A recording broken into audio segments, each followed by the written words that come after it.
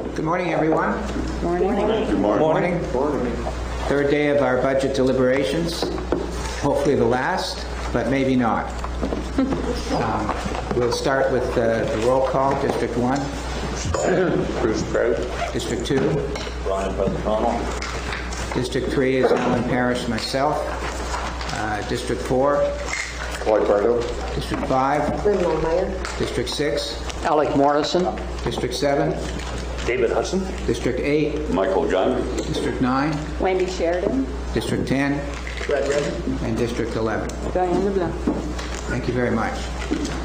So we're going to start today by finishing... Oh, okay, yes. Councillor Morrison wanted to address the council. I'm happy to have him do so. Thank you. I should like to draw to the attention of all the death today of His Royal Highness Prince Philip, Duke of Edinburgh. He was about a couple of months into his 100th year.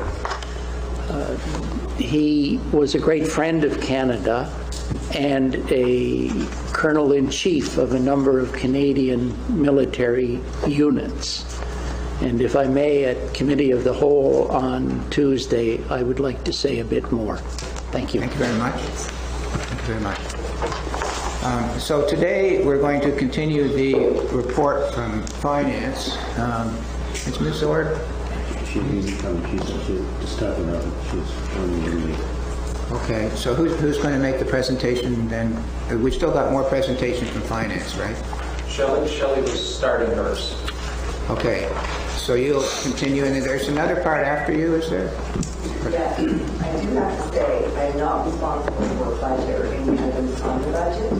So I know you guys have some really tough decisions to make today. Because there were some really large budget items. So you'd like to receive this just for any... Well, let me just finish where we're going to go today with the routine, and then we'll come back to you, okay? So we're going to finish the presentations from Finance, and then we'll have a presentation from the CAO with respect to the CAO budget.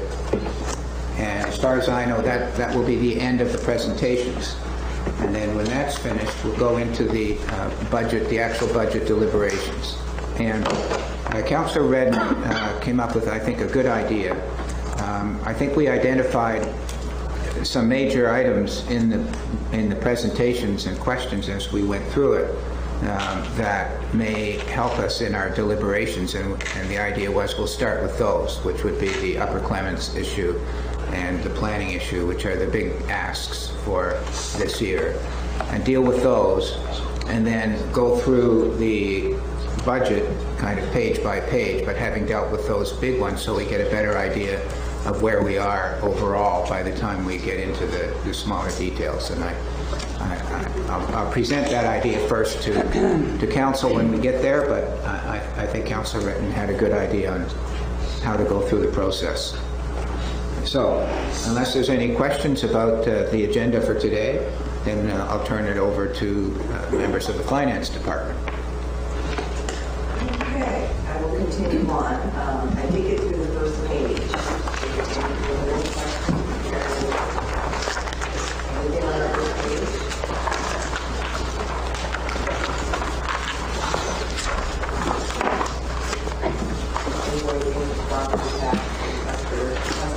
Can you speak up a little bit, please, if you could? I don't know if you're being picked up.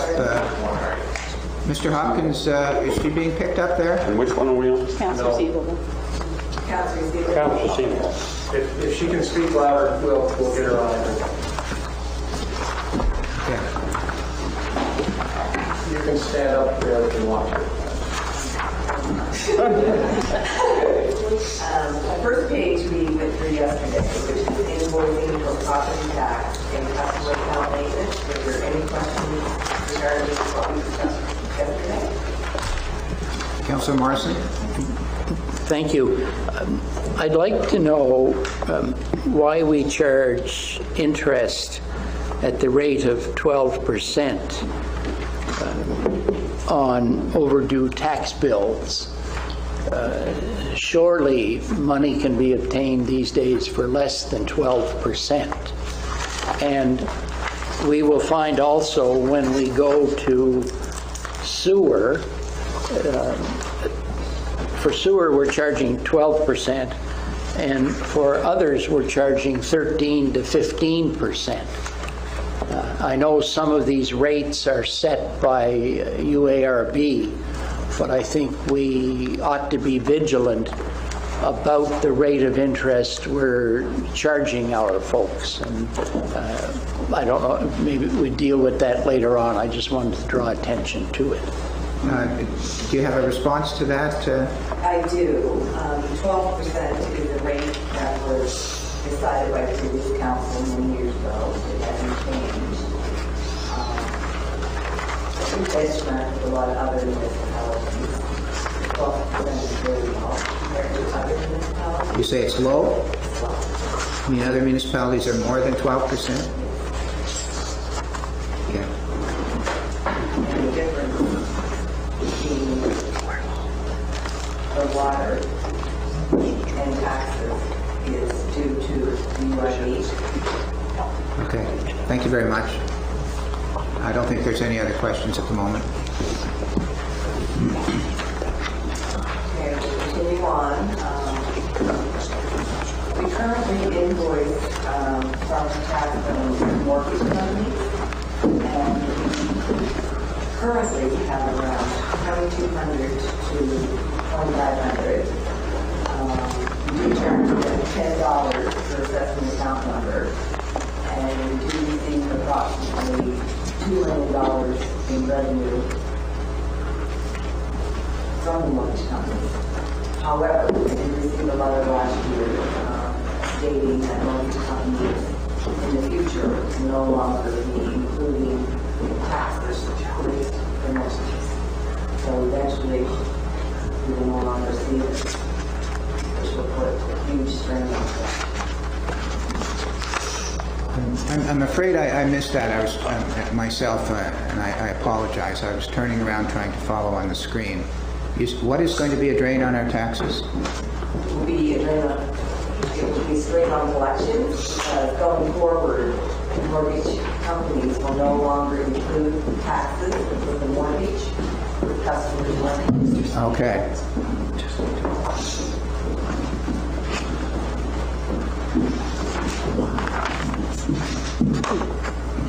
Let's see.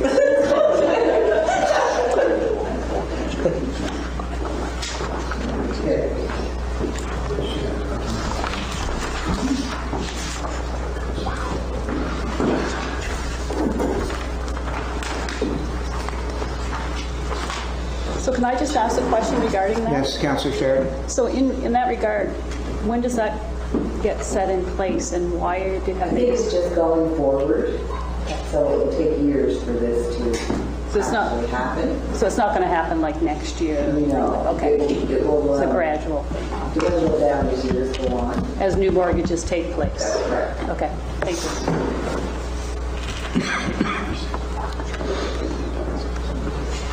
Okay, invoicing for sewer.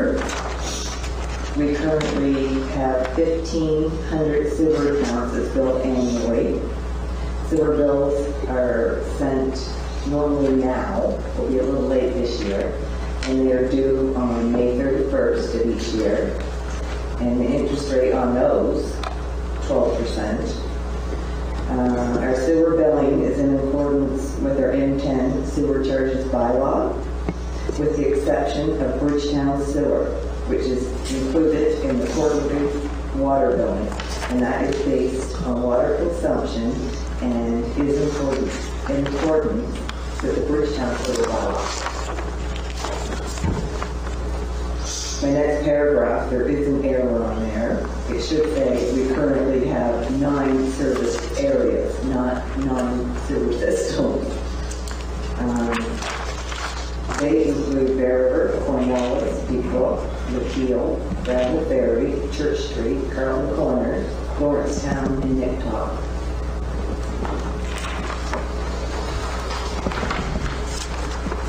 Invoicing for water. We have 1,220 water bills issued quarterly. They are due within 30 days from the date rendered, shown on the invoice.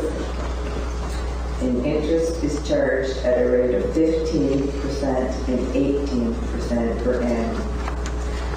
Annapolis County Water Utility, we have two utilities, Annapolis County Water, which includes Cornwallis, Granville Ferry, and Margarettville. And our second utility is the Bridgetown Water Utility.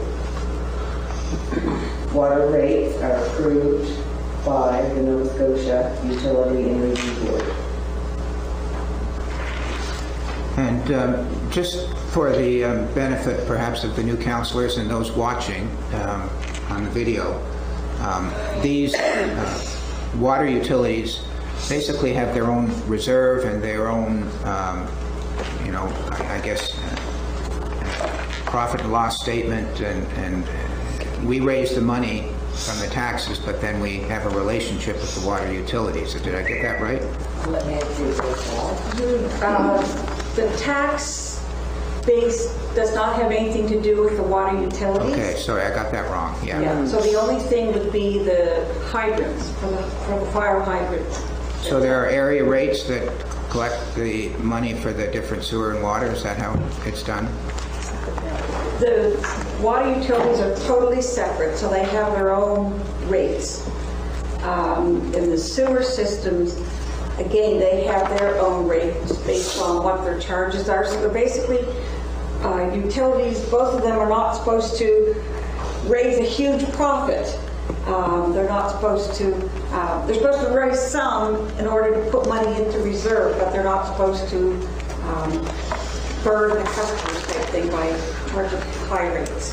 Which is the point I was trying to make, is that their finances are in a way different from the finances of the county, and the rates are approved by the UARB, are they? Not the sewer. The sewer are based on, well, the county has a bylaw, has two bylaws for the two sewer utilities, and on how those are calculated. And the water utility goes to the UARB and they approve those rates. Great. Okay, thank you very much. I just wanted to clarify that for those watching. Go ahead, please. Also, we invoice for many miscellaneous billings, analyze the billing of fees for tax certificates, leases, and cost recovery items in accordance with agreements. Collection of property tax, water, sewer, and miscellaneous billings. Collections. We diligently work with customers on collections throughout the year. The majority of agreements that are made are usually during July, August, and September. And that's due to tax sale. We do our best to try to contact customers to encourage them, if they can afford to pay, to work with us on an agreement. Okay. Councillor Morrison? Thank you. I receive requests from time to time about the matter of billing, and that it's once a year, and people say, well, I wish we'd get another bill that would be less throughout the year. And I think we need to make it known to folks, some know and some do, that they can set up payment plans through bank accounts, and they can pay a certain amount on their property tax every month. Or they can come into the office at any time during the year and pay an amount on their property tax. And I think we should make that information more widely known for the convenience of folks. Thank you. We also offer a pre-authorized payment program that we administer from our office. We encourage them to sign up for that. To follow up on Councillor Morrison's comment, how is that availability advertised to the residents of the county? It's on our website. We do have many people already signed up for pre-authorized payment. Many payments, the customers administer themselves, do it online, and we download those daily. Is there a statement on the actual tax bill that indicates that this is available? No. The catch with that is that they are charged interest. Yeah, it says they're charged interest, but it doesn't say that they could come and make other arrangements so long as it's paid. No, it does not. Our preliminary tax sale notice, I believe, has that statement on it. I see, okay. Thank you. Plus, we send statements out quarterly in that time. During those times, so often we get calls from the customers, and at that point, we encourage them to set up payment arrangements. Thank you. Tax certificates. We respond to requests from experts, lawyers, and real estate agents for tax information and tax certificates as per the requirements of the municipal government act.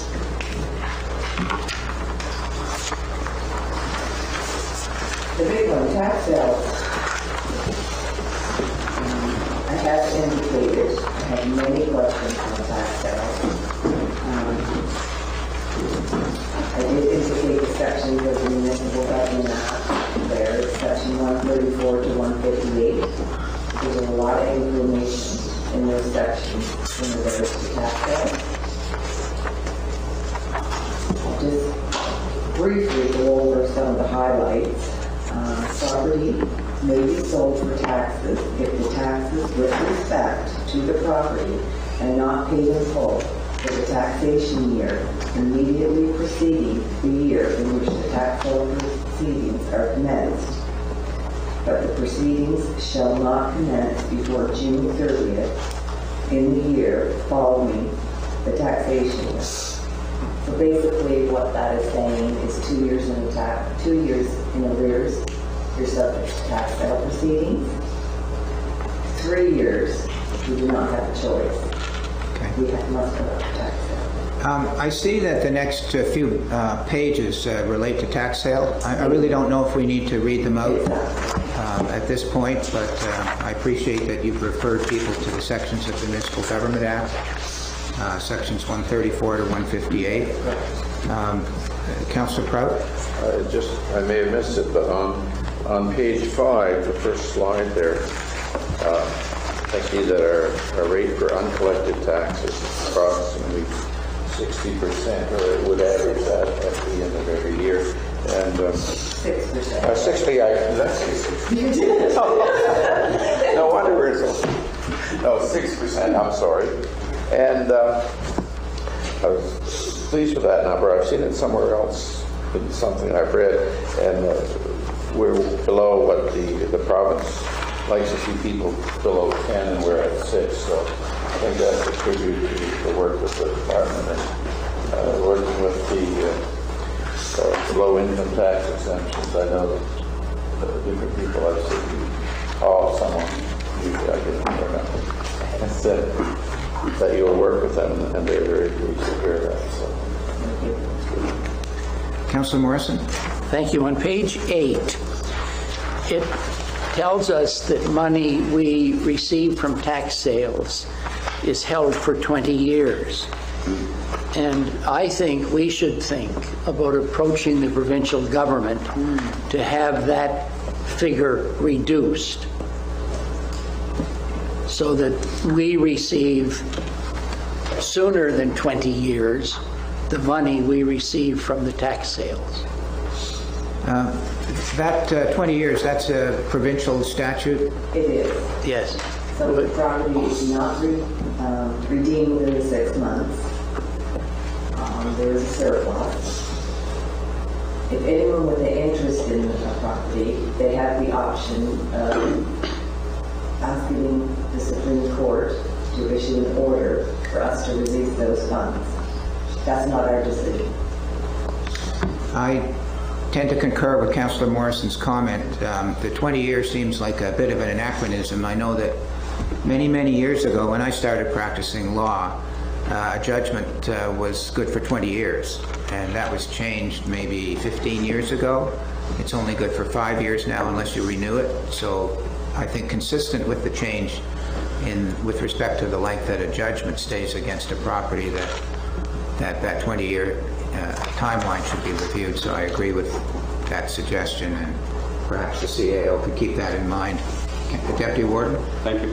And that money after that time frame, that 20 years now, that money goes into our county coffers? That money The charity of choice? What? may be transferred to the capital reserve fund. The capital, now is that money earmarked? Can only be used for just capital reserve fund? I guess that's, Yes. yeah, okay. Thanks. That's good. Is that it? Pretty much it. Okay. Are there any other questions with respect to the issues raised in that presentation? I don't see. I don't see any. Ms. Kamala, are you next? Okay. The thing with going last, I guess, is I can probably whiz through mine because a lot of things have already been addressed in the last couple of days. But accounts payable, and I'm the assistant manager of finance, so I kind of do everything else that don't fit in with Holly's job and Heather's job.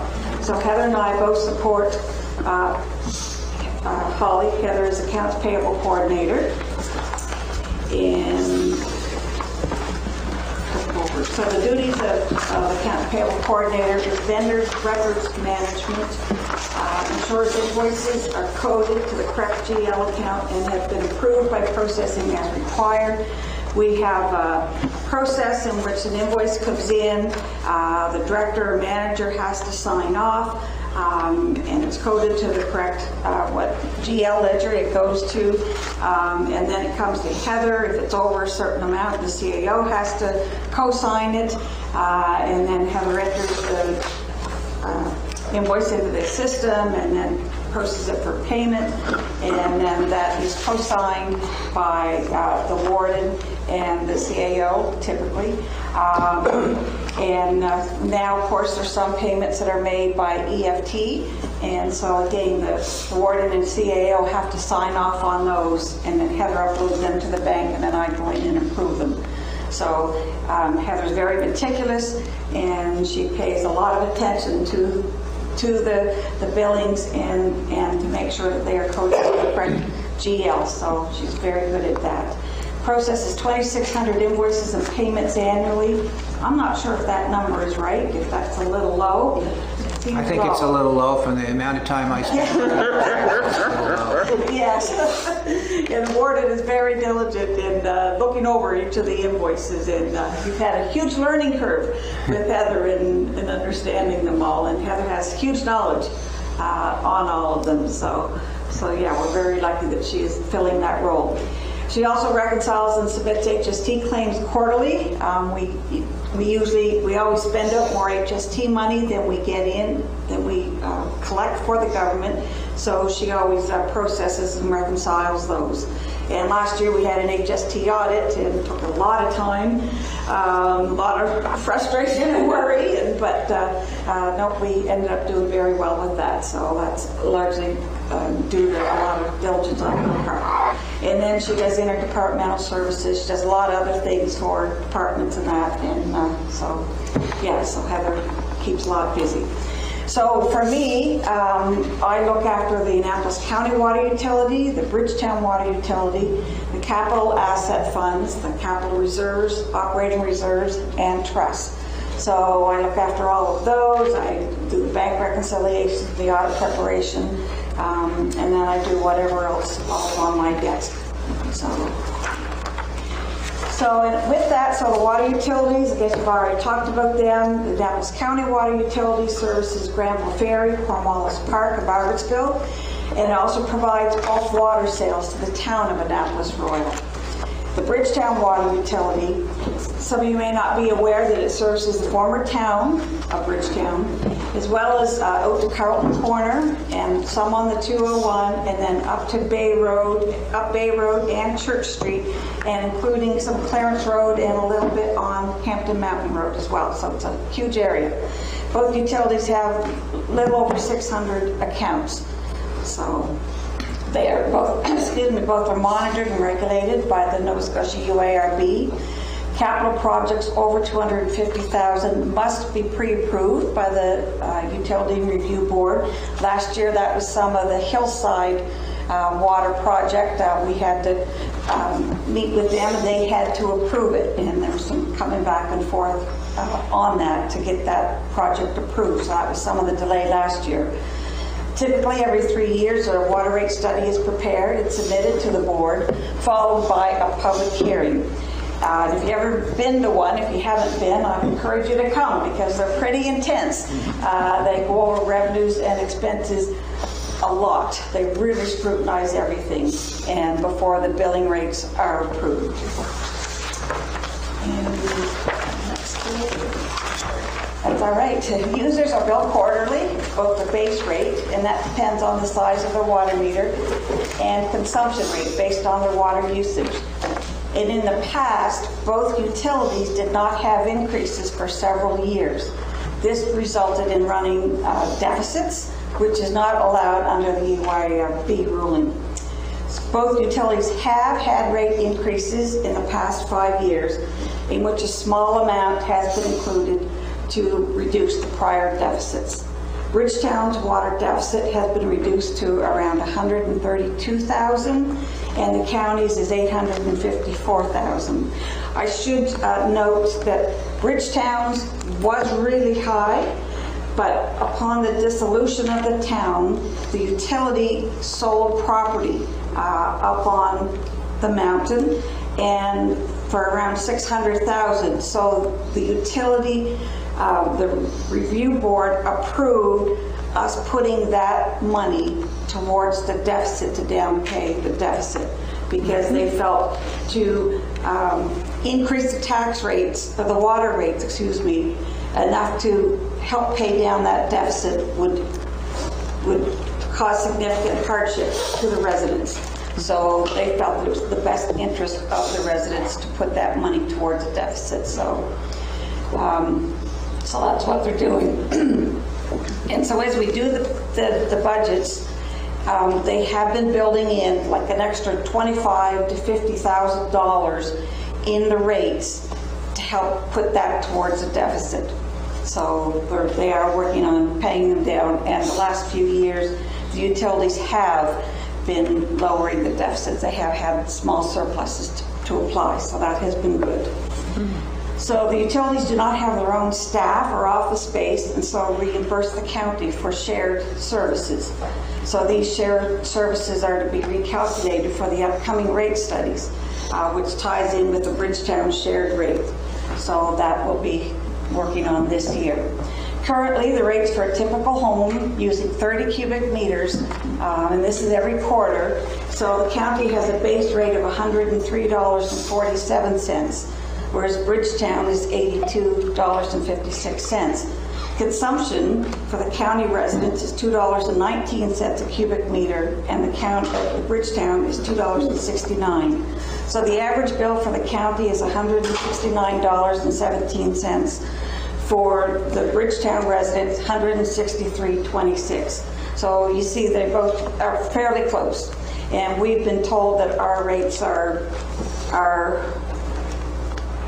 kind of in the middle. Yeah, in the middle of around the province. And just for your information, a cubic meter is 500 2-liter pop bottles. So if you got 500 2-liter pop bottles of water, you're only paying $2.69 for Bridgetown or the county. So that's a pretty good deal, considering you probably almost pay $2.69 when you go buy a little bottle of water. So for capital asset funds, we have the County General Capital Fund and the Bridgetown General Capital Fund. We have the funds for the Annapolis County Water Utility. The three, Granville, Ferry, Cornwallis, and Margarettsville, have all been kept separate on the capital side, and the Bridgetown Water Utility Fund. Responsibilities include listing and updating all the capital asset additions and disposals. And I believe at the audit committee meeting, Mike, you had asked about a list of all the assets, and this is where this is kept.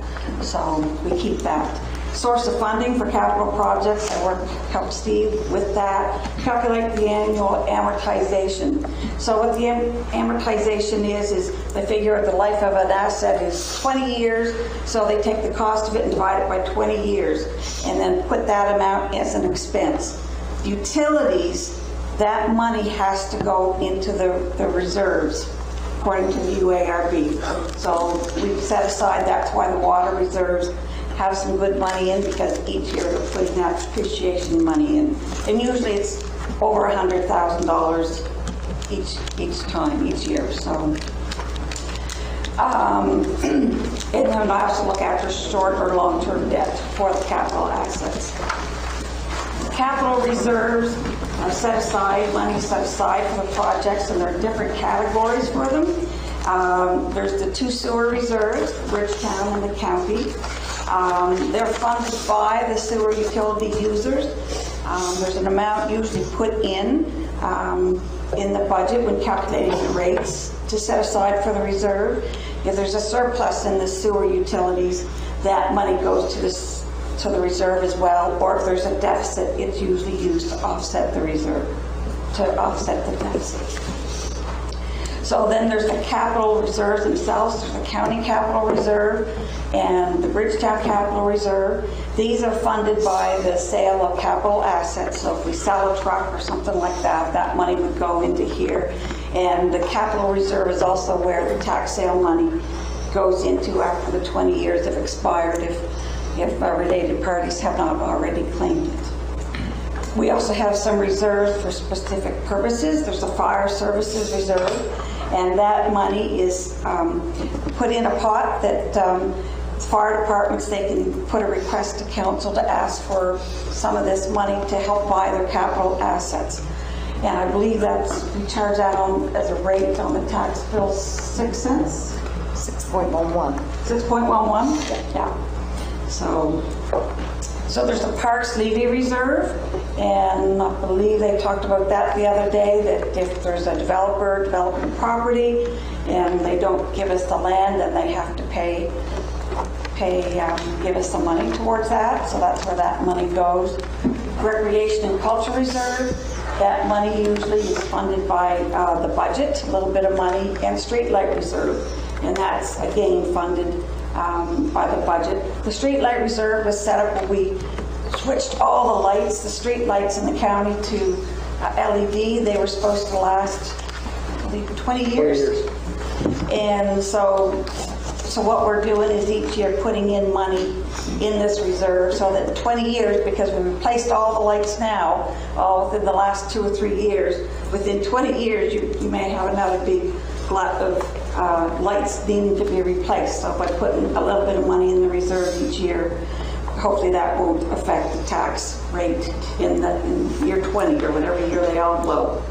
The county, the Water Capital Reserve and the Bridgetown Water Capital Reserve, and then there's also a small Bridgetown Water Reserve. Again, the depreciation money or amortization money, that's where the money goes for the utilities. The Bridgetown Water Reserve was just a little reserve set up. That's money over and above the depreciation. And that money was where the $600,000 was placed, but that has almost been completed. We've been using that reserve, so that one is almost gone. So, and gas tax reserve, that's funded by the federal government for specific capital projects. Letter of intent, and the pandemic reserve, those are monies from the province, and they can be used for either operating or capital projects. Can I interrupt you for a minute? Sure. The letter of intent, can you explain that in a little more detail for us? Well, that was when the town dissolved. There was a lot of stuff that needed to be done. and the county was taking on the town, all the expenses and everything. So the province gave a commitment for 5 years for so much money a year. And that money, there's some capital projects, a portion of it was for capital projects and some was for operating expenses to recover. So it helped offset the burden of the town going to the county. And that 5 years is up now, is it? Yes.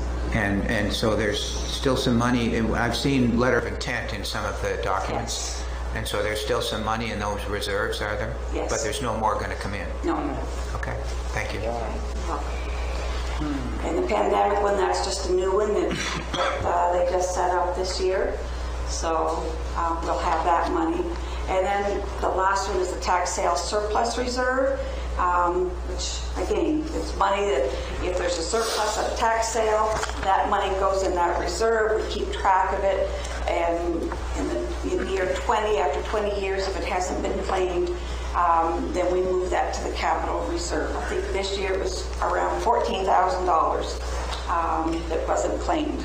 So, and then the last is the operating reserves. We have the county one and also a Bridgetown one, and they are funded by surpluses of general operating or used to offset the deficits. So, according to municipal affairs, each should be funded at a rate of 10% of the operating budget. Minimum, yes. So then we have a trust account. We have a general trust for Bridgetown. There's a question. Just a question. Sure. Why would there be a Bridgetown operating reserve? Now that we... That was carried over from Bridgetown days because of the community rate. Pardon me? Because of the Bridgetown community rate, also because of the community rate. And a recommendation from all the players at the time. There was a committee set up, a dissolution committee, and that was the recommendation and from our auditor as well, that we keep Bridgetown's operating, all their reserves separate. So there's currently money in that, okay, which is being used for, or earmarked for. Are there any capital projects? I don't believe we tapped that fund on any of the projects. So how much is sitting in there now? I believe 200,000. How many? 200,000. Yeah. So it's really not earmarked for anything specific. It can be used for if Bridgetown wanted something done for capital, if it was a capital project, a capital asset, I guess. It was operating. It can be used for capital or operating. Okay. There's a small general trust for Bridgetown residents, the Dr. Robert Miller Library Fund. That's to be used for capital at the library building here in Bridgetown. Town Beautification Fund. That's where we take $300 each year to give to the garden club for doing the flowers around the town. There's the Frank Graves, Queen Elizabeth II Park Fund, Solomon Jute Brook Fund, and Dr. and Mrs. Robert Abad Tree Fund.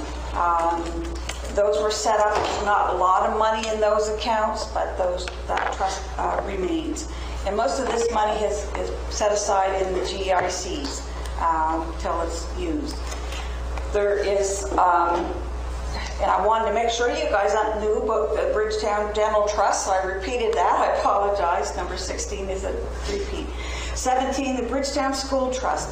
This was money funded by residents of Bridgetown over the years, and it's to be, the interest is to be awarded to students graduating, some's grade 11, from the Bridgetown Regional Community School. And so we look after that. They gave that to us in trust. The teachers, they are the ones that say who should receive the awards each year.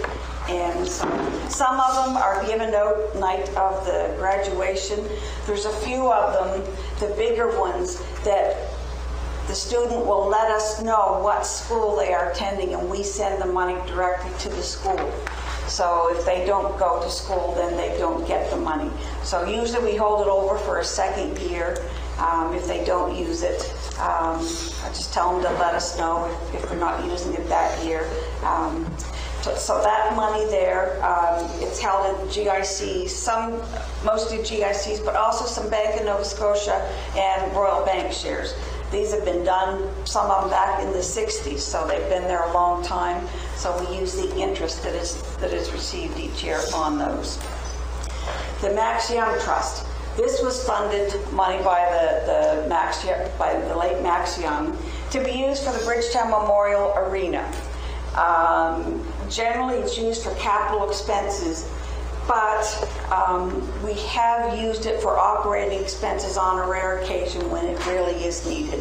We had a legal opinion that said that we could, that, you know, the way Max had expressed it in his will, you know, he wanted to see the arena going. And so for us to not give it for operating, if it was really, really needed, would be against his wishes of seeing the arena closed. So that money there is also invested in RBC and Scotiabank bank shares, and I believe there's a little bit in GICs, but the bulk of it is in the shares, and the interest is made available each year to be spent. And then there's sorry. Would it be public knowledge to provide information on the value of that fund? Yeah, sure. It's in the financial statements every year. I think it's around $500,000 is the value of the fund. It's between $400,000 to $800,000. Yeah. Depending on the value of the shares each year. Last year, I think it was $486,000. And I think there's $30,000 to $40,000 a year that is in dividends. I think it's 20. I think it's more. Yeah. Okay. We get about $2,500 roughly for the Royal Bank and the RBC, so about $5,000 every quarter. So I think there's about $60,000 in the bank account right now. Okay. Yeah. Okay. And then we just have a few small little trusts, the Mary Alice Willis and Sylvester Crost. These were funded by various sources over the years, and the interest is to be used to provide comforts for the residents of the mountains and mountain care facilities in Bridgetown. And they're currently held in GICs, and so what prior council agreed is that we could, whenever they requested the money, we would just send it to them. So, and then there's a tiny little trust. The gentleman's name was Wilkins. It was set aside for a burial, for his burial. There's a little bit of money left in the account, but they haven't been able to contact anybody on that. So those are invested in GICs. And that is it for me. So, okay. Thank you very much. Are there any Deputy Warden? Thank you. So I wanted to go to reserves.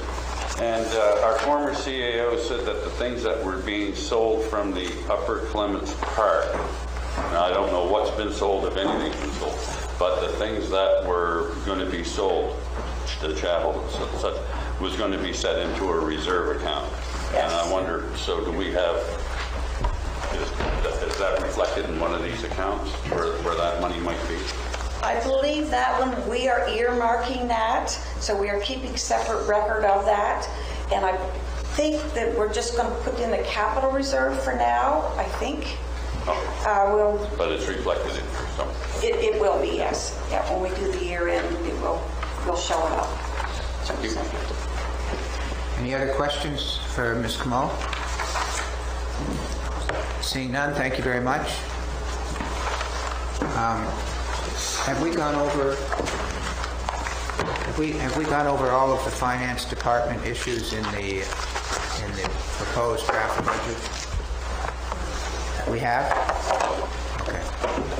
Are there any questions with respect to the finance department, the finance budget? Some of it might be touched on by the CAO, who's up next. But if there are any questions at this point, seeing none, then I think the next presentation will be by the CAO. I just want to make the comment that I think these presentations from the Department of Finance were very helpful to the residents of the county to get a real understanding of the reserves and the different trust accounts and all the finances of the county. And I think that was a nice presentation, a good presentation for the benefit of the residents. So, Mr. Catino. Warden, through you to council, it occurred to me yesterday that everybody else was doing presentations and I hadn't done one because I was more focused on the opening presentation to you rather than I should have built mine into the opening presentation. So this was a quick presentation I put together last night, and so you don't have copies of it, but you will. And so it's going to be up on the screen. The warden said we'll stretch his neck. I was going to give him my notes, but so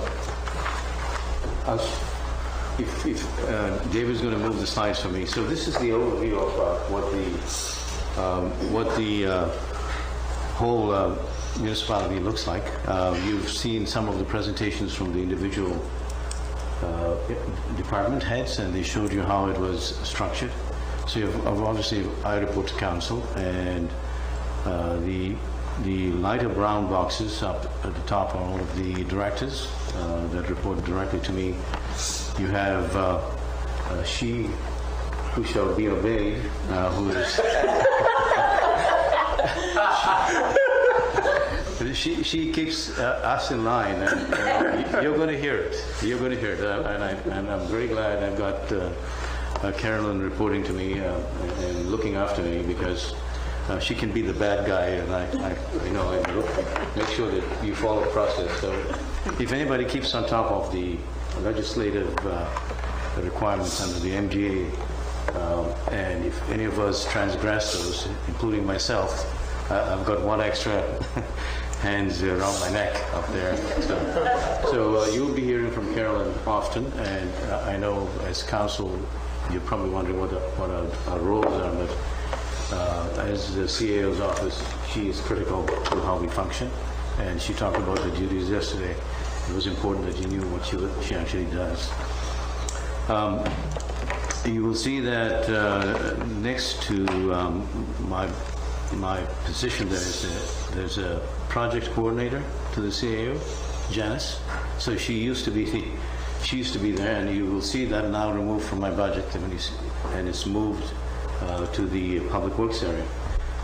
Janice has been she's a valuable talent. She has been multitasking and keeping us afloat on many things. So she took on the solid waste management project when we decided to go that route, and has kept us afloat on that whole thing right through from 2018. She's also handling the internet project on our behalf, so there's been a really huge role, and really the role is now with our director of municipal operations looking to put his feet up and get a straw hat. Janice is going to be critical in that department, so the whole budget has been moved to that area, and there was a vacancy there, so it didn't really reflect as a new monies in the municipal operations department. But the incoming CAO might make further changes when he comes, and how he wants to see it structured. So for now, you just need to know that there'll be some small changes in that area. Roughly, what you see here, we've got about 50 employees, and so they're doing what 5,000 people do in HRM, except different scale. So when council was asking before in terms of how we are splitting salaries, it's because people are multitasking, and they've got more than just one stovepipe responsibility. You got basically the municipalities are all doing the same thing, whether you're HRM or the county. It's just that we have different ways to do it. The other thing that you should know about our budget is that salaries make up roughly about 13.5%, and the rest of the services are delivered by contracted services, and that's around about 20%. So in total, for people delivered services, that's about 35% of the budget. The reason I mentioned that to you is that typically most municipal operation budgets, for people services are around about 40, and incoming CAO David Dick was surprised because apparently in Ontario it's over 50. So it's like 50-60% of your budget is just people doing the services. I share that with you only because in terms of how large, if some people think that we're overly large as an organization, we're not. We're actually quite efficient, and we're probably under-resourced in some areas. So that's sort of an overview. I won't go into all that. We can send that out to council, so you have that org chart in front of you. But like I said, it'll probably be tweaked before when the new CEO comes on board. So I'm just going to go through a couple of things in terms of the Municipal Government Act, because we're sort of tying in an orientation and my role here today with council. So the Municipal Government Act says the Chief Administrative Officer is the head of the administrative branch of the government of the municipality, and is responsible to the council for the proper administration of the affairs of the municipality in accordance with the bylaws of the municipality and the policies adopted by the council. I don't have to give you any explanation on that. That's what the CAO is about. Section 2, the council shall communicate with the employees of the municipality solely through the Chief Administrative Officer, except that the council may communicate directly with the employees of the municipality to obtain or provide information. The reason I put this here is because I know there was a lot said to me at the time I came on that council felt uncomfortable approaching staff, and they felt that they could only approach the CAO. No, you can approach staff. Please do. The only thing that I request, and I think the CAO's incoming would do, is you can't put work on their plate. When I say put work on their plate, that's the role of the department heads. That's the role of the CAO to put work on their plate. So if there's a big research project that requires staff time, that might interfere with other work that they're doing. So the whole idea is that, look, if you're going to hold the CAO accountable for things, the CAO also holds their directors accountable.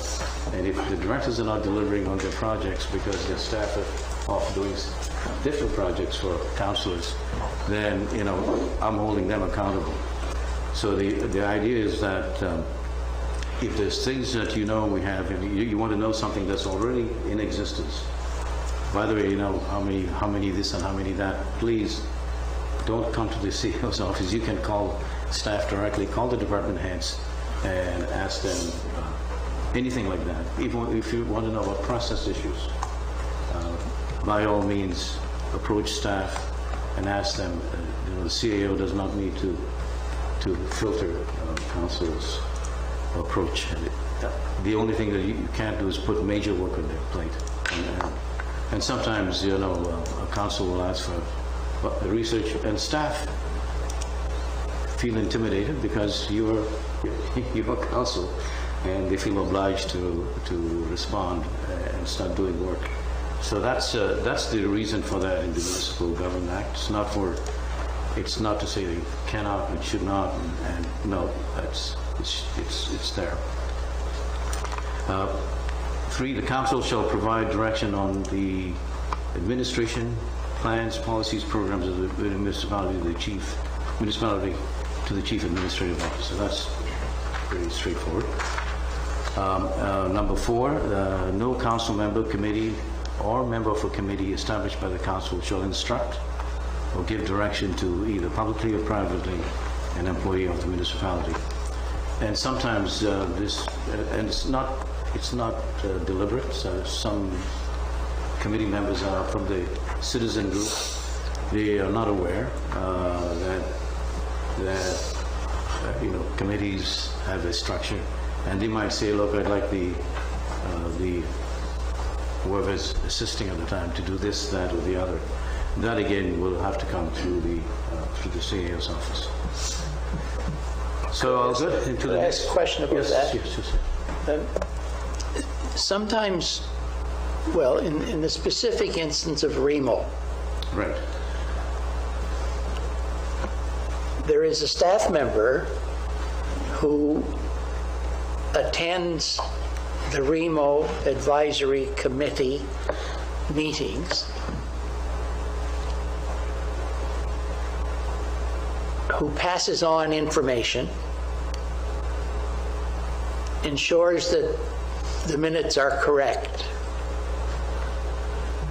And it's awkward sometimes because that person serves as a resource on the committee, but we were told that we could not ask that person to do anything.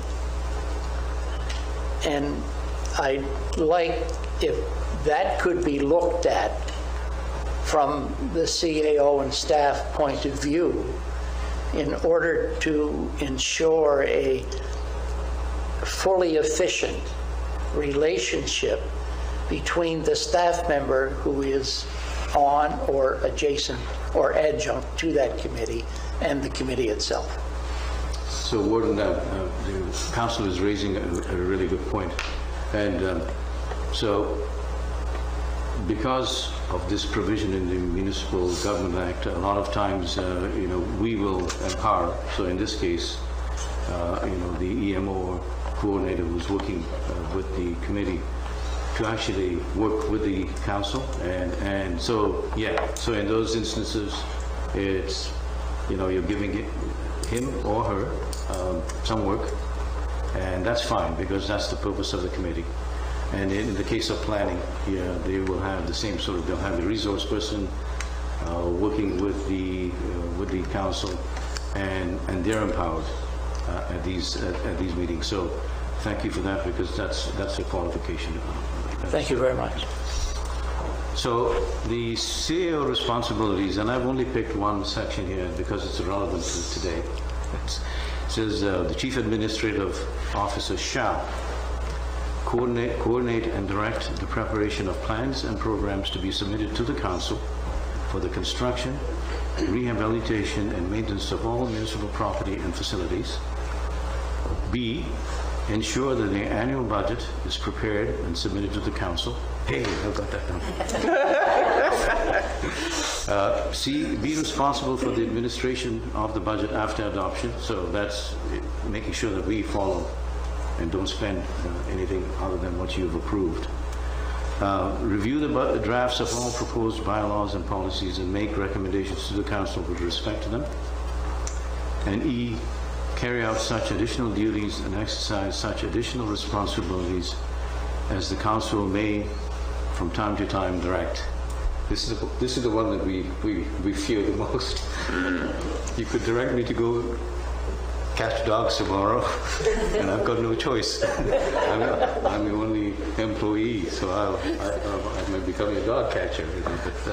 But this is the catch-all phrase when you, the MGA allows you to give direction of what you think is appropriate for the CAO to do. May I? Yes. Councilor Morrison, yeah. Thank you. The coordination and direction of the preparation of plans. We used to have a strategic planning committee, and I was the chair. At a certain point, it was made known to me that the development of the strategic plan was the responsibility of the Chief Administrative Officer. At that point, the committee became superfluous. And we were going to abolish the committee, but then there were suggestions for other things it could do, and it stayed in existence, but it was abolished just recently. As a result of that direction, we have what we call a strategic plan, but is a 1 or 2 page list of activities to be carried out. And one of the things I'm going to raise at an appropriate time is that we do need a strategic plan. And what is your concept of how a strategic plan should be developed? One, through the council, a strategic plan is engagement of all the stakeholders. You represent the community, so I can't see a strategic plan not being developed with all of the key stakeholders who are the councillors. And clearly you might want to engage the business community in some capacity. You might want to engage other levels of government. So I know my colleague is listening to us. He's hearing the proceedings. He heard the question. So that will obviously be, and that was one of the things he said to the warden and to the recruitment committee, that the strategic plan would be one of the early documents he'd be working with council on. No, it's not the CAO's role. The CAO will facilitate the process, and certainly the CAO is a stakeholder as much as a council is. So senior staff would probably be stakeholders as well. Everybody's a stakeholder, and how you determine, I think that's in your terms of reference when you're striking the strategic planning process and committee. You determine what that terms of reference is. I think it's not it has to represent the community's interests. If that answers your question. Thank you. Deputy Warden? Thank you. I go to bullet E. Carry out such additional duties and exercises, additional responsibilities as council may, from time to time, direct. Now, I've known people to come back and say, oh, well, I was directed to do that. Right? Oh, where was that? Where's that written down? Well, I was directed in camera, because we've ran into that. So, and I always wonder when it comes to a time when, how do we take care in that to make sure that direction is given so that we don't go from, administration doesn't go from chasing, not following council's agenda, but all of a sudden creating one of their own. Do you understand what I'm asking? It's a tricky spot. I do. And it's in that line. And this is why we keep minutes of in-camera meetings now. It's protection for council. It's protection for the CAO. But as I've indicated before, your prime employee is the CAO, and you have to hold him or her accountable, him in this case, and both of us the incoming is a CAO, male, of course. So you hold him accountable, and directions, if they were done in camera, will be captured in the in-camera notes, and council gets an opportunity to review the in-camera minutes, and so there should be no reason why nobody. A misunderstanding. Yep. Okay. Thank you. Okay.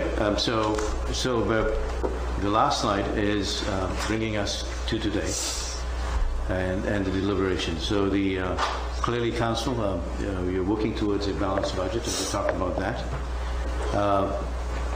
Hopefully looking at ways to create capacity for future growth, and that might be through with the fourth bullet, which is reserve accounts, rebuilding for the future. There are programs and service adjustments that you're going to be making, and that's all good. And then hopefully we'll arrive at tax rate and affordable tax burden. So that's the wrap. But I thought rather than give you a full-blown orientation on CAO role and we haven't dealt with CAO and council role, but we'll find a day before I leave to do a session with just the orientation around council and CAO. But I thought for this purpose, because of the budget implications, that you have at least an insight into that. So I'll turn it over to you. Oh, I've got, yes, right. So I have responsibility now to review the budget. So if you could turn to E1 as the first one. Page, that's the expenditures on the Warden's Office, Council, and I think legislative services was out yesterday, maybe not. So that page, it outlines the current budget, and you're going to see it's not very much change from the year before. And I'll just throw it out for questions.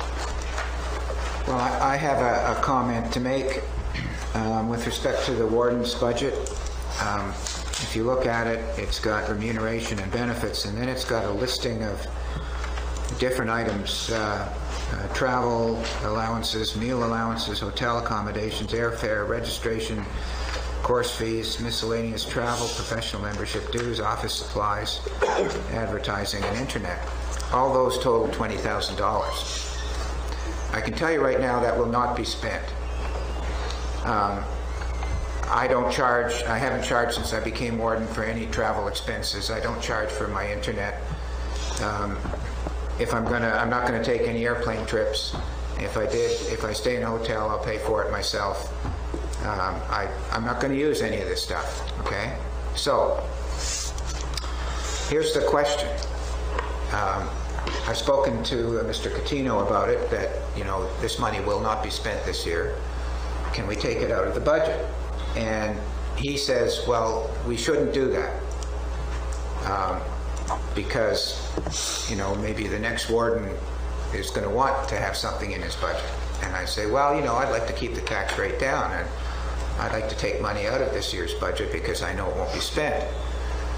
So then he says, well, if you keep it in the budget and it's not spent, then it'll go into the surplus the next year. And we do have to build up our surplus. Our surplus is low. And so I'm thinking, well, maybe he's right. Maybe we should leave it in, and then if it's not spent, it'll go into the surplus. So then I come back to the tax rate, and I'm hoping that at the end of today's deliberations, we're going to find enough way to work our budget that there will not be a tax increase.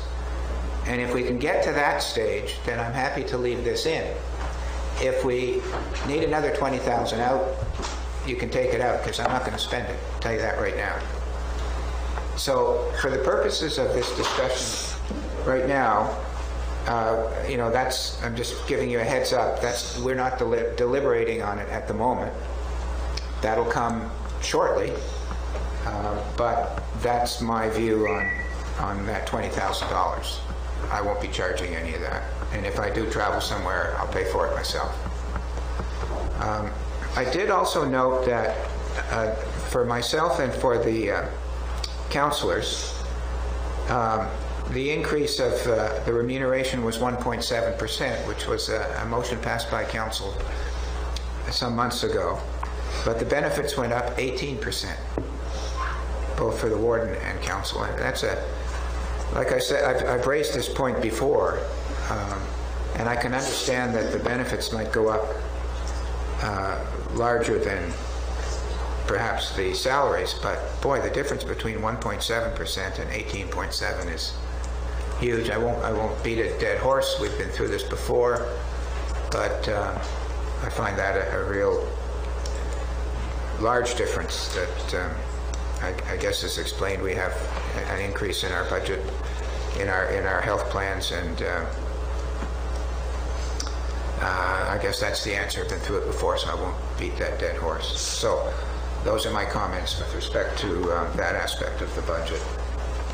Any other comments on that, Councillor Redden? You just said 1.7% our increase was, and our CEO said the same thing, I believe. Pardon me? You said 1.7% was our increase? Yeah, I think so. Yeah, I think our policy says 1.6. So I'm just wondering, I haven't done the math yet. It is 1.7? My apologies. I think my recollection, which is always faulty, Well, likewise. is that you raised that issue yourself and that it was, and properly so, because we had talked about 2%. Yeah. And my recollection was that it should be 1.7. I'm completely working off recollection as well, so Okay. Well, I see somebody with a calculator there, so we'll figure it out. We'll look at policy.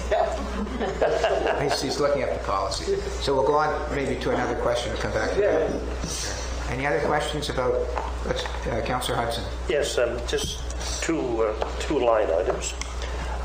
The first one is line item 8152, recreational facility grants. I'm just wondering why that is here and not in the recreation section of the budget. Warden, I'll ask our Director of Finance because I don't know the answer. I'm really not sure. We've always had it in there, probably because it's a policy of council, that we just kept it in there, in that section. But if, it certainly makes sense to move it, and we can do that. Yeah. But is it actual money that is expensed? The grants, yes, because you're actually giving that money to the community. Okay. And my last second question has to do with line item 8150. Just what is that? The community contributions grants, is that? No, 8150. Oh, no, there's two 8150. It's the second one. 81. Harbor Authority. Harbor authorities. It's a policy. Oh, I see. Director of Finance, if you could explain what that is. They are all policies of council. I'm sorry? They're all policies of council. And harbor authorities are grants that we give over to the harbor authorities when they apply. So we actually spend the 20 grand a year? Not necessarily. They don't always apply, but when they do, there is money available. And I think Albert has. I was just going to add to it, administer harbor grants policy, that's policy 1.4.3. It is for large project capital investment grants and small project matching grants, and it's for Margarettsville, Port Lorne, Cottage Cove, Hampton, Parkers Cove, Collapse Cove, and Victoria Harbor, or Victoria Beach Harbor Authority Societies. It's where wharves and stuff used to be, and the feds divested most of that. A lot of them went to community groups, and that was a policy council set up to provide a bit of money to help out if there was repairs or other things needed. Okay. Can I ask you a question? Deputy Warden? Thank you. So is that a cumulative what's not spent next year? This year we put another 20,000 in next year, or is it just sort of kept at 20,000 yearly? Yes, it is not a cumulative. It's not, we don't put 20,000 in every year, just as it's Yeah, we needed. put it in every year, but if it's not spent, we don't then make it 40,000 the next year. Right. So, Yeah. okay, thank you. Councillor Sheridan? And with that policy, I may be wrong in saying this, but isn't it every so many years they can't apply every year? It's just every so many years that each place can apply, or did I? That's a different. Ms. Ord, can you answer that? Are you talking about grants? For the 20,000 for the wharfs? The wharfs, there's a period of time. So it's the small funding can be applied for annually. Large capital funding has to be over a rotation. Yes. The 8150, the community contributions grants annual, is that the, I don't know who's going to answer, is that the, we've seen, local communities ask for $2,000 here and $2,000 there. Is that what that is? Is that line item? No, that line item would be 8150. That's what I'm talking about, the community contributions grants annual, 8150, 64,000. That's the 2,000 here, 2,000 there? No. What is it then? There's a special policy that is under, and that's where council felt they wished to make a long-term commitment to certain organizations. For an example, the exhibition, Trans-County Transportation. They provided a policy that says these organizations will receive this amount every year unless the policy is changed. That's the pot of funding that provides for that. So, so this is a policy. If I go onto the website and I look up policies, it's going to be 1.4.1 in our policies? Yes, 1.411. Okay. It seems to me, just thinking out loud, that, each year council should decide, depending on its financial situation, what grants it's going to give to certain organizations. I'm not saying we should reduce any of the grants, but it seems to me we're handcuffing ourselves by having a policy that automatically goes out instead of being able to have the flexibility each year to say, have we got enough money to continue doing this? That's all. Ms. Campbell. And I just wanted to confirm that recreation does include during the grant review the ones that are listed under that policy, and there is an actual consideration at the review time of those. I don't recall any of them being turned down. I do recall a few of them being increased, which resulted in a change to the policy. But the policy is there that if these people apply, that we're going to give it to them. Is that? They don't have to annually apply. They don't. Yeah. So there are two. Well, there's another stream. So if you go up to the 8150, that's 5 line items up. That's the 218,624. Yeah. Those are the grants that people are applying for. Those are the ones that will come before you. The annual grants are ones that are set aside in a separate policy that you review every year, but you will see that the VICs and Trans-County, those are given every year under a separate policy, but the ones that will come cumulatively are that larger amount, and the policy gives a percentage amount that is put into the budget. So that's where the figure comes in. The budget is the percentage amount in the policy. I can't remember what percent is. Is the 1.66%? Yes. 6. To the property taxes. Yes. Okay, so that's the 2,000 here, 2,000 there. Is that 218,000? Yes. And the 64,000 is the regular turnover on an annual basis. So if in fact council felt that they were under some financial restrictions, we could change that budget item with respect to community grants. It's discretionary, right? The 218.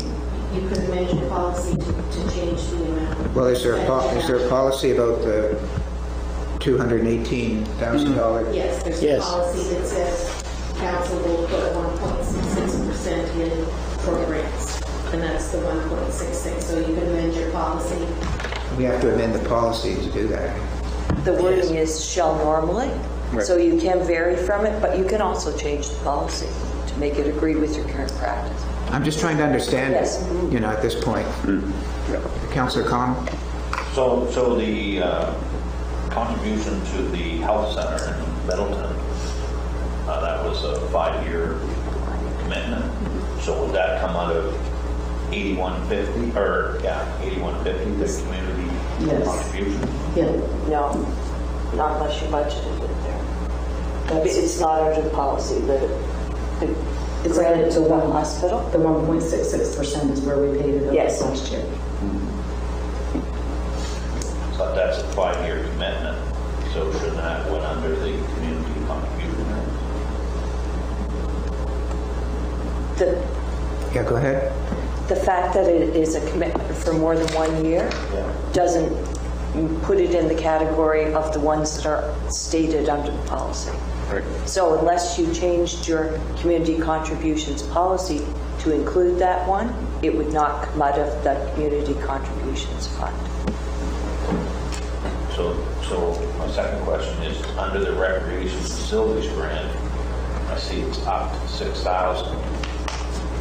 That was because we put the contribution to the towns on? Yes. Say that again. What was it, Councillor Connell? In the Albert's budget, they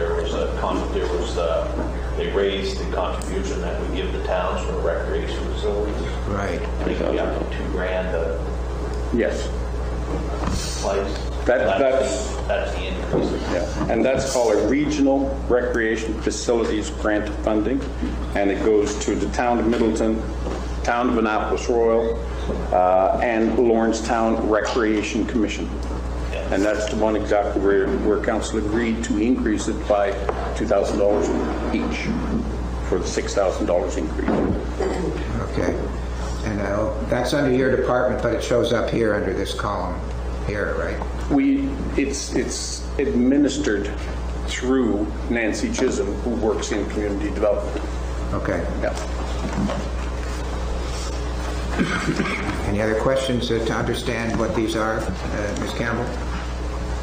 I don't want to interrupt, I just wanted to provide the clarification Sure. we were seeking regarding the 1.7. So just to clarify, normally we budget the 1.7, that's what we have done in this year's budget. We include the budget amount of 1.7% increase for council. Council is free to change that. We do that based on the remuneration policy. So it's council's total discretion whether you want to give yourselves 1.7%, but we will budget for it because that's what's provided to do. But I would also clarify, the 1.7 that was received back in January came out of the budget year that just ended. What we're projecting for now is the increase for councillors next January. So is this a policy or is this just a discretionary thing? It's an actual policy. It's a policy. Remuneration of council. So if we wanted to, say for example, we're in a tough spot, we don't want to increase taxes, council and the warden don't want to take a raise, we have to amend a policy to do that? No. Okay. I can tell you exactly what it states. Well, I just want to, my question is whether we have to amend a policy because there's a routine for that. So we could just make that budget decision. It says in the policy you just make a resolution to change that. We can make a resolution to change it. Okay. Resolution to change it. Okay.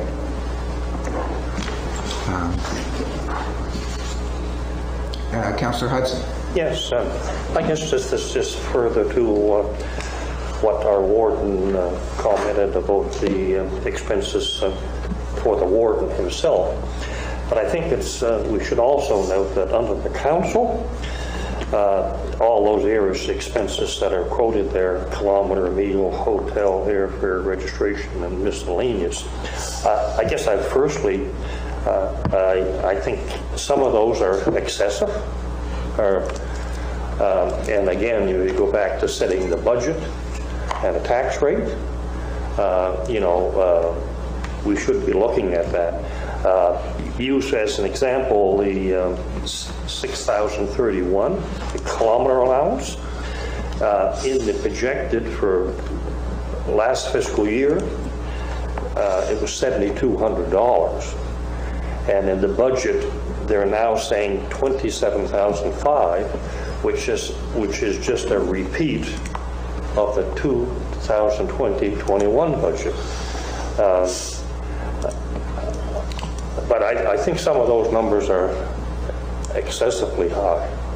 Well, when we go through the budget deliberation, then you can suggest that we change those. The idea now is to understand all those. Oh, yeah. But I agree with you. So, Warden, I think, since you've raised it, I think I should explain this. In a normal year, council will join various committees. It could be various committees with the Nova Scotia Federation of Municipalities, or there'll be other events taking place in Halifax. So in normal years, that's what it's expensive to drive from here to the city and back. And so it might look like it's a lot of money, but depending on how many councillors are attending meetings, and as Councillor Morrison said, he used to be under PVSC.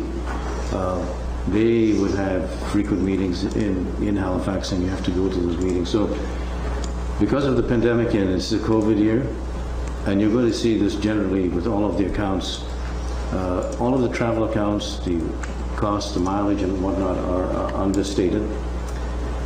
Same with conferences like the FCM. By the way, I know a lot of people frown on attendance of conferences like FCM and CAMA, but these are the only educational opportunities for council. You learn a lot because you're meeting and you're meeting your colleagues. You're actually learning how other people are doing things differently. It's usually the CAO's worst nightmare because you come back full of new ideas and you want us to do it right away. But it is where you are able to. It's learning. As much as some people think they're junkets, they're not. For council, it's good. It's the only form of training you'll actually get because it's interaction. It's working with your colleagues. It's talking to them at those meetings and so on. As an example, the gas tax. The gas tax, the reason we have a gas tax money is because of Anne McLean. I don't know if any of you know who Anne McLean is. Yes. She was the former mayor of New Glasgow. And she was the chair of the FCM. Now, had she not been a member of the FCM and attending, she wouldn't have gotten to be elected as chair. And during Paul Martin's time as Prime Minister, she actually mobilized the municipalities to get gas tax funding. Here we are now, we're getting 800, some thousand. That's because of the active participation of members of council, and it was from a small community in Nova Scotia, being the chair of the FCM. I say this to you because this is important for council. They're not junkets. I know the press like to portray it that way, and councils get shy. But attend them. They are valuable training opportunities for council. Thank you. Councillor Morrison? Thank you. I'd just like to ask a question on process. So we're going to go through each page and not make any motions, and then we're going to Right, we're not go taking through any each motions page again. right now. We're asking questions to understand the items in the budget, and then we're going to go through it again later today, and I'll invite motions to make changes. But later today, we'll go through it ad seriatim. As what? We'll go through it page by page. Page by page, yes. Thank you. I have another question. Line 8041 under Other Legislative Service, Telecommunication Services, Internet. I just wondered what Internet that is. Can somebody answer that for me? Is that the Internet? That's home internet. Pardon me? Home internet? Oh, that's Councillor's Home Internet? Right. When we discuss. Okay.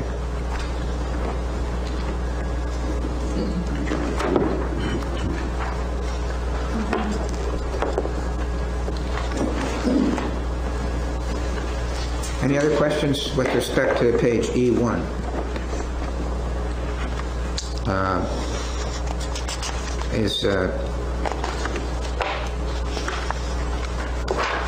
So go ahead. We'll now go to E6, page E6.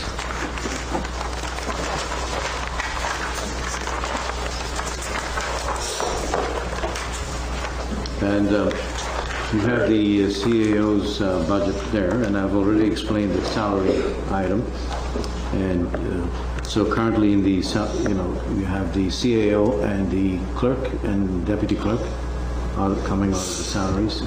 And as the warden has indicated, the benefits, despite the fact that the position moved, didn't drop by very much, and that's because benefits have gone up significantly. Other than that, I wanted to explain item 9463 to council. It was previously shown as strategic initiatives, and economic development was shown in the planning department budget. And I forget how much was in that budget at the time. A lot more. So that line item has been eliminated out of, how much was that? I don't recall how much, but it was. There was 74,000 in that budget and 45,000 in the strategic initiatives budget in the CAO's office. We've moved economic development into the CAO's office, struck out strategic initiatives, and I know that Deputy Warden Gunn had talked about a slush fund, and I was trying to find out. I never called it a slush fund. I never called it a slush fund. Okay, well, I was looking for where this slush fund was, and I couldn't find one, but I'm hoping it's not this, because this is going to be a valuable fund to have, and anytime we have an economic development initiative, no matter what it is, and we'll need to go somewhere to find the money, and this is the spot. And you can hold your CAO. Are you listening, David? You can hold your CAO accountable, and if you can't trust your CAO to manage that, then you obviously have to find a new CAO. I would say that 45 might be a little too low, given that we had 45 and 75. But I'm doing my own due diligence and suggesting that 45 is a starting point for us. But this is where any of these additional studies that might come out of discussions that happen here, that's where it will come out from. Councillor Morrison? Thank you, and thank you for the explanation. I'm not sure whether our economic development plan, our economic development strategy has been distributed to all members of council. We have a very ambitious economic development plan which sets 4 or 5 specific goals to be achieved either within a time-year frame or by a certain date. And I would think that this amount devoted to economic development ought to be examined through the lens of our economic development strategy. Has that been distributed to everybody? I don't recall seeing it, Councilor Morrison. It's a fairly substantial document, and it would be good to have it distributed to us. So, Warden, I just got a nod from our municipal clerk. We'll distribute that to council, and I'll also take a read of it myself. Thank you. Councillor Hudson? Yes, that's just in our new CAO, his relocation cost, is that budgeted here? I don't know where to put that. What do you call it? Moving expenses, yeah. Moving it, yeah. And all that. Oversight on my part. I didn't include it in the budget. I don't know if you captured it anywhere. Thank you for pointing that out. Yeah. I have another one. Councillor Morrison? 6,000 salaries. Could that be broken down, please, as to who is covered by that and what the amounts are? We have the detail. We can send it to you, Council. Every one of us, with these budgets that we have, we'll have a whole itemization. So I can tell you this includes my salary, salary of municipal clerk, and salary for our deputy clerk. Thank you. Transparency and accountability have been words used more in the past 4 or 5 months than they were used previously. And I would have thought that the public would like to know how much the CAO is being paid. Now, I've been doing some research on my own, and I've contacted a number of municipalities throughout the province. Some have released redacted CAO contracts. Some have released all of CAO contracts. And I also have a list here, although it's a couple of years old, of every municipality in the province and what the CAO compensation is. And I've been in contact with, among others, the Association of the Municipal Administrators of Nova Scotia to receive an updated sheet. So I'm not sure why it is, because we set out the warden's salary and then councillors, I'm not sure why it is we shouldn't let the public know exactly how much the CAO is being remunerated. I read that. I can respond to that. I'll let the CAO respond to that. It's a good point, but I will say that when we announced that Mr. Dick was hired, I was contacted by the local newspaper, and they asked me how much his salary was going to be, and I told them it was $165,000 a year, and it was published in the newspaper. Your question is a little different. You're saying it should be in our budgeting, so that somebody can look up the budget, but I'll pass it over to the CAO. So, going through you to council, every year we publish our annual financial statements. I think that's what you were going to say. Yeah, that's what I was going to say. And in the annual financials, published annual financial statements, the CAO salary is very prominent on that list. So it's not like we're not withholding anything. The public, you can go to their website and you will see that on the audited financial statement. So it is published every year, and that's where those figures come from. That's great. I guess that was a rather large newspaper article, complete with pictures. And I missed that, so it's now public knowledge that the CAO receives a salary of $165,000. Yes. Great. Wonderful. Thank you. Yes. I just would like to let councillors know that on your SharePoint folder, under other committees, you will see the Economic Development Strategy Action Plan. It's been there since 2016. Good. Okay. Councillor Connell? Just that we were told, and I know that you took a line out of Albert's department and brought it into economic development, but when council asked the question where the previous CAO hired the media guy, it said it came out of economic development. But then when we look at last year's economic development budget, nothing was spent. So I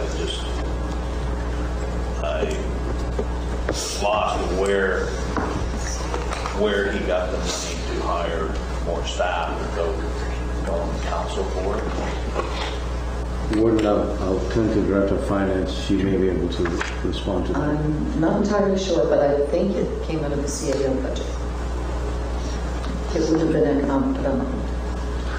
So would it came out of the salary budget? Yes.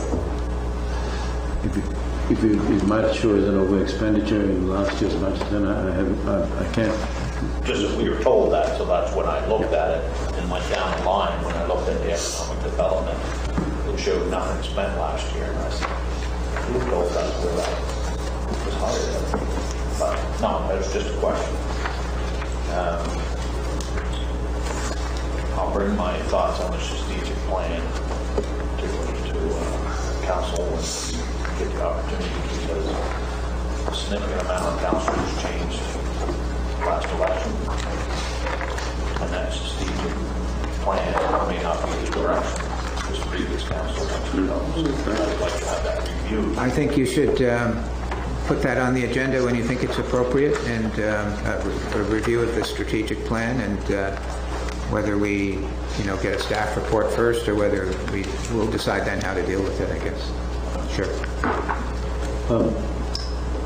Warden, I may have misled council, because I'm just reflecting on and Director of Finance, you may wish to correct me. But when we removed the economic development budget from planning, didn't we call that the former Upper Clements Park? Isn't that? That's what it's now called.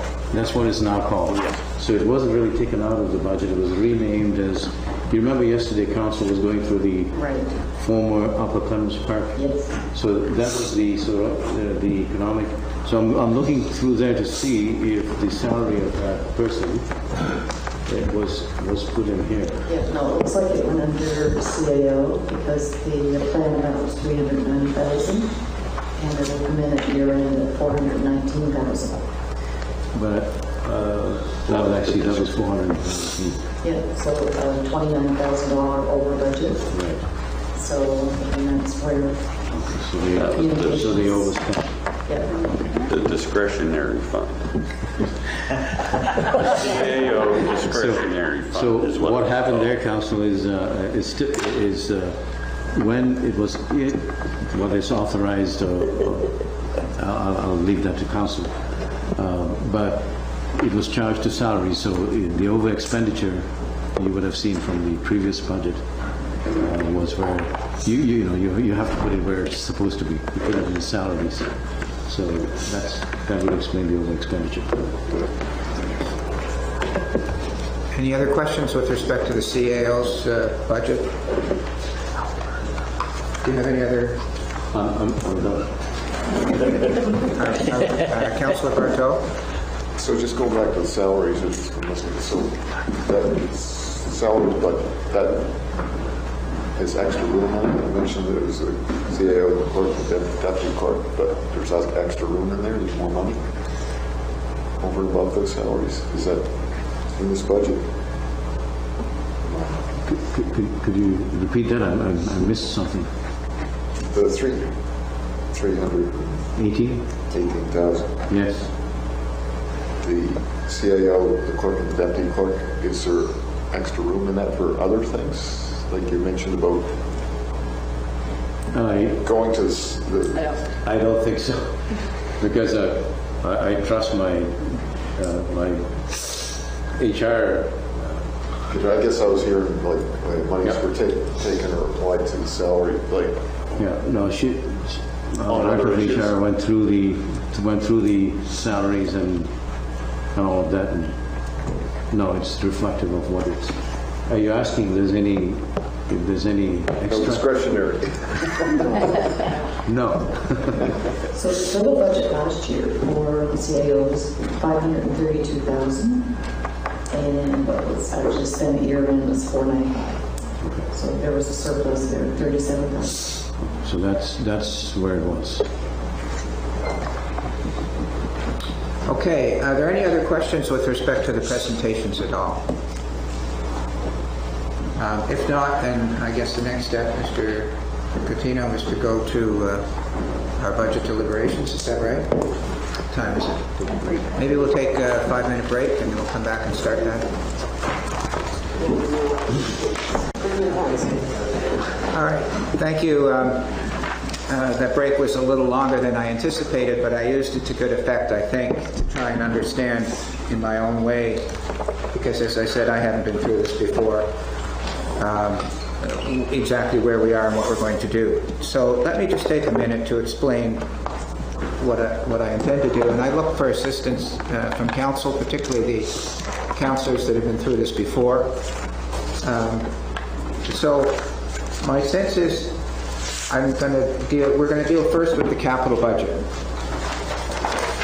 Okay? That's my sense. Now, the reason I want to do that first is I think we can basically get it out of the way. And there's only, the bottom line here, I'm told, is that the matters on the capital budget aren't going to affect our operating budget, because they're coming, either they're gas tax or they're coming out of reserves. So it's not going to affect our operating budget, other than one or two items, which I'm going to try and identify. We can deal with those, have a motion on those, and in the end, what we're going to do is leave it to staff, after we've made a few decisions, to come back perhaps with an amended capital budget, which we will approve at a later meeting. And hopefully this is not going to take long. Then we'll go to the operating budget. Now, the operating budget shows a cash shortfall of $477,000 at the moment. As I said, I'd like to deal with the big issues first, to see if we can cut that down. If we all accept that reducing any tax increase is a good thing, then we'll see where we go to there. And I'm told by the CAO that if we can get down to a cash shortfall of somewhere around $100,000, rather than us going through nitpicking it, 3,000 here and 4,000 there, he'll go back to staff and talk to staff to see if he can find $100,000 for us to report back to the final operating budget. So that's where we are at the moment. If everybody's okay with that, then I'll start with the capital budget, and I'll ask the CAO if he could identify those items in the capital budget that will affect our operating budget.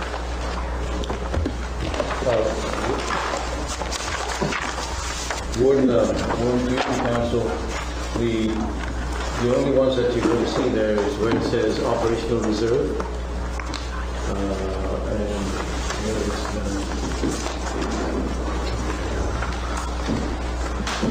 it's the one in pink.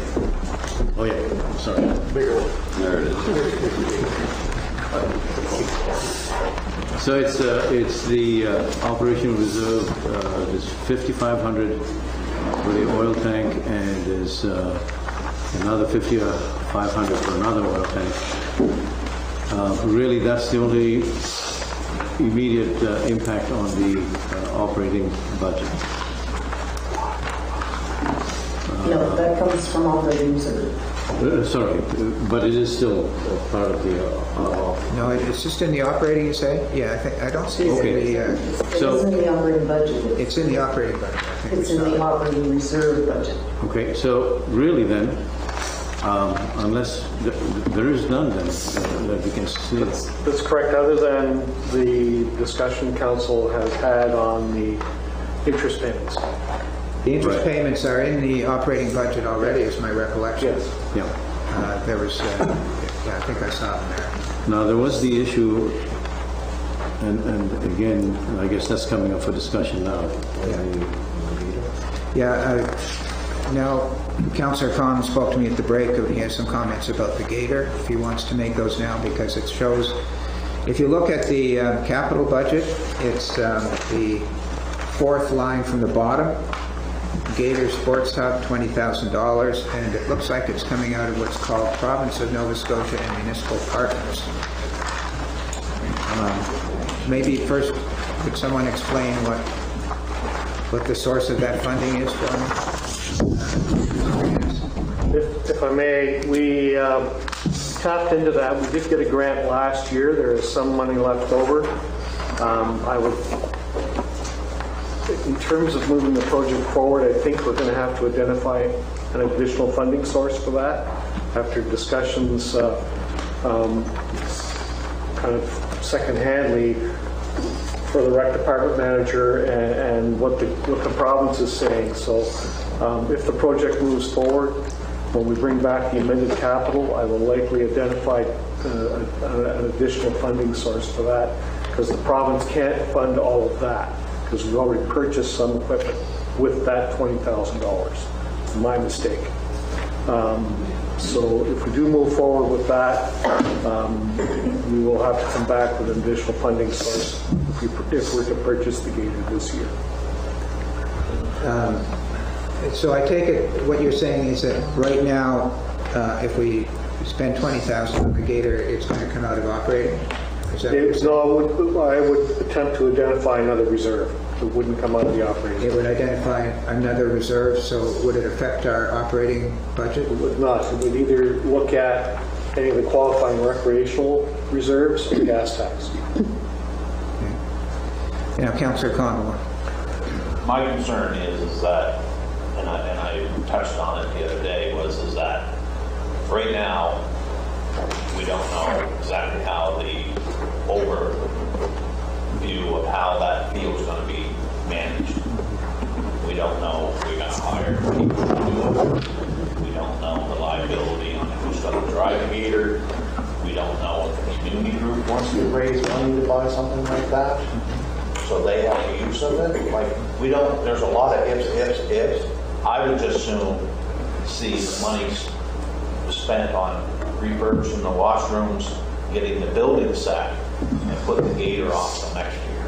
Because by then, we'll have time to meet with the community group, find out what their efforts are going to be, what their willingness to help in this park. And it is a COVID year, so we don't know exactly how many big organized events are going to be there this year. So, in my mind, I would prefer to put that off till next year.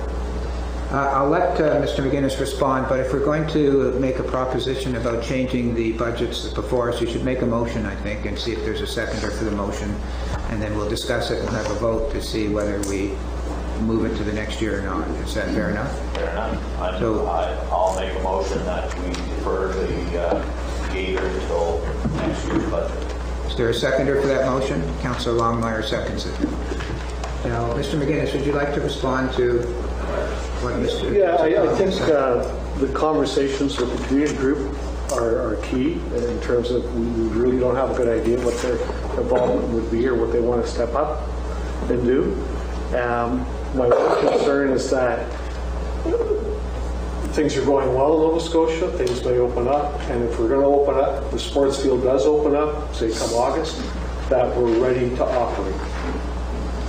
And from my discussions with the rec department and their discussion with other operators of a field of this type, the gator is a pretty important piece of equipment. I don't disagree with focusing the money on the washroom facilities. I guess my suggestion is that I anticipate if things are going to open up, we would get a reasonable notification. I anticipate if the community group is going to step up and take that on, then it's not an issue. But if they're not prepared to take it on, we can always bring the project back to council at any time for consideration. If the field looks like it's going to open up. And so with just those comments, that's my advice to council. So, just so I could summarize, the last part you said about coming back to council, what was that again? Well, with any capital, we're just speaking about this one right now, staff have the opportunity to bring any project back to council for funding, because if we're going to tap a reserve, we need a council resolution. So if there's a new project or a new program that has to go forward, it has to come forward to council. So you're suggesting that if the motion that's on the floor was passed to move it to the next year, you still had you would have the option in your department, if things did open up, that you said we need the gator, you can come back to council at that time to ask for use of the reserve to purchase the gator, and we could do that within our budget. Correct. Any other comments, Councillor Hudson? Yes. In respect to this gator, it's going to be used to transport equipment and things around, right? Correct. But that piece of machinery would not go on the track or the field? No, it's because of the low pressure tires, it can go on those fields. Okay. Yeah. My second thing is, if I've seen some reference here, somewhere through the budget things, there is a gator at Ravenhaven? That's a question. Is there a gator at Ravenhaven? We do have one gator. It's for trail maintenance, essentially.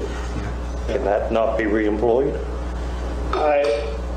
We haven't operated the field, but any as of yet. But any advice we're getting is that if you have equipment for these specialized fields, don't use them anywhere else, and don't bring other equipment that is dirty, grassy, whatever, onto those fields. You really got to dedicate the equipment to those types of fields. To the sports hub field. To the sports hub, It really got to be specialized equipment. It's not stay grass, there. whatever the turf is. Yeah, they don't even have, we've got a We've got an additional mower that we purchased. They don't even like the grass to go in those fields, clippings and whatnot, because we have specialized grooming equipment and whatnot. So their history and experience has told them we really got to just dedicate equipment to them specifically. Any other questions about the Gator? Councillor Morrison. Thank you. If I understand the procedure, what we've been talking about is if the motion is passed, we can return to the subject.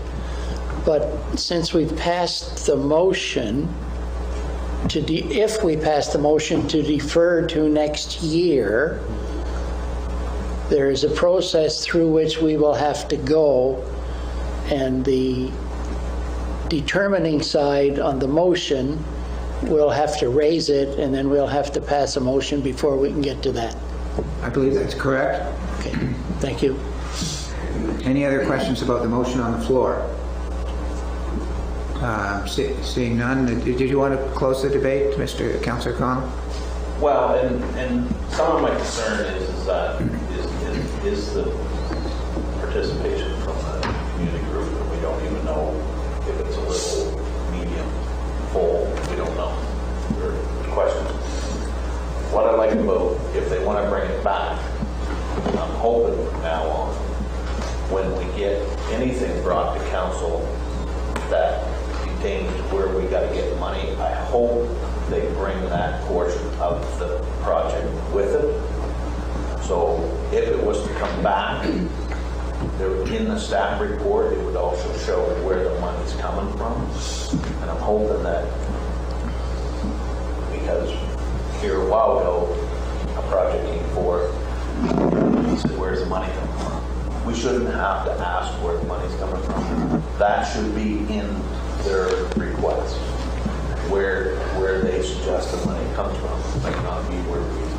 Absolutely. No, I think that was understood from what Mr. McGinnis said, that they'd have to have a council motion to take it out of reserve if in fact they wanted to bring it back. We're fairly consistent in identifying where the funding is coming from and the current balance of those reserves. So I'm going to call for the vote on the motion. The motion is to defer the $20,000 for the Gator to the next fiscal year, and that's my wording of the motion.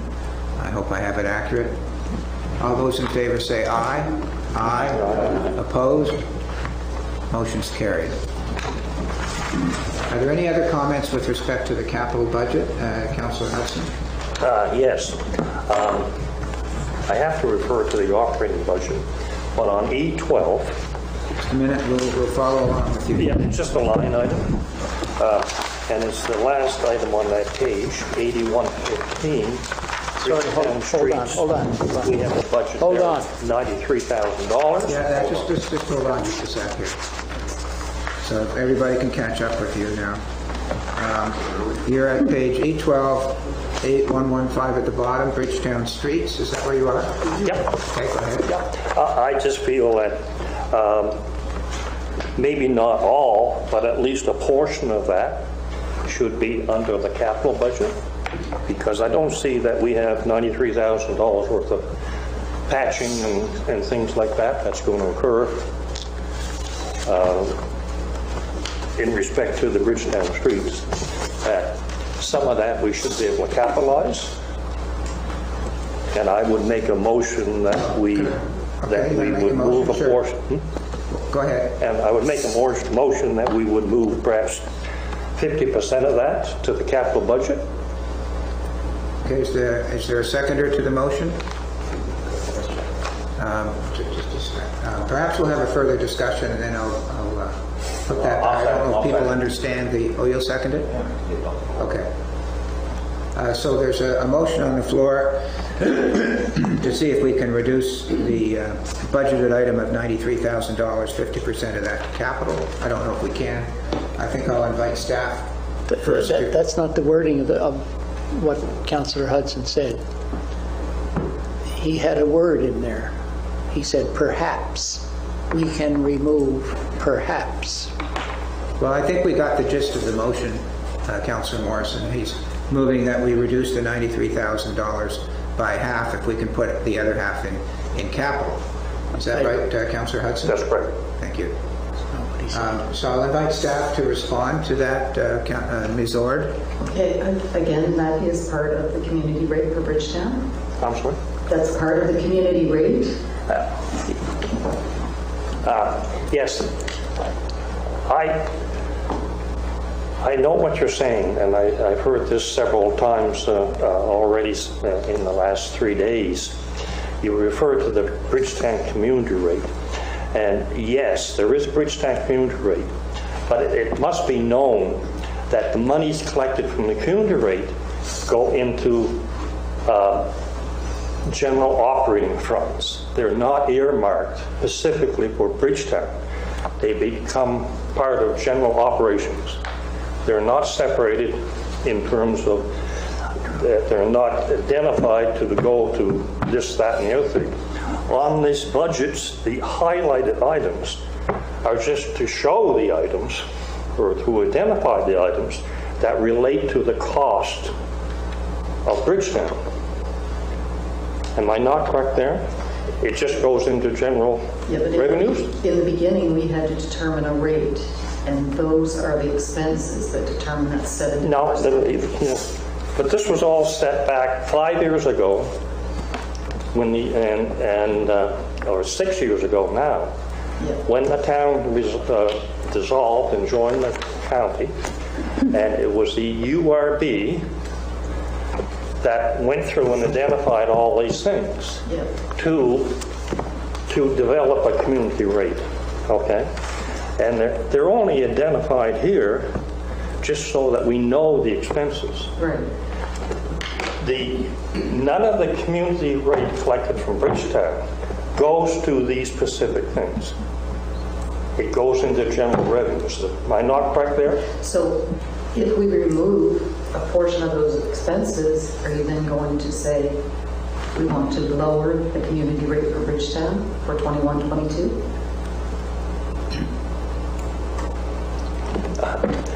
I just don't see why you would have perhaps capital work in the operating budget. Yeah, and that's how it came forward. No, I know how it came forward, but I just don't see why you would have capital work in the operating budget. Yeah, But to me, this that's is snow clearing. Huh? This is snow clearing. Those are operating expenses. No, it's not snow clearing. Bridgetown streets. I think that's enough of the question as far as I can see. What does it mean when it says Bridgetown streets?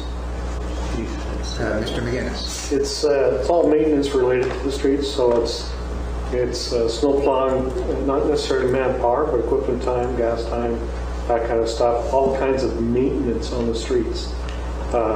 Patching is considered maintenance. It's not a recapitalization.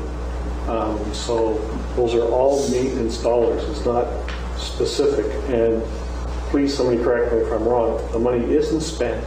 Which reserve does it go to? The money isn't spent. That's collected through the community rate. Where does the surplus go? Does it go to a specific Bridgetown capital reserve? No. No. Okay. Where does it go? If there's a surplus? It goes into our general operations. Reserves. But those are maintenance items. Reserves for Bridgetown? Yeah, there's nothing capital that was spent in there. Yeah, that to me is the issue. We can't really move something into the capital budget if it's not capital. That seems to me, unless I've got something wrong. Any patching that happened in Bridgetown would have been paid from the letter of intent, because the province allowed around $30,000 per year towards the operations of those streets, and patching was paid through that letter of intent. So if I may, through the warden, if we have storm sewer repairs, curb and gutter repairs, crack sealing, small patching, fuel for plowing equipment, those all come out of that maintenance aspect for streets. Okay, so I'm taking it from staff that what's captured here under 8115 Bridgetown Streets is mostly operational maintenance types of things and is not capital stuff. Is that okay? That's right. So, Councillor Conn. So going back to Steve's question, and I know this is one of the reasons why we should be reviewing now that 5 years is up, is that shown in last year's budget, they didn't spend $33,089. So if that was thrown in our general reserves, then that means a portion of the tax that's added to the community of Bridgetown is all of a sudden thrown in the coffers for all the county. I'm seeing a nod from Ms. Orr behind you. Yeah. And is that fair? If that, anything that's left out of, if they collect $100,000 on their community rate, in my mind, that $100,000 should be contributed back to Bridgetown, not the whole of the county. It's been collected by extra taxes set on Bridgetown. So I understand what Councillor Hudson's asking. And in my mind, if there was $33,000 not spent in the street budget last year that was gathered by the extra tax rate, why wasn't that money divided between the brink and the maybe the pool and given back to the citizens of Bridgetown where it was raised? But it's never worked out that way. Just excuse me, Ms. Orr, could you wait until you're called for before you make a comment? I'll go to the CAO. So I will get the Director of Finance to explain this, because there are, in some areas, there's an over expenditure in particular accounts for Bridgetown that the Bridgetown residents are not seeing. And I forget what the amount is. This is why when the discussion came up on community rate, it was like, you know, there's the balance, when you look at the unused balance in one account, there's an overage on another account. Can you explain how that works? Yeah, absolutely. Salaries for one thing. The salaries in the budget that came forward from Bridgetown is not enough, because those employees are now unionized. So those costs went up. So when I took for 1920, took the revenue and added all the expenses throughout the entire budget, it's actually the general tax rate that's paying for the overage and expenses, which was around 100,000. So there was no surplus from the Bridgetown community rate. So all to say to you, Council, is that once this is why that yes, in this case there's a $33,000 unused funds, but in the others there's $100,000 in deficit, in salaries. So. And this is why sometimes you don't want to touch these things that the UARB has come down with.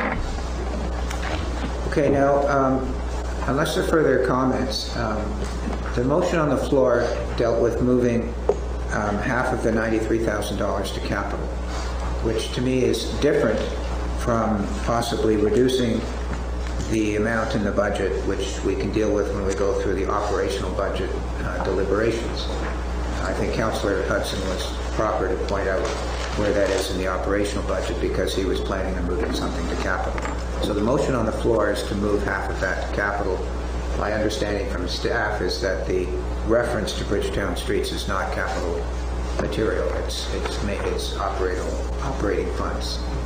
So in any way, there's a motion on the floor. Would anyone else like to speak to the motion before I call for the vote? Seeing none, I'll call for the vote. The motion on the floor is to make half of the 93 and move it to capital. All those in favor say aye. Aye. I hear 2. All those opposed? Aye. The motion is defeated. Nay. Oh, sorry, nay. I should say nay. So used to being agreeable. Okay. Thank you for that. Are there any other motions anybody wants to make with respect to the capital budget?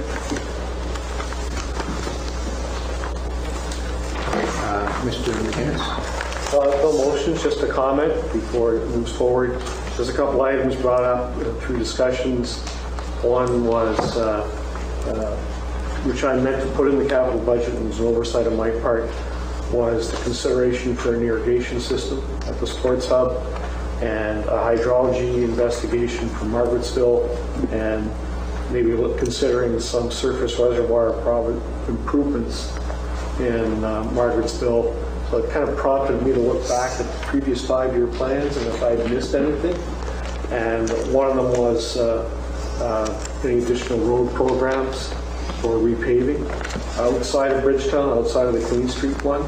So depending on how council and the committee of the whole is going to do this, I'll probably bring those 3 items forward for the final budget approval. When council looks at approving the final capital plan.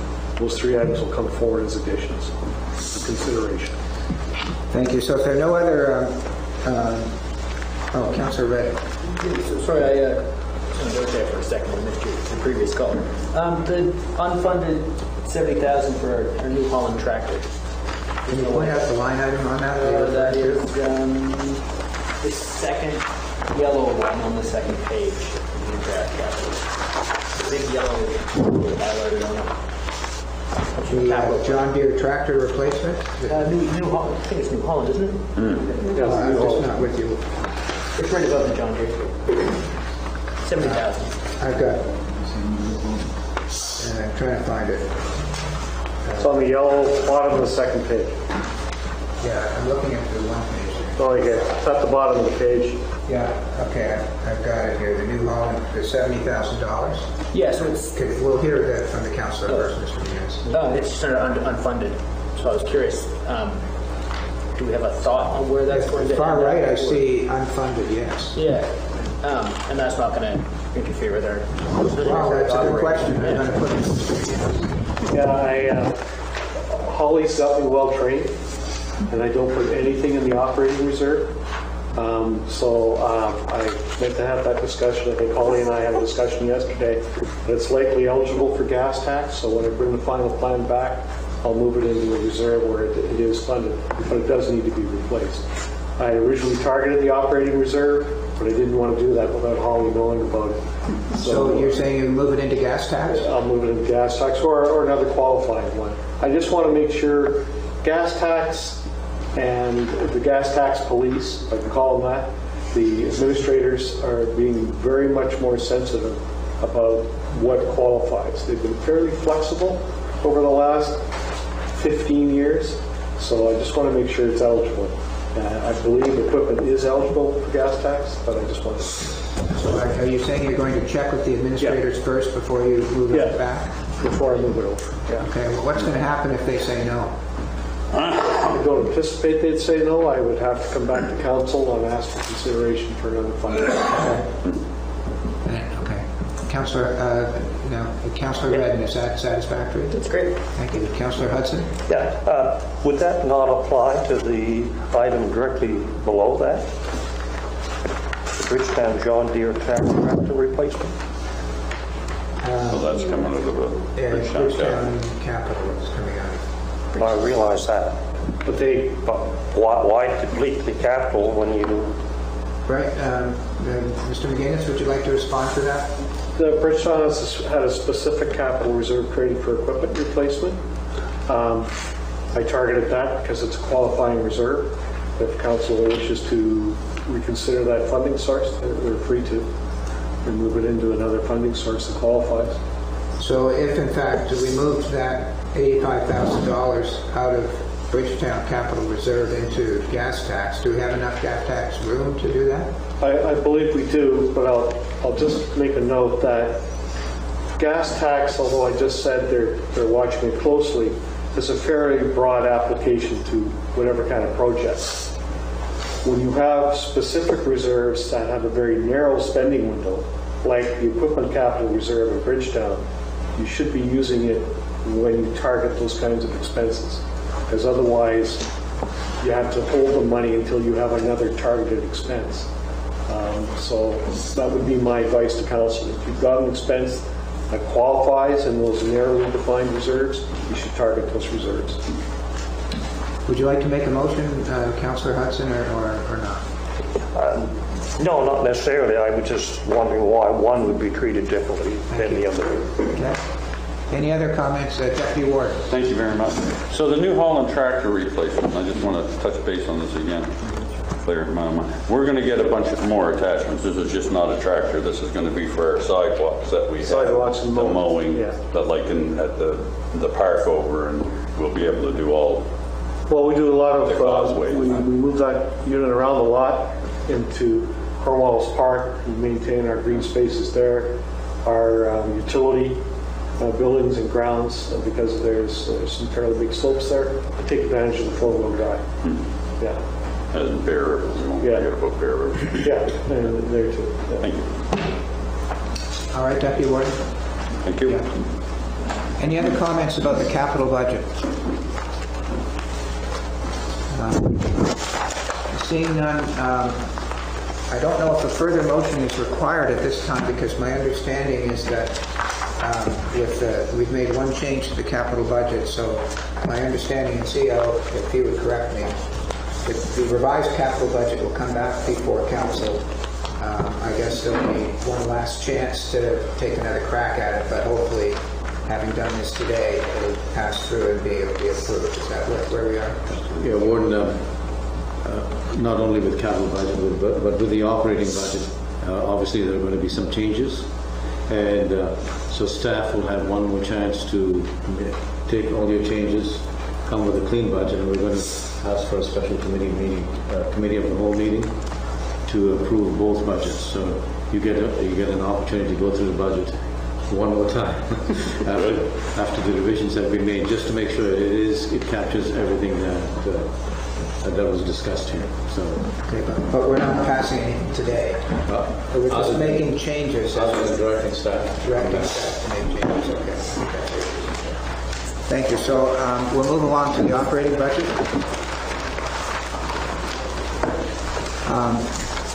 So what I've done, and you might want to, those of you who have a scorecard there, the cash shortfall is $477,351. And that's the draft budget. If it was passed as presented, it would result in a 4% increase in the tax rate, and perhaps higher than that in actual taxes owed because of the increase in assessment. So I indicated on Councillor Redden's suggestion that we deal with, instead of going through page by page, what we'll do is take the big items first to see what we can do, and then keep track of where we are and go forward. Councillor Redden? When I came to you, I was more thinking about the items that we can move from operations to where are we moving to? One of the reserves, I think, is how it works. And then around the Upper Clements Park specifically. Well, those items we can move out our operation. Right, that's what I'm talking about. Yeah. Yes, so it was just. So we're going to start there. Yeah. And so if you could turn to that page, if somebody can help me out where it is. 19. What is it? 19. E19?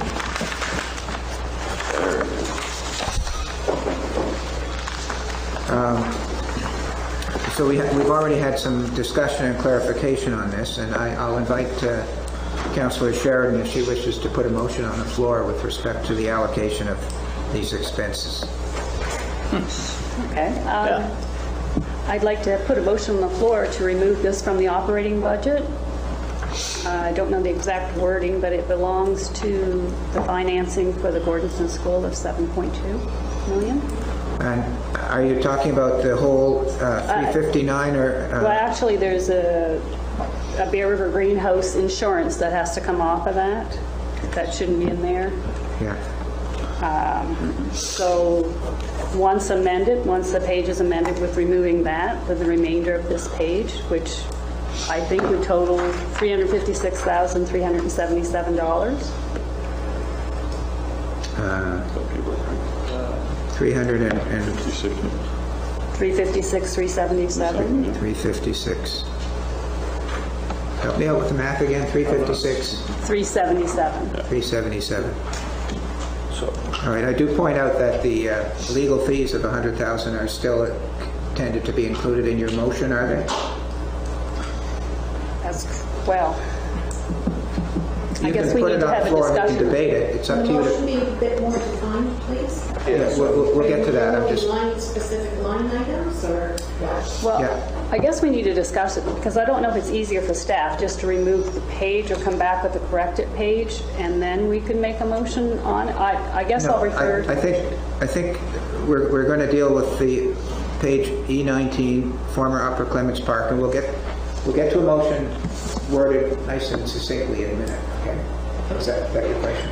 Yeah. Yeah, we don't have a motion on the floor yet. We'll work on it. Okay. We're working toward one. Okay. My only question, and we can work together on the phrasing of the motion, but is it your intent in the motion to include the 100,000 for legal fees? I'm not sure if that's allowable. Well, we can debate it. We just need to have a motion on the floor. That's all Okay, I'm let's put saying. it in there. You can Yep. make a motion leaving it out, or you can make a motion leaving it in, and we can then discuss it, maybe take it out, but...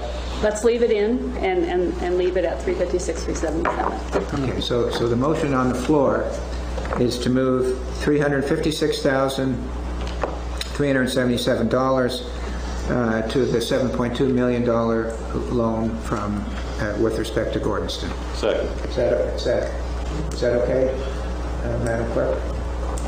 Are there specific line items that The entire page. No, it's the whole. it's the whole thing? Okay. It's as I said, it's $356,377 Okay.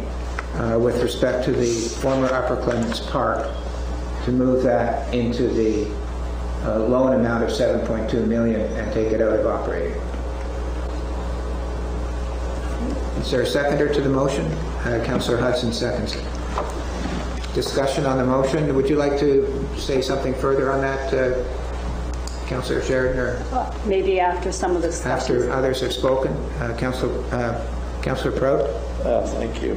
I was wondering, line 8160, the nation's charities and food banks, really stuck in here, but it's nothing to do with Upper Clements Park.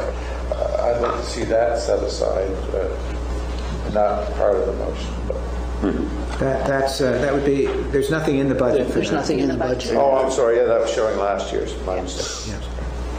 Ms. Orr, did you want to make a comment? It's my understanding that we are not permitted to add operating expenses to a debenture. Maybe the CAO can elaborate on that, but that's just my understanding. And that would include legal fees. So you're just addressing the legal fees issue? Not the entire, it's all operating expenses. But they're not ours. But we have, if I could respond, we do have an agreement with Mr. Farron to pay certain amounts, and my understanding from the agreement is that it's money that's to go towards the Gordonston project. Okay. And so it's, to me, and I'll let the CAL address that.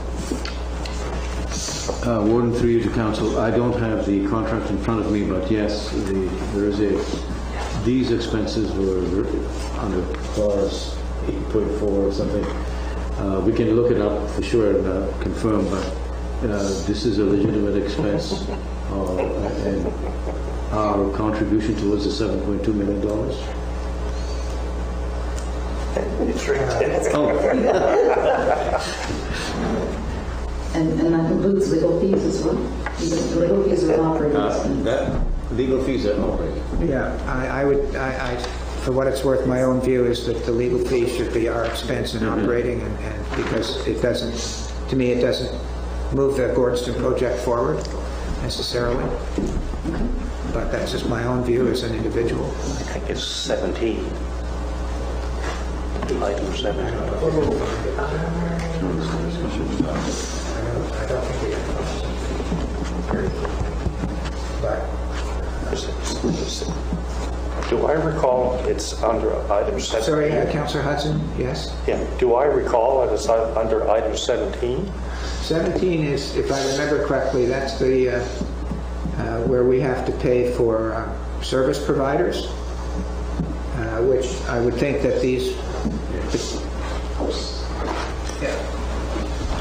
So service providers engaged by EA Farron Limited, project developer and operator, for the furtherance of development, construction, and security at Gordonston will be paid by us within 20 business days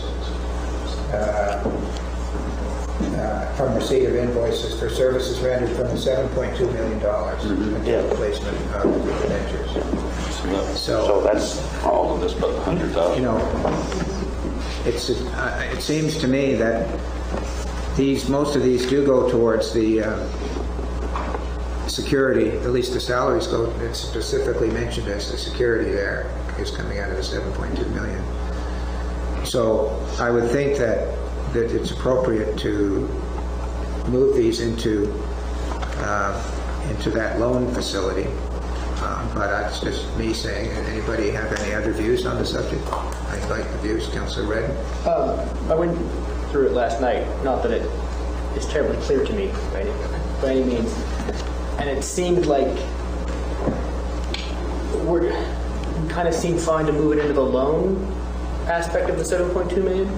But as Ms. Ord pointed out, from my recollection of the MGA, which I did not read last night, whether that is all then eligible for a debenture may be a separate question.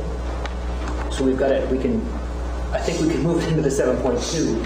Whether the provincial government then says you can put all of that loaned money into the debenture secured against the property may be a separate question. And that's where I was seeing it there. And it goes into it in, I wouldn't say detail. It does kind of reference it a little bit. It's not something I would say that is laid out clearly from what I could make sense of. Yeah. Any other comments with respect to the motion on the floor? Deputy Warden? Thank you. So the legal fees. We'd be responsible for the legal fees because these are legal fees we've created, the county? Or are these legal fees that are Ed Farron has sent us a bill for that we have to pay? Right now we're in litigation. We brought the motion with respect to the meetings that we challenged the validity of, and Mr. Farron has responded against that. It doesn't, and the legal fees to a large degree that are listed here would go towards that. It doesn't seem right to charge those to the Gordonston project myself for what it's worth. I don't think, although in the end it's our money, but I think that we should pay for our own legal fees at this point in time, is my own view. So personally, with respect to the motion on the floor, I'll be voting against the motion and then inviting a further motion with respect to the amount other than 100,000. But could we amend that motion that's on the floor now? Could I make an amendment to that motion to say that we strike that $256,377 from this budget and add it to the Gordonston loan? Is there a seconder to the amendment to the motion? Councillor Longmire seconds it. Discussion on the amendment. So now we're talking about the $100,000. Any other comments with respect to the $100,000? I don't see any, so I'll call for a vote on the amendment to amend the amount to be moved to the long-term debt, to the loan, from 356 to 256. So all those in favor of the amendment say aye. Aye. Opposed? Motion's carried. So the motion has now been amended to move $256,377 from the operating expense to the $7.2 million loan facility. Any further discussion on the motion? Ms. Orr? Sorry. So the $30,000 of short-term borrowing is what we pay to RBC for the line of credit interest? Correct. So then we're going to add interest to the debenture? Just so well, I don't know. I think that, to me, that forms part of the debenture. It's interest on the money that we've advanced for the Gordonston project. Okay. But in the meantime, we would have to pay it and set it up as a receivable. I'll leave the accounting details to people who know more about that than I do. That's right. Mr. That's the same. We'll address that from the administrative, but that's exactly it. But the 30,000 needs to stay in here, right? Yes. Yeah, in the budget. Thank you. And it's there now. Any other comments with respect to the motion as amended? So just one thing, just for the clerk's purposes, I think that's what she was asking. The only item that that's right. is the Bear River greenhouse insurance. We will have to put that somewhere else. I think that is, we're going to be putting it, Steve, we're going to be putting that in your account. This is the Bear River greenhouse insurance. Well, do you have an account that we can put it in there now, just so that the clerk has it? Because that's the only item that's kind of sticking out. Yeah, I would put it under common services, building common services. But that amount's already been taken out of the motion. The motion was for 256, not 259. So the amount has already been taken. Deputy Warden? Thank you. And this insurance for the Bear River greenhouse, that $3,000, we're going to turn that over to them within the next couple of months anyway. Right. So that insurance, we really won't be carrying that. That's correct. Well, depending on the dates, and Albert's a little more familiar with this, once the property is turned over, the insurance would be rebated back to us. May not be the entire amount. Depends on how long it takes for the legal process to get completed. Thank you. Any further discussion on the motion as amended? Seeing none, I'll call for the vote. Again, the vote is, in my words, to take $256,377 from the draft budget under the former Upper Clements Park and move it to the long-term debt facility. All those in favor say aye. Aye. Opposed? Motion's carried. So those of you keeping score, and those of you that have a calculator, because I'm going to try and do this in the old-fashioned way. The 477,351, if we take out the 256,377, can somebody give me that with a calculator? 220. Say it again. 220974. 220,974. 220,974. So that's now our deficit. Okay. So you took that other 30,000. I didn't take the 50. 20 of the gators. Oh, that's sorry. They That's let that 30 go. Okay, so the next major item is the request for 3 new staff in the planning department. Let's turn up that. Can somebody help me out with the page there? E18, I think. What is it, Mr. Dunford? 18. E18. E18. So we see that there's a new entry there, $230,000, mostly with respect to the countywide planning that we have to do. We've already had some discussion about that. We've had discussion about hiring a consultant, and the fees of the consultant would come out of gas tax. And we've talked about succession requirements. We've talked about training. We've had a good discussion on it. So would anyone like to make a motion in that regard? Councillor Sheridan? I would make a motion that we hire a consultant through the capital project gas tax. And also, I don't know if you want separate motions for each person that's being hired, but I would also put in for a hiring of a new planner. So you're saying one planner and one consultant? Yes.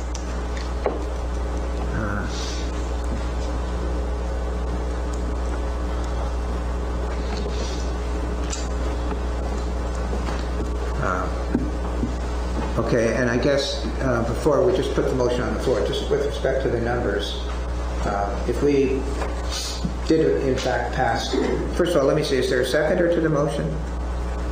Councillor Connell seconds it. without getting into the numbers, if in fact this motion passes as put on the floor, would it then go back to staff before it comes back to give us a new number for one planner and a consultant? And the consultant, so that would change the capital budget into the gas tax? Or maybe, no, it wouldn't be capital, but it would come out of the gas tax. Right? So, in other words, we're not talking with numbers at this point. We're talking about principle, and it goes back to you, and then you come back to us with a new number when we see the finished product, right? Correct. All the changes made here today, Council, will come back to you at the next special committee of the meeting, committee of the whole meeting. And if there were anything that we had overlooked in the initial budget presentation, those corrections will also come to you. So you know, I mean, we do make mistakes sometimes. So that'll all come back to you at the next meeting, special committee of the whole meeting. Councillor Connell. But how do we move forward? We got to have a proposed budget for one employee to move forward to know how much we take up. I was going to ask that question. I'll turn that over. Yeah, so Mr. Dunphy, there's a motion on the floor that instead of 3 planners for this year, we hire 1 planner and 1 consultant. Can you give us a rough idea of what that would do in numbers? With Don's help, I think we'd be looking at something in and around 70 to 75,000 without benefits. 75,000 for what? For 1 planner. 75,000 for 1 planner? Without the benefits, that's a separate section. And that's with benefits? Without. That's without benefits? Yeah. And our benefits, Ms. Campbell, are about 22%? I think that was the number, was it? 22%? So if we hired a planner at 75, can somebody do the math? 100. Yeah, close to the round number. That's pretty quick. So we'll take, well, I think we're a little high, aren't we? 20%. 90,000? What did you get? 90. 90? Yeah, I think that's about right. It's higher than 20%. So the motion again on the floor is to hire 1 planner and the consultant. We had, when we went through it, the consultant was 175, if I remember correctly. I don't know. As a good guess. For how long, what period of time would that be? Is that per year? That would be the project. That's the process to get to the end of the new planning business, which is a 2-year, right now, 1.5 years. And again, it's based on a project price. Yeah. It wouldn't be a price recurring. That's how usual we do with consultants. And hopefully they would have it finished within 1 year, but we can't guarantee that. And if we get our request to move it to 2023, then again, this is a price for the project you're talking about. Yep. Right. Further comments with respect to the motion on the floor, Deputy Warden? Thank you. So yeah, rough numbers in my head, that's $265,000, but although we may be able to move 175 of that into gas tax, it doesn't help us much with succession planning or to set up a planning offices, which is where we've got to head to do this work that's coming in the next couple of years. So I'm kind of leaning for leaving this in the budget because I think it's important that we have people in a few years to step into positions. Although this seems to be like a big expense, I think we're going to be up against a big expense regardless. I've been reading a lot, and this practice that we're going to go through, or this motion that we're going to go through over the next couple of years, is a very big job. And it's got to be written properly. And I'd like to see a planning department built, and to follow up after this planning is in effect, it's going to be a lot more difficult to do things, not more difficult, but a lot more steps to go through before people can go ahead with projects. And that's where we're going to need our planning department in a few years. And as well, we need to start thinking about getting our building inspectors backed up in that department. And I kind of have a little faith that with this extra revenue in there, we'll get done what we need to have done by 2023. I, hope that the government will allow us and give us another year, but I don't have a lot of faith in provincial government to, extend things sometimes. So, thank you.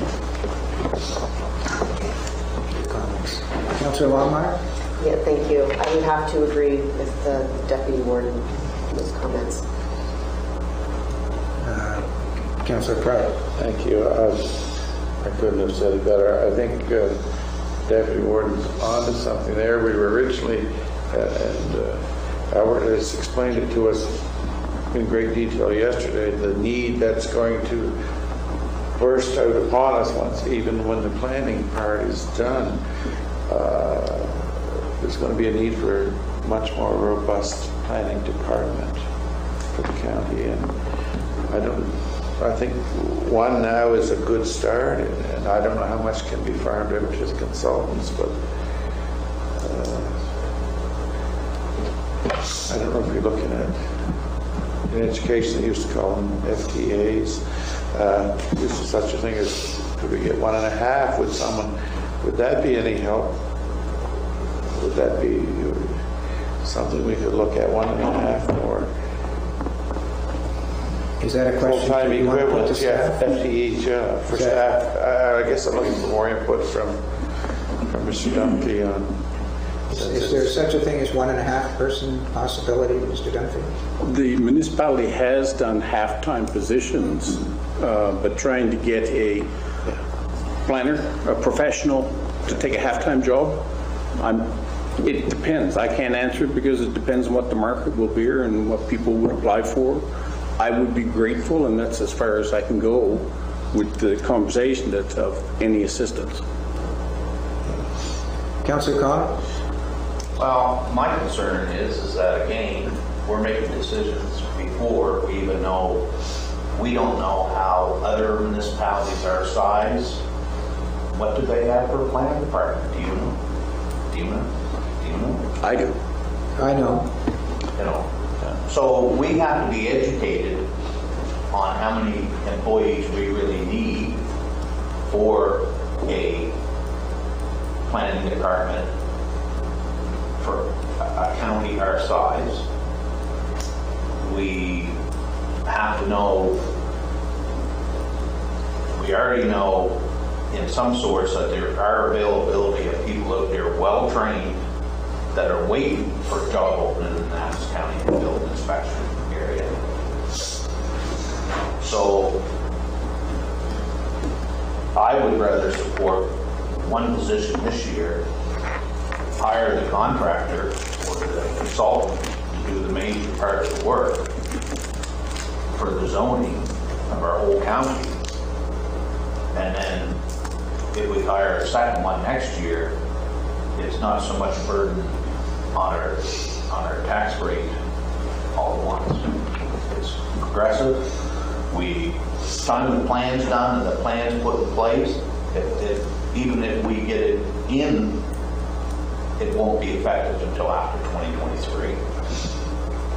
So we're talking 2 years out, and we're also talking an extension. So it gives us ample time to get educated on what other counties are doing, what the size of the planning department is needed for a county our size, how much we want to be, what those positions are. You know, are they all planners? Are they all, you know, I like to know what I'm going to put money toward before I throw a bunch of money at it. So I'm going to be voting for the consultant to do the major part of the countywide zoning and for one position for this year and get educated on what we need. I'm going to support that motion. And I'd also like to put that talking to Kings County councilors, it took them 7 years to do their county. They also said that the next year another county zoned their whole county, and they jumped on the bandwagon and grabbed some of the officials that they had in Kings County, so they did it in a shorter period of time. So again, as all the counties start doing it, there's probably consultant firms out there that already have the experience of doing it. So our timeline is probably sufficient not to get it done. It's definitely, and in my supporting zoning in the whole county, it definitely isn't going to be as strategic as a subdivision. We have a lot of open spaces in our communities that are going to be hopefully not zoned so tight they can't pull up their drawers. And that's where you're going to get into people saying, I don't want zoning. They're going to say, yeah, zone me a zone that I can be able to do a lot of things in. When you get into subdivisions, you get in tight-knitted areas, houses very close, neighbors very close. So it's, in my mind, zoning tight-knitted communities is a heck of a lot bigger job than zoning what we have in our county. 1/3 of our county is owned by the provincial government in forestry. What are we going to zone it at? Forestry. There's a third done. So I think our concentrated areas in Annapolis County already have zones in them. We're doing the rural parts of our county. That's the only thing that's not zoned. I'd like to make a comment myself, not as warden, but just as a councillor. I'm really torn on this item before us. I'm attracted to the idea of getting a consultant that may have been through the process before and can do it more expeditiously. I'm attracted to the idea of a consultant because it allows us to reduce any increase to the tax rate. But I'm also attracted to the points made by the deputy warden. I do think that we need to build up a planning department. I know that once we zone the rest of the county, there's going to be a requirement for development permits where you don't need something at the moment. There's going to be a lot more work in the planning department that's required. I'm going to go again back to my ancient history. I started practicing law in this province in the county of Lunenburg in the 1970s. And in the late 1970s, the county of Lunenburg had a planning department of at least 3 people in the 1970s. And there was a lot of work to do. As a lawyer, I ran into it quite frequently. Now in 2021, Annapolis County is going to be facing the same kind of requirements in their planning department, particularly once the pandemic is over and we can have public hearings again. We're going to have all kinds of issues that relate to planning that are going to require public hearings, and we're going to have to build up a planning department. So I'm attracted to the idea that we need more manpower there. So I'm torn at the moment. I don't know which way I'm going to vote right now on this issue. So I invite further comments. Councillor Sheridan? So Councillor Connell raised a really good point. We don't know when this is going to be completed, the zoning part, when it's going to be 100% complete. It could be a year down the road, it could be 2 years down the road. We are putting on the floor like a new planner, and then once the project is complete, an additional planner could be put in place next year, so then you'd have 2 additional planners before the project may even be completed. He did raise a good point, because it is going to take some time before you're going to need additional people in the office if the project isn't completed. If a consultant is out there doing the work, completing it, we have to do the meetings and whatnot. But the extra permits and things won't take place until, I assume, the project is once completed for the additional staff. Other comments, Councillor Redden? It's kind of, I've got two questions here. Mr. Dunphy gave us a price of for your ward of $91,000 for a planner, and yesterday he had mentioned a senior planner and a junior planner as his two planner preferences. I was wondering what that price is for, the senior planner or a junior planner. Mr. Dunphy? That'd be looking for somebody with experience, that'd be at an intermediate or a senior planner level. Okay, intermediate or senior, yeah. And so the second question is, if we contract this out, 175K, is that sort of somebody taking a plan off the shelf and smearing it over top of our county so it fits, or is this a high quality plan? That's my question about Mr. Dunphy, could you give us a little more information on what you anticipate the consultant to do? Yes. Essentially, we have to look at the options within that. One option may be that, as I had mentioned previously, there's a requirement to develop a new municipal plan. There's also a requirement that all of the existing municipal plans that are in place for East End, Upper Clemens, Cornwallis, all those have to be revised as well. The option is, do they get done independently as area plans is what they are right now? And does a consultant do that with a new Bridgetown plan as well? Or do we try to accomplish that in-house? Meaning, we try to get a consultant to do the county-wide plan, and I'm only going with what the previous council told me their direction was to preserve and revise all of the area plans. The interior area plans then would be something that I would anticipate myself and the next planner work on concurrently. But I would then have to say I'd be looking at consultant to do Bridgetown and the county-wide. The other ones we do internally. That's my best bet and guess. To follow up on Councillor Redden's question, the consultant that comes in, would he take some kind of a plan that his firm has worked on before and use that as a guide in doing our county, or would it be starting from scratch? Tough question.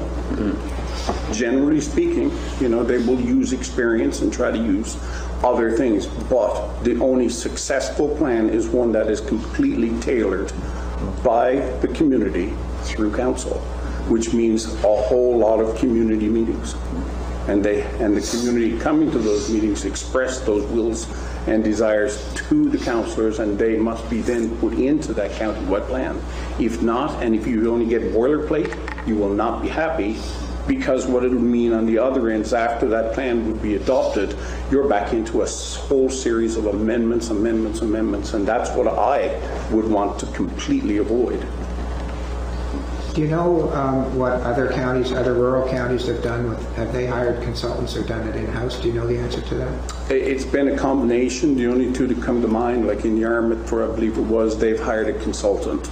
They also went through some staffing changes and stuff like that, so they added a bit. The municipality of the district of Lunenburg, which already had a planning department with staff, they've added staff of new planners to help and assist with that process. And they did not have a full county-wide plan either. They've had some area plans, so it's been a combination of both. Further questions on the motion on the floor? Ms. Campbell, you want to say something? I was just going to point out that there's probably a minimum 6-week recruitment period for that position. And so when we're looking at the figure to use from the point of view of not over budgeting, probably 75% of a full year salary is going to be close to being accurate. I would say mid-June to the first part of July would be the soonest that you'd be able to get the person actually in place. Yep. And with that salary range, a budget of 68 to 75,000 would likely be sufficient, including benefits. For the current fiscal year? Yep.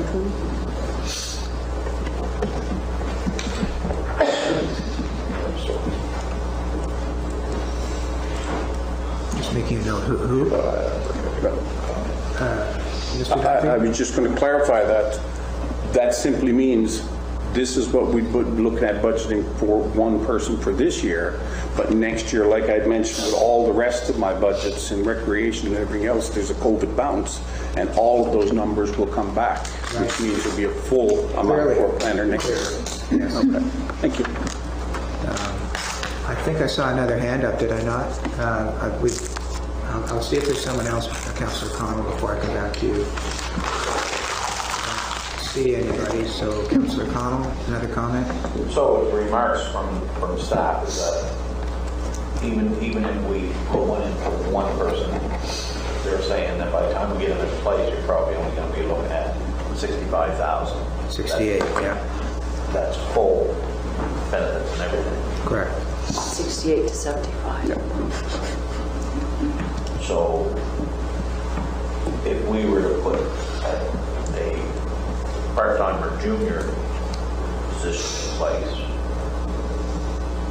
would 100,000 cover that, or 130,000 cover that? Cover what exactly? For two positions by the time we hire a senior and a junior.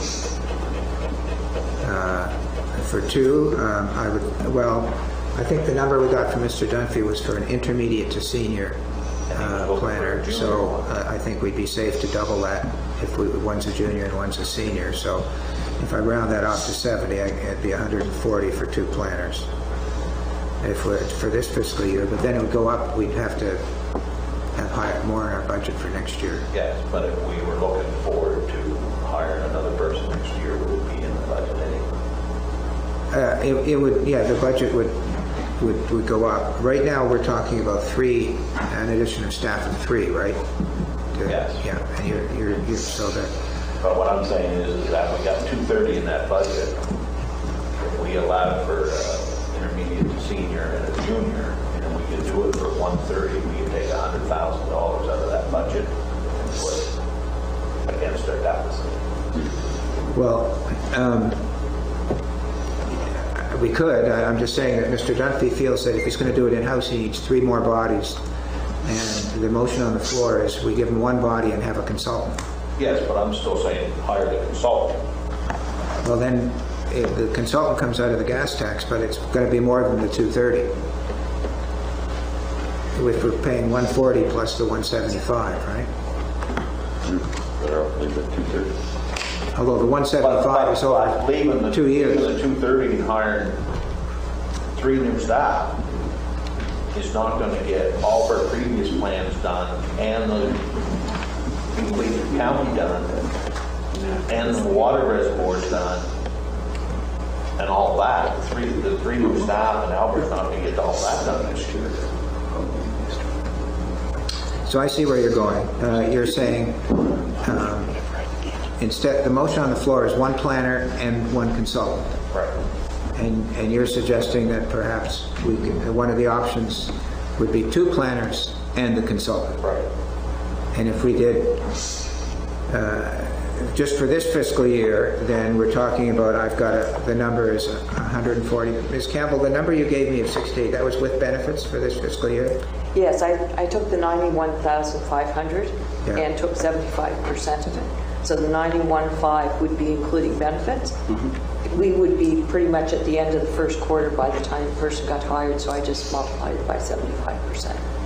So then what Councillor Connell is saying is that if we spend 140, right now the budget is 230, then we would reduce the operating budget by $90,000 on the assumption that the consultant would be hired under the gas tax money. Is that what you're saying? Mm-hmm. And because I'm not disagreeing with what Albert says, I don't want to off-the-shelf zoning. But I would assume that education and experience from a consultant wouldn't be any difference than the education and experience we're going to get from our own planner. He's going to use techniques that he used for zoning the subdivisions and the Cornwallis area and the Plymouth area. He's going to use his education and his tools to do the rest of the county. It's not that it's coming out of somebody that's never done zoning before. So I'm assuming that consultant's going to do the same.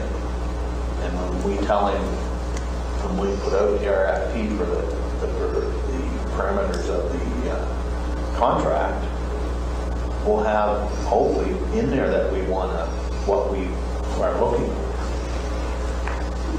Are you suggesting an amendment to the motion?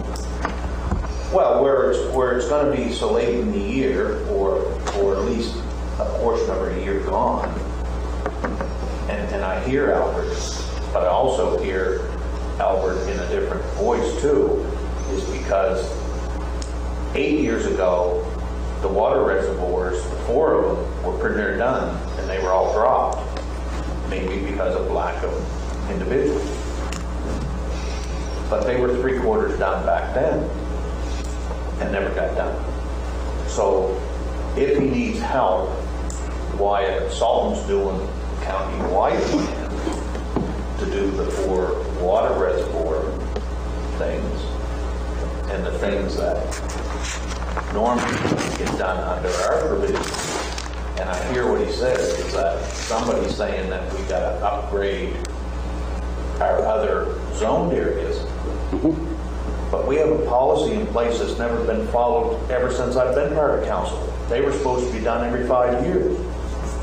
And they've never been done every 5 years. Some of them were 8 before we got over them.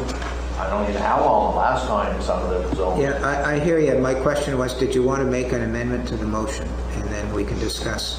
Well, I hear my colleagues around the table is that it would be nice to get a fairly good head start on the planning department. And I still like the idea of hiring a consultant to do the countywide plan, because it can come out of gas tax. Plus, if I was a consultant and I took the job on... Excuse me, would you like to make an amendment to the motion? Yes. Okay, go ahead. But where the budget is $230, I would like to take $100,000 out of that off. I would like to leave $130,000 in there. For 2 planners? Two planners and the consultant. Okay. Is there a seconder to that amendment? Councillor Prout seconds it. So the amendment on the floor is to take $100,000 out of the 230, and that leaves us 130, with the idea that the planning department for this year can hire 2 planners, and from gas tax can hire a consultant, and that we'll have to deal with full salaries in the next fiscal year. Any further discussion on the amendment? Deputy Ward. Thank you. From what the figures, if we're going to hire two staff planners, and the figures that Mrs. Campbell gave us, it comes to $140,000, not $130,000. So we'd be still $10,000 short. I think you're correct on the math. Yeah. Thank you. I just wanted to point that out. So, Warden, by the time we post the position and hire the planner, it's probably going to be 4 months. And I was just speaking to the director, if we went 5 or 6 months, we will speak to your point. Yeah, and that's what I figured. By the time they get one, get the second one in, it could be down another 10,000. And just so that that's the same point our incoming CAO made here, is that we could make it work by just, to your point, Councillor Cronin. Okay. Further discussions on the amendment? Can I just ask, Yes. the amendment, it's to hire a second planner. It's to amend the motion by hiring a second planner and leaving the line at 140,000. I think that's accurate, yes. 130. 100, yes, 130. Further discussions on the amendment? Ms. Camo? Can I just, could that motion be included to add the consultant and say with the transfer from gas tax funds? Say again?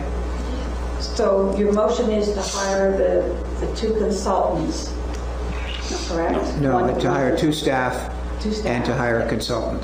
And a consultant, but you haven't budgeted for the consultant in here. Not yet. So you'd have to budget in here for the consultant, but transfer it from gas tax money. So So basically, you're going to leave the full 230. I think I see in the what you're budget? saying. If we're going to hire a consultant, we should put it in the operating budget, but we should have it funded from gas tax, so it Yes. comes out. So there's an in and an out. Yes. Councillor Connell? But leaving the 230 in there isn't going to be enough to hire a consultant. What we're talking about is that the budget for the planning department is to be cut by $100,000, allowing for two positions to be filled with that $100,000, hopefully an intermediate to a senior planner and a junior planner, and make the $130,000 work. Because you put the posting note for the junior a month after the senior. Well, what do we do about the consultant funds? The money to pay Consultant the... is that we don't even know what the consultant is for a price. All we are saying is that hire a consultant to do that portion, and the portion will come out of gas tax. It's going to be more money. Mr. McGinnis? Just reflecting on that, I think when we bring the amended project list, capital list, we'll show that as a project. So would the consultant be considered capital? It'll be considered a project funded out of gas tax. It can be presented in there. We've done other consulting reports. By in there, you're talking about the capital budget? Yes. So when you're saying when you come back with the capital budget, you could put in, you and Mr. Dunphy and the CEO can figure out what the cost is. Yep. Put that into the capital budget. Correct. But it will be funded out of gas tax. It won't affect the operating budget. Correct. I think this keeps it cleaner so there's less ins and outs if that's to your liking. Ms. Camo? She's nodding her head. Seems like that'll work. But thank you for that. That was a good point. Any other comment on the amendment? Two planners and a consultant fee to come back in the amended capital budget. The amendment was just the second plan. Yeah, because currently the motion is only to take $100,000 out of the budget and hire, and that would be for two planners. And then, do we need a separate motion for the? So you're talking about your amendment to the motion. Yeah. So the amendment is to add hiring the second planner and using the line item at $130,000. Right. Then your amended motion will include hiring the consultant and the planner and the second planner and leaving the line item. Got it. Got it. Yeah. Councillor Bartow? The original line item was for hiring new staff. It didn't say anything about consultant. If we reduce, the motion was to reduce that for staffing. The other bit for the consultant should be a separate motion completely because it wasn't part of this original. That's something that's been brought up subsequent to the line item for staffing. So, Yeah, that's a good question. The motion that's on the floor includes hiring a consultant, I believe. Councillor Sharon, do you want to address Councillor Bartow's point on the amendment? Not on the amendment, I'm just wondering if it'd be cleaner if I withdraw the main motion before the amendment gets voted on. Would that make it cleaner? Or? It's pretty clean the way it is. Yeah, I think it's pretty clean. Okay. I think it's pretty clean. It didn't sound very clean. But if I could address Councillor Bartow's issue, if I understand it, that the operating budget, the draft operating budget that was presented to us had $230,000 for 3 additional staff. The motion on the floor, as not yet amended, is to hire either 1 or 2 planners, depending on the amendment, plus to have staff go back and find out the cost of a consultant. Now, I think Councillor Bartow is saying, can we do that in our budget amendment? The idea of hiring a consultant wasn't in our budget. Is this okay if we pass this motion to hire a consultant? Is that direction to staff sufficient in our budget Or do we have, just help me out? It's sufficient as long as it doesn't come out of the operating budget. I think to explore the option of using gas tax funds, I think that would be an appropriate motion to do. So to retain a consultant on the understanding that it'll be funded out of gas tax. Okay, maybe we'll make that a second amendment. If we'll deal with the first amendment on the floor. And does that answer your question, Councillor Bartow? Hopefully. Yeah, I think we're working in that direction. Okay. So the amendment on the floor is it's going to be 2 planners plus consultant. It's going to be, I guess the only amendment is that instead of 1 planner, it'll be 2 planners, and it's to take $100,000 out of the budget, the operating budget. So I'm ready for a call for a vote on that amendment. If everybody understands it, hopefully, if anybody has any questions, let me know. Otherwise, In the original motion, did it say that it was coming from gas tax, the consultant? Because I think what we'll do is, Yes, it did. I think what we'll do is, there's an amendment on the floor. If the amendment then goes to 2 planners and a consultant, then I'll ask for another amendment to the motion on the floor as amended to say that the consultant is dependent on gas tax. Okay? So I think, so the motion on the floor, again, I'll repeat it, is to have 2 planners instead of 1, which was in the original motion, and to reduce the amount in the operating budget by $100,000 to 130. That's your full amended motion. The motion you need to call the question on is an amendment to hire a second planner and leave the line item at $130,000. Perfect. I'll call for the vote. All those in favor say aye. Aye. Opposed? Motion's carried. So the amended motion on the floor we now know is 2 planners and a consultant, and I'm ready to see if there's anyone who would like to make an amendment to the amended motion on the floor such that the fee for the consultant come out of the gas tax. So I could read your motion as amended. Yes. It was moved by Councillor Sheridan, seconded by Councillor Connell to hire 1 consultant through gas tax and hire 2 new planners, leaving the line item at $130,000. Oh, good. So it's already in there. Yeah. Oh, my mistake. Thank you. Thank you very much. Further discussion on the motion as amended. Seeing none, I'll call for the vote. All those in favor say aye. Aye. Opposed? Motion's carried.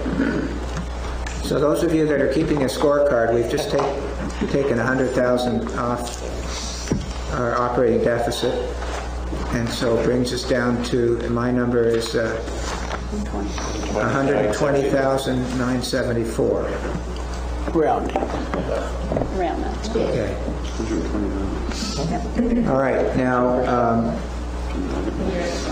oh my goodness, yes, time for lunch. I just get wrapped up in all this, and I lose track of time.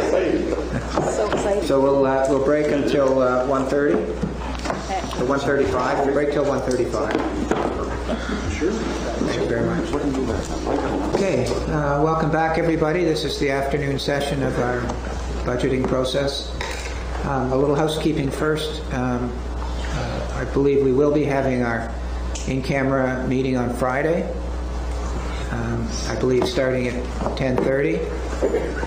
It'll be with respect to a litigation matter, and you'll be receiving a notice from the clerk in that regard. 10:30. 10:30. Yeah, 10:30 till 12:30 we hope. And I anticipate having a document to circulate confidentially to councillors before Friday, outlining the report from our lawyers. Is that here? Will that be a Zoom meeting, or will it be here? I believe they're going to attend in person. April 16th? Pardon? April 16th. Is that what it is? Friday, April 16th.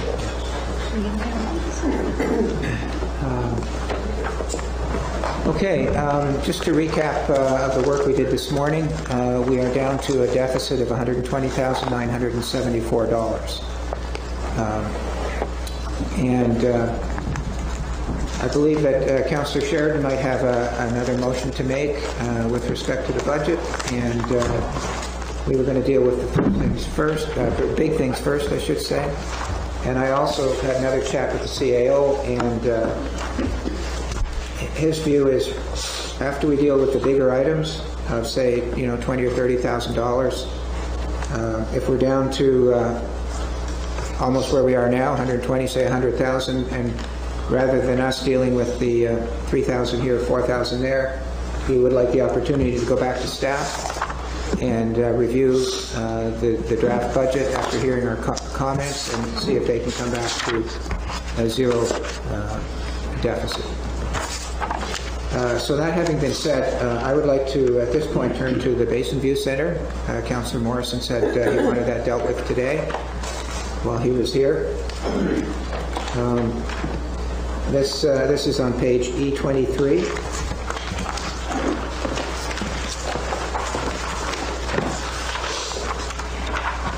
And it shows $843,000, $323 expense in our budget, and there's an offsetting revenue of $283,241. So there's a deficit there, an operating deficit of $560,000, and I think we've determined that over the years it's around $600,000 a year that we pay for operations and for the building.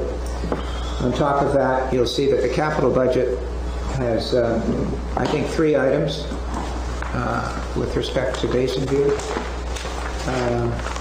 There's the roof guarding and harness, the geotech, the east wall, and I believe the roof guarding and harness was put off, I think, until the next meeting.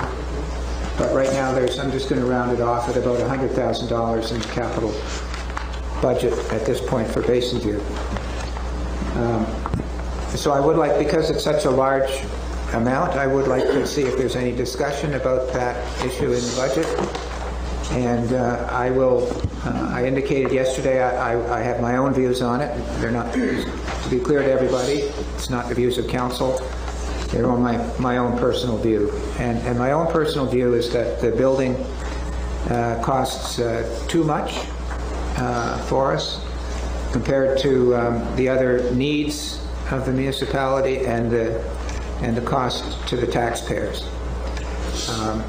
$600,000 a year for operating, plus we've seen that if we continue to own the building for another 5 or 6 years, it'll be another $1 million a year in capital, according to our expert reports.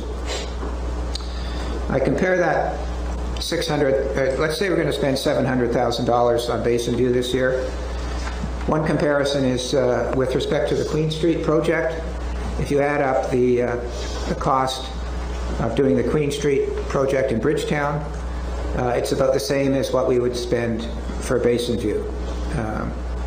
The Queen Street project would mean digging up the street, replacing the old sewer and water, repaving the street, making wider sidewalks if we wanted them, and basically cleaning that up. That in 1 year we could do that for 1 year of the cost of Basin View.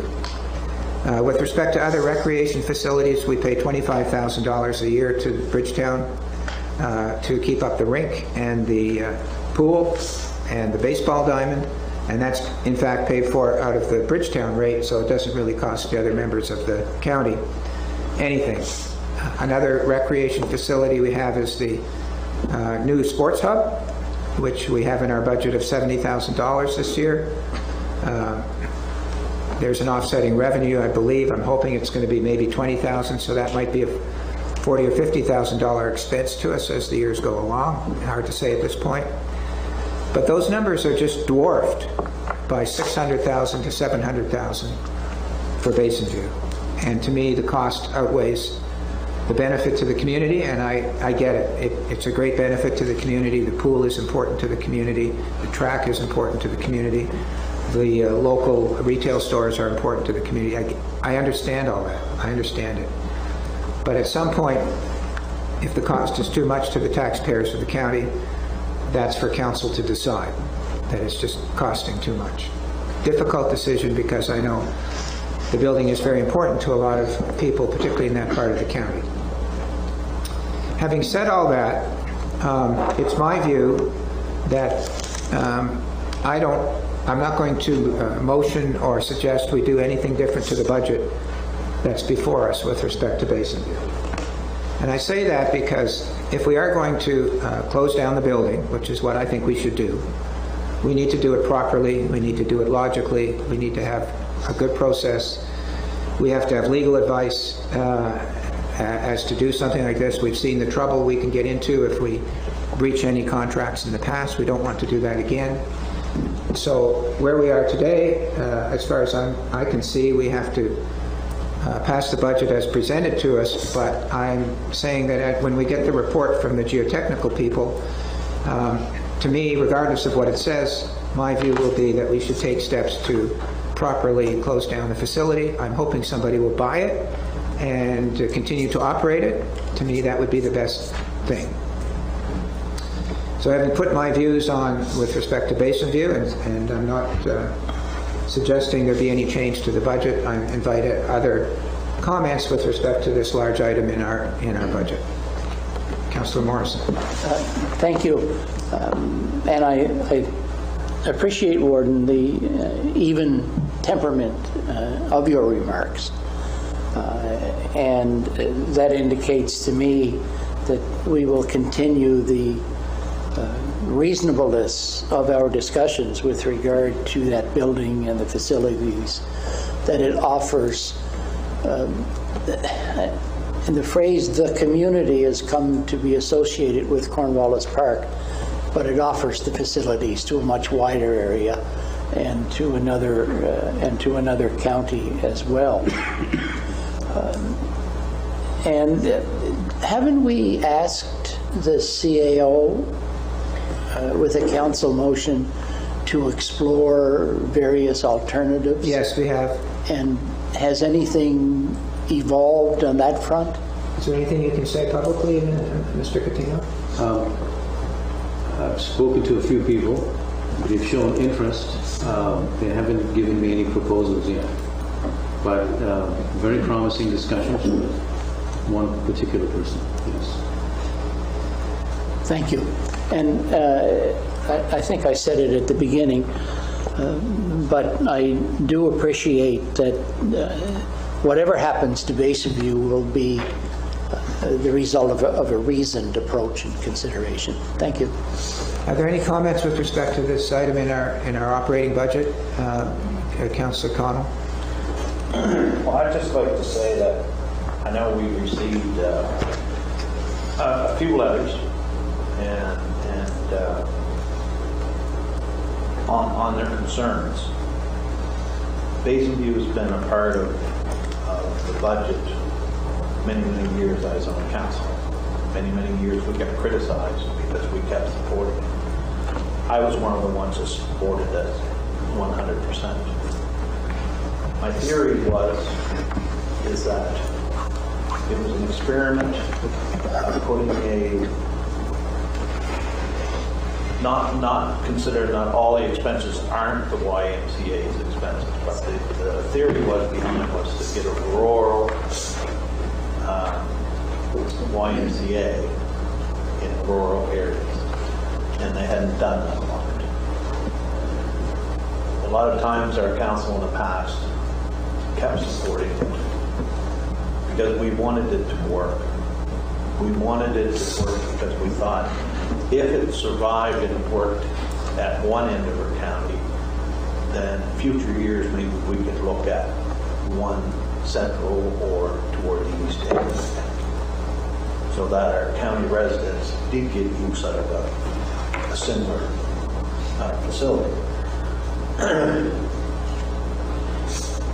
Personally, I've been criticized in the last year or the last few months that I've become a councillor again on my way of thinking on these letters, in these letters. But if those people would take a second and realize that we supported this facility for many, many years trying to make it work. It's not working. It's showing a big deficit that all of our taxpayers have to pay off. The building is getting beyond its means. We have several small stores all in our communities. Margaret, we used to have a store. We don't have a store anymore.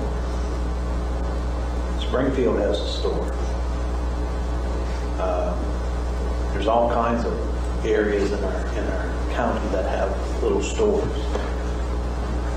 By us putting that kind of money into that building every year, we're subsidizing commercial activities only in that portion of our county. No other building, no other commercial industry across our county gets subsidized by the county. But that building is being subsidized by our taxpayers. And it's very unfair, and it's kind of the point that the damages and the repairs are outweighing what we can afford to pay as taxes. So I think the direction is that I'm 100%. Hopefully someone will buy it and try to do their best at it. I think we've given our best shot at it over the years.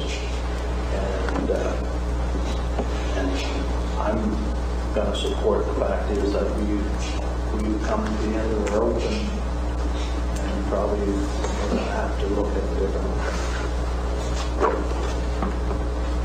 Councillor Prout, did you want to say something? Yes, thank you.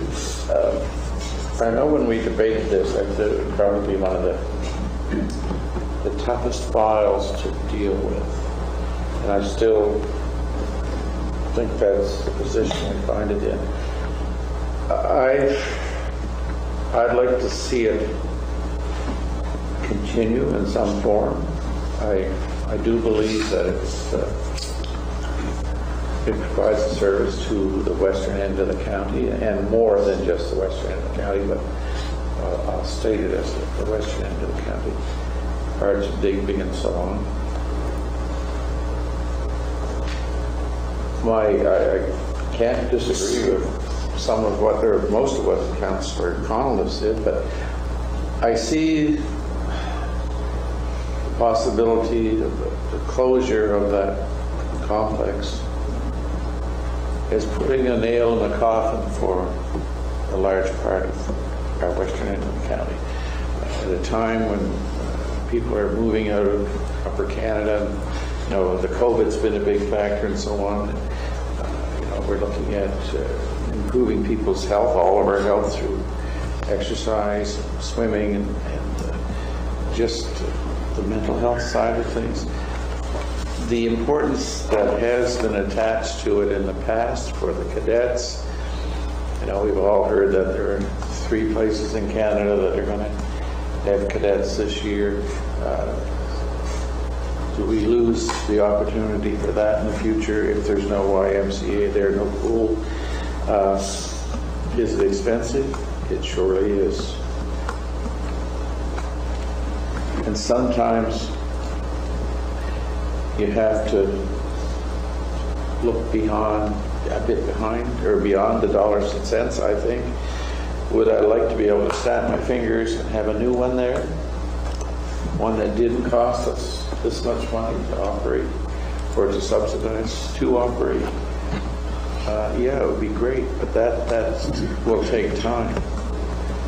And there are savings, I think, as Councillor Sheridan had said, a new one, we wouldn't have the issues that we're dealing with here. I'm hopeful that maybe these bore sites that have been done or being completed this week will give us a bit of good news there. I hope. It's a big decision. I would find it it's tough to vote either way. Like you said this morning, you were on the cusp of how you're going to vote on an issue. And I'd like to see it be supported. I'd like to see it be if something happens, we have to say no, reach the end of a rope. I would like to see us have something in place to say, okay, but here's what we're going to do going forward. We talked about strategic planning. Maybe we can look at start to build towards a replacement of some sorts. But I think it still holds value for the people in our county. I'll stand by that. Thank you. Thank you. Councillor Sheridan? So I guess I've been here for 4 years watching the money go out to Basin, and I've been having issues with that. But yet I don't see the building getting any sturdier, any stronger. We just keep putting money into it. And now we're told it's going to cost that much more. So it's a very difficult decision. But I'd have to support the closure or the selling of the building, just due to the fact that it's not looking any better, it's not getting any better, and we have much, much more money to put into it. It's no fault of the YMCA. It's the building. And to sustain a building that has done its time is difficult for us to keep putting money into it. If there is an alternative to put something in place, like some kind of recreation, a pool or something else, I definitely support it, or support the YMCA going to a different building. I gladly support that. However, I just cannot support putting more money into this. I will support the budget with this in, but going further next year, I can't. Just where I sit. Anybody else? Deputy Warden? Thank you very much. You know, my feelings, as long as we keep pumping money and subsidizing that facility down there, the public's going to expect it, right? We've got to get rid of that building somehow. We also have to think about the Sea Cadet contract. That's a big boom for us in this area. And we'll have to think about putting a pool in for them if it's gone, if that building's gone. But I'm really, if it's going to cost all of this money every year, we can't keep this up. You know, we can't. As I said, as long as we keep subsidizing this building, the public's going to expect it. So the best thing we got to think about is having a good stand back from it and letting the public pick it up. Because I think ultimately somebody will see value and use it for what it is. Right now, I mean, we've been, the guy that's in there for business, as far as I'm concerned, he's been subsidized since he's been in there. You know, he's got the whole upper floor of that place, right, for a very low fee in my mind. When there was talk a few years about it, I mean, they talked $200 a piece for a unit, right? It's crazy.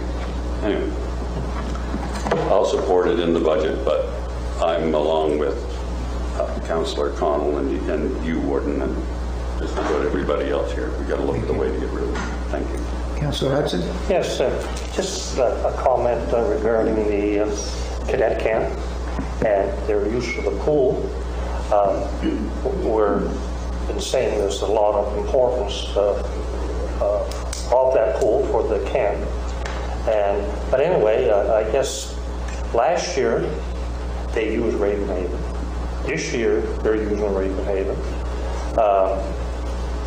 What may happen next year is unknown. But I guess my point is that the lack of a pool there really hasn't affected the cadet program for 2 years, or it will be 2 years. Yeah, good point. Yeah. Good point. Good point. Councillor Longmire? Thank you. I guess I'll go back and, you know, the relationship with the Fundy Y. There hasn't been a lot of clarity around what actually has gone amiss with that building. And for much of the conversations that have happened out in community, it always boiled down to, it was like a blame on the funding, on the YMCA portion of it rather than the building itself. So I guess, for citizens, it's important that they understand, and as Councillor Morrison said, we want to be reasonable, and all the work that's gone in and will go into the geotechnical portion of giving us some clearer answers so that we can make a direction most appropriately is really important. Oftentimes when I'm meeting with citizens, they'll say to me, so the Y has gone broke and we're helping the Y out. That's not the case. There's so much more to it. So I think all the discussions are going to help with that. I, as well, with everything that Councillor Prout and Councillor Connell have said, I would echo all of that, and as well on the other side here, Deputy Warden and Councillor Hudson and Councillor Sheridan.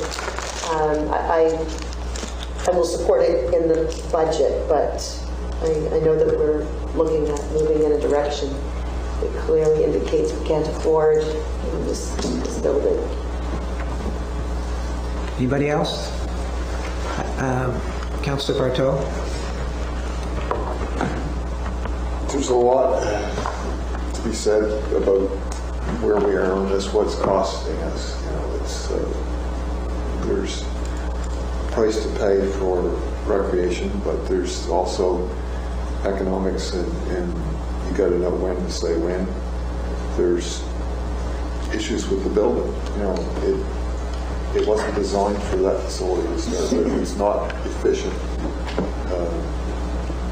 I would say that in the very near future we need to analyze a little more what the direction we want to go in.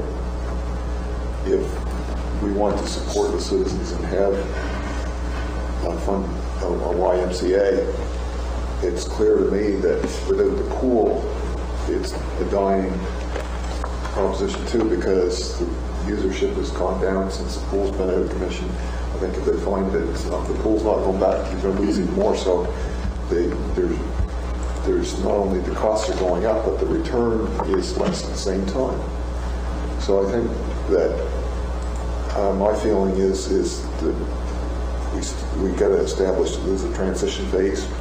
I will support it in the current budget, but with the caveat that we strike the committee, get staff to explore more as to how we move forward.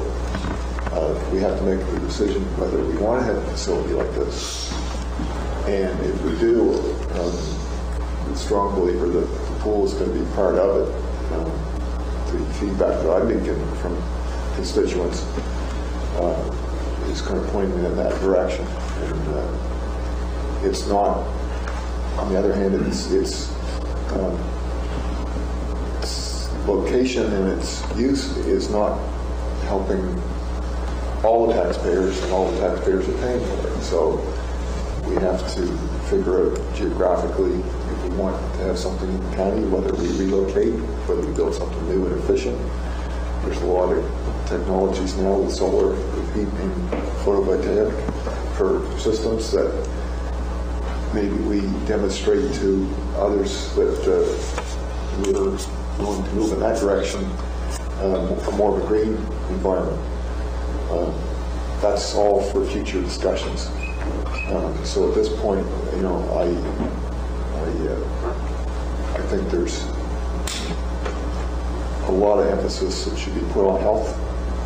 We can also do that with, I don't want to shoot too far off from Wire Basin View. That's what we're talking about, but I think there's other areas that we can focus on as well to promote health with some of the properties we have. So I'll leave that for a future discussion as well. But like I said, I will support this in this budget because I think that the transition phase, we need to figure out what we're doing. If someone can come along and offers to take the facility over, that'd be great, But I think that for the go forward, we have to look to the future, and we got to look at it pretty quickly as to how we go and what route we travel. That's my thoughts. I haven't, oh, Councillor Redden? Just figured since I'm the one who hasn't,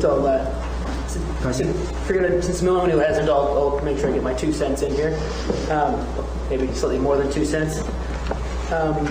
Always been a strong supporter of this facility, and I think it offers a lot of benefits that are intangibles. They don't really show up on a budget. And I understand it's expensive, very expensive. And I just want to thank everybody here for not just axing the facility as a budget item and giving us time to consider the facility and the way the community and I think the facility deserve to be considered before making a decision on whether we should decommission or whatnot. Thank you. Well, I haven't heard anybody suggest a motion to amend the budget in respect to Basin View. So if anybody would like to make a motion with respect to this item on the agenda, Basin View, speak now. And I don't see any. So I think we'll take it that this isn't going to be a change to the budget at this point, but I appreciate the discussion. I think it was a good discussion to have in light of the fact that this is the time of the year, once a year we get to talk about our expenses, and this is probably one of our biggest, if not the biggest expense that we have any discretion with respect to. And so it was a good discussion, and I'm sure we're going to have more as the year progresses, but we'll move along to the rest of the budget. I don't have any other major budget items to discuss. We were going to go through the expenditures page by page, but I think we might be able to avoid doing that to some degree. I think Councillor Sheridan does have a suggestion that she wants to put on the table. And after hearing that, remember that Mr. Coutinho has said that if we get around the 100,000 mark, or maybe even where we are 120, but between 80 and 120, that he would like us to leave it to staff to go back and deal with 2,000 here and 3,000 there. And I'm attracted to that myself, not that we have to. So I'm going to hear Councillor Sheridan and anybody else who wants to make a motion at large about any part of the budget. And we'll see where we are after we do that. And then I do intend to actually turn each page, E1, E2, and I'll ask if anybody has a motion to make with respect to anything on those budget pages. And that'll be 20 pages we'll turn, and you'll have 20 invitations. And if at that point in time, even if we're where we are now, hopefully we might be maybe a little less. If council is in agreement, we'll then turn it over to Mr. Coutinho and his staff to come back to us in a few days with hopefully a balanced budget with no tax increase. So having said, if that's okay with everybody on the process,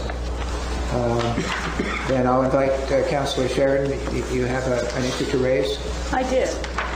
In regards to us struggling with the budget, trying to not raise taxes, I would like to put a motion on the floor that councillors avoid taking their increase of 1.7 for this coming fiscal year, for 1 year, and see where that sits with our budget. So I think it's somewhere around 13,000, 14,000.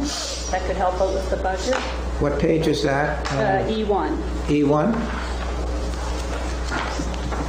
So I guess the motion on the floor would be to not take an increase of 1.7 for councillors in the budget year 21-22. Okay. Is there a seconder to that motion? Councillor Connell seconds the motion. Did you get that? Yeah. So the motion on the floor is that the warden and councillors don't take any increase this year in their salaries. For clarification, Ms. Campbell, I see you had your hand up anyway. When I'm looking at page E1, I'm seeing some money for the increase in salaries, and I'm also seeing some increase in budget, in benefits. Now, I'm assuming that if the motion is passed, where the councillors and the warden don't take any salary increase, that we're still going to see an increase in the benefits. Is that correct? Do you have any idea of, like, if we took 22% of the previous figure, would that help us out, or? I'm going to answer that in a multiple way. We had a discussion at lunchtime that we were going to go back and look at the benefits because we have actual figures now instead of just projections. So we're thinking we might be able to come down 1 or 2% on the benefits projections. You mean across the board for the salaries? Well, we're going to look at it and see what kind of significance that would have across the budget. But the other thing I would say is the 1.7% increase is only for 3 months. That's not going to come up with $13,000, I'm pretty sure. Because the increase of 1.7% already occurred. In order to achieve savings of $13,000 or more, you'd have to roll your remuneration back. Sorry, I missed that last part. So your increases occur in January each year. So you had 1.7% in January, right? Which is currently what you're receiving. The next 1.7% increase would be in January of 2022. Couldn't we make it now? Couldn't we make it effective now? You would roll back. Okay. Or roll back to, roll back to January 1 of this year? No, you got your increase January 1. Sorry? You got your increase January 1, so are you talking about rolling back to December's amount? What's the difference between rolling it back to January 1st or December? You got your increase January 1st. Right. Of 1.7%. Correct. So if you wanted to roll away the 1.7%, we put it back to the December. But why couldn't we do it effective now? You could. I think that's the idea.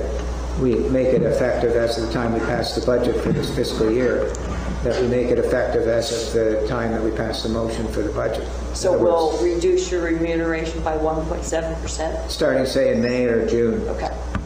Yeah. So that would be a reduction? So it wouldn't be a reduction of the full amount here, because this is the annual increase.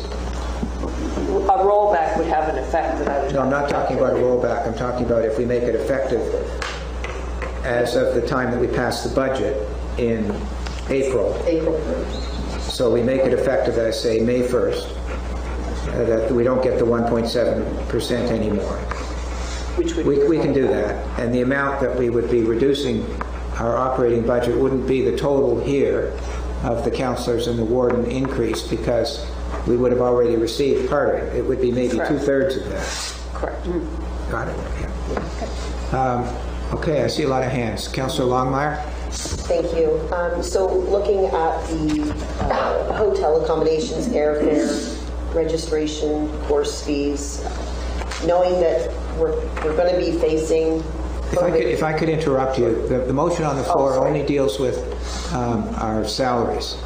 And someone may want to bring another motion with respect to the expenses. All right? So we're just talking right now about the salaries.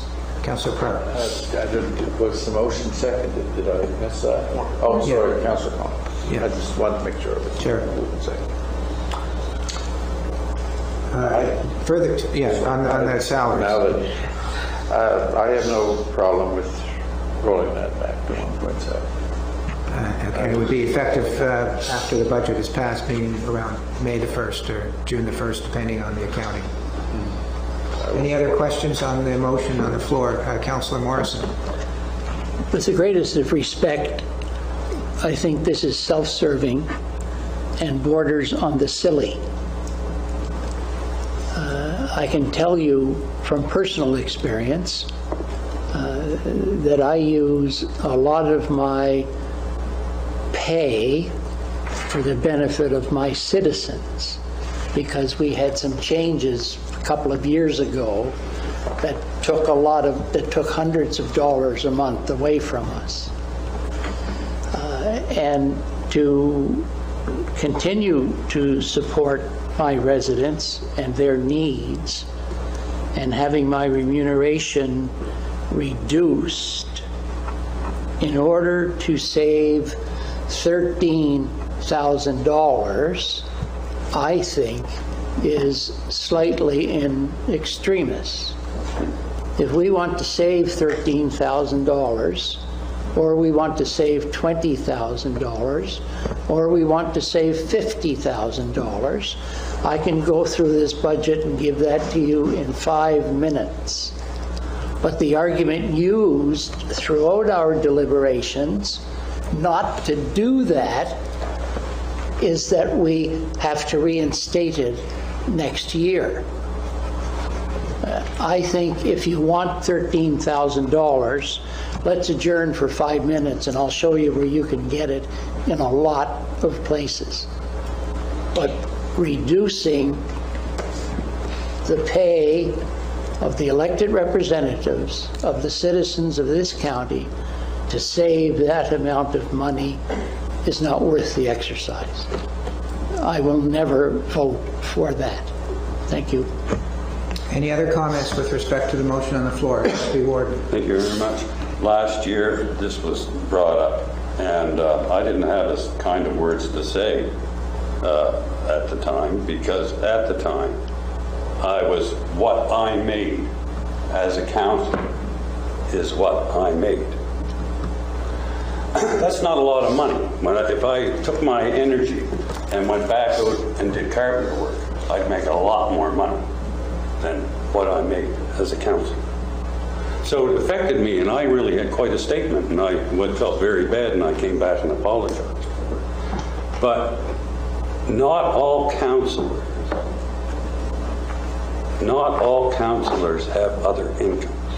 I was going to mention this morning, I find it very admirable, Warden, that you have told us that you would not draw on that pot of money that's set aside for you. I find that very admirable. But I also understand that probably some may well afford it. Not everybody. All of our expenses are still going to go up, are still going up. This is basically a cost of living expense. And to go through the motions of it is I know it's going to make a lot more work. And for some, that few dollars that's not going to be in that paycheck from county could well make a difference, because now they've been into it for the year, and then all of a sudden this bit of money is going to be gone. Some might notice it. I don't know people's situation, but I do know that there are, those among us that are retired, and we have other pensions and one thing and another. So I'd like council to be cognizant. Thank you. Fair enough, yeah. Other comments with respect to the motion? Seeing none, then I guess I'll call for a vote. Councillor Reddy, sorry. I have a lot of respect for Mr. Gunn's comments there. I'm actually in an identical situation to him. Although I have a little more privilege in that things aren't so tight. So I'm in favor of it. But I have a great deal of respect for his comments. And it was, I came this morning prepared to make a similar motion, and like I said, I do support this. The expectation of a cost of living expense I've considered in the past, and Councillor Gunn and I have discussed this some, and that it's almost like it's part of our employment contract. It's there in policy. It's not quite the same as an employment contract, but it is a statement there. So I've always been torn on the process of it, especially sort of coming up with outside of the normal time it's reviewed. Like I said, I personally support it, but I understand it's a very, very difficult thing. I think that before I call for a vote on the motion, we should clarify that it would be effective after the budget is passed, rather than backdated. And I'll ask someone to make an amendment to that to the motion in that regard before we vote on it, because I think that's the understanding around the table, that we're not going to ask anybody to give any money back. It's going to become effective after the budget's passed. Would someone make that amendment? I'll make the amendment. Okay, Deputy Gunn makes the amendment, and is there a seconder to the amendment? Councillor Sheridan. So the amendment is simply that if the motion does pass, and I don't know if it will, it would be effective after the budget is passed and not before. Any discussion on the amendment? Councillor Bartow? I was going to talk to the main motion, but I guess I'll have to wait now. As far as Did you say you're not going to talk to the amendment? I said, yeah, I am. Okay. But you rejected that before I had a chance to have my say prior to it. So I appreciate the opportunity Sure, go ahead. to talk. But as far as making that motion or amendment to the motion, don't we have to consider that it's policy now? We would have to change policy in order. We can't just make a motion with an adjusted policy. Am I correct? In this circumstance, it would not require a change to the policy. There are some policies that provide discretion for council to do this, to act in a certain way normally, unless they make a conscious decision by resolution to do otherwise. And this is one of those. Okay. Any further discussion on the amendment? Again, the amendment is if the motion is passed, to make it effective after the budget is approved. All those in favor say aye. Aye. Opposed? One nay. Now back to the main motion. The main motion is the warden and councillors not have their pay increase starting after the budget is passed in the current fiscal year. Any further discussion on the motion? Councillor Bartow. I just wanted to add to the commentary around the table that it seems to be a little bit petty to do that. Everybody else gets a cost of living increase. For us to say we're not going to, when actually this year we're putting more effort into trying to resolve situations. And I know, I'm not sure if sometimes I feel penalized by that or not, but not everybody's in the same snack bag. And like Deputy Warden Gunn said, if I was to stay in my private business, I could be making 3 times as much as I'm doing now. I came in here not for that purpose of making money, but I didn't, it just rubs me a little the wrong way to say that, to take away where staff gets like 2%, whereas we're only doing 1.7. Just to say we're going to take it to that, and that small amount is really not going to be a matter of balancing our budget or not. It might be a token, and if it's good for the constituents to see that we're actually willing to take a cut, well, maybe that's a good thing.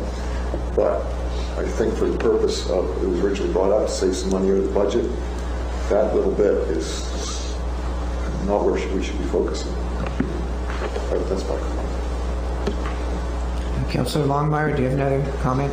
Just a quick one. It probably doesn't apply here. I don't know where to put it, but that was the whole reason why I wanted to kind of look at the hotel airfare registration, because before this is passed, that if you look at the numbers that we're suggesting, the cut could help at 1.7. This is a year of COVID. We're going to continue this for at least another year. We can always revisit adding hotel accommodation and airfare back in. Those things are allotted out, and they would basically be relative to that 13,000, right? So, it's, and I totally agree on all sides. When you talk about the increase in living expense, I have compassion for people. I'm fortunate I do work outside of this, but I know others don't, and I know that we didn't come into this to make a paycheck, because our commitment is huge. But again, I want to recognize all parties for their conversation. Councillor Hudson?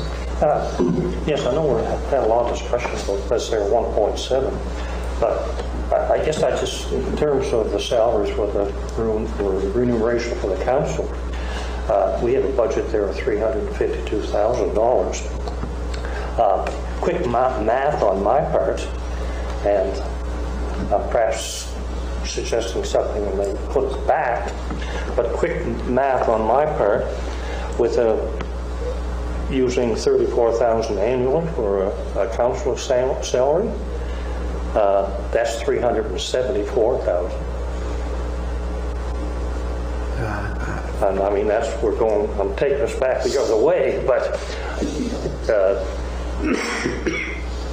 you're talking about a 1.7 here, but the actual budget for the salaries may also be incorrect by a similar amount. Are you looking at the 352 in our budget for council remuneration? Yeah. And you're saying that might not be accurate with you're saying that might not be accurate with the 1.7? Well, if you said that a councillor, it's $34,000 a year. If you multiply that by 11, you're going to get 374. No, you only multiply it by 10. 10. You know, 10. Because you've got The warden's is in a separate place. Sorry. Yeah. Excuse me. Excuse me. He's separate. My mistake. Okay. My apologies. Any other comments with respect to the amended motion on the floor? Seeing none, I'll call for the vote.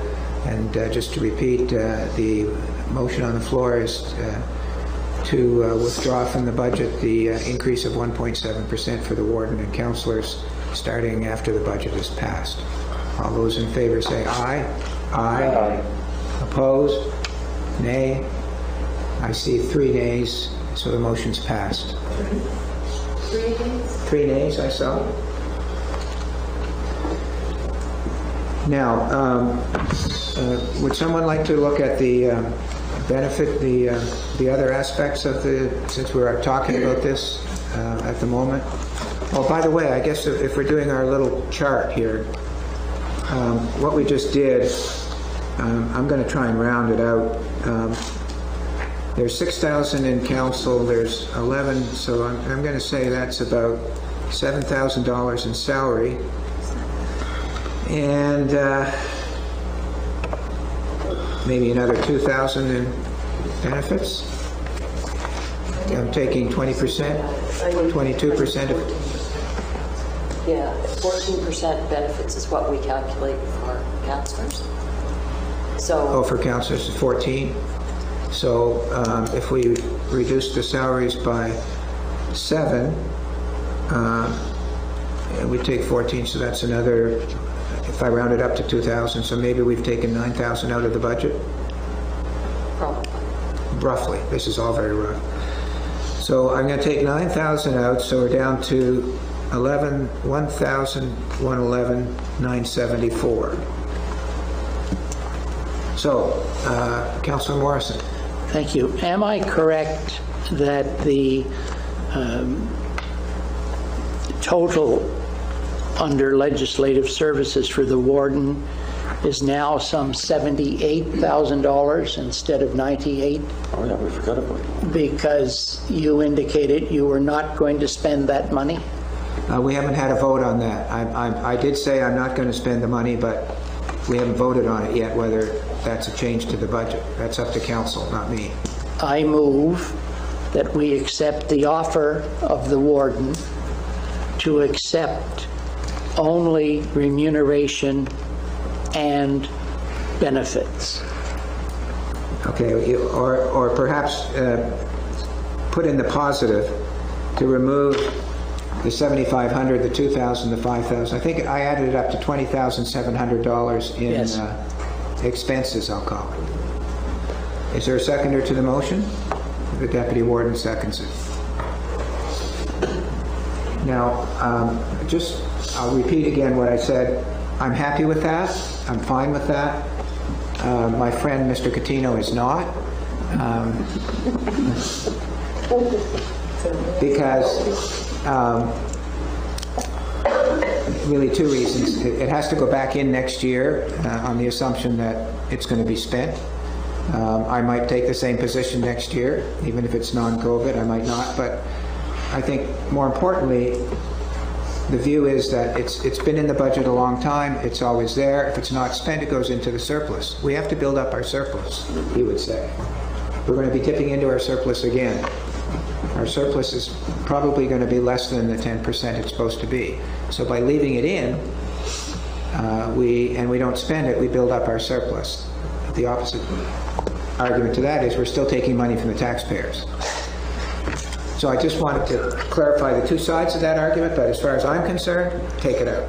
But it's up to council. I moved the motion, and I think in view of the content of the comments since then, that illustrates my comments and supports my comments on the previous motion, and I'm not prepared to play this game anymore. I withdraw my motion. What? I withdraw my motion. What was this about playing a game? We penalized ourselves and reduced our pay in order to save $13,000. $9,000. In order to save $9,000. And now we're talking about money that is in this year that'll have to go back next year. And I'm sorry, I withdraw my motion. Okay. Does the seconder need to approve the withdrawal of the motion? No. Okay, the motion is withdrawn. I'll again invite anybody who wants to make any comments or make a motion with respect to the expenses for warden or council, since we're on page E1. Does anyone want to make a motion in that regard? Councillor Bartow. I know Mike schematics about taking the out of the budget, if the offer's there, I guess, and building up the reserve is one thing. There's a lot of banter back and forth on that, but that was around 20,000, and if you took out the hotel's airfare registration and stuff for the councillors as well, that's another 20. So there would be a $40,000 ticket to work against the 10,000 that we're trying to get rid of right now, and that would make it easier for staff to try to manipulate the rest of the figures to make that happen. I guess I'm struggling with, if we have an opportunity to balance the budget. I'll just point out, if you're thinking about making a motion with respect to the councillors as well, the kilometric allowances, a lot of councillors do. No, that doesn't even include the kilometers. It's just what were you saying? The hotel airfare courses and okay, sorry, I didn't pick any travel costs. I didn't pick that up. It adds up to about 20,000. Okay. So do you want to make a motion? You want to make a motion then? Well,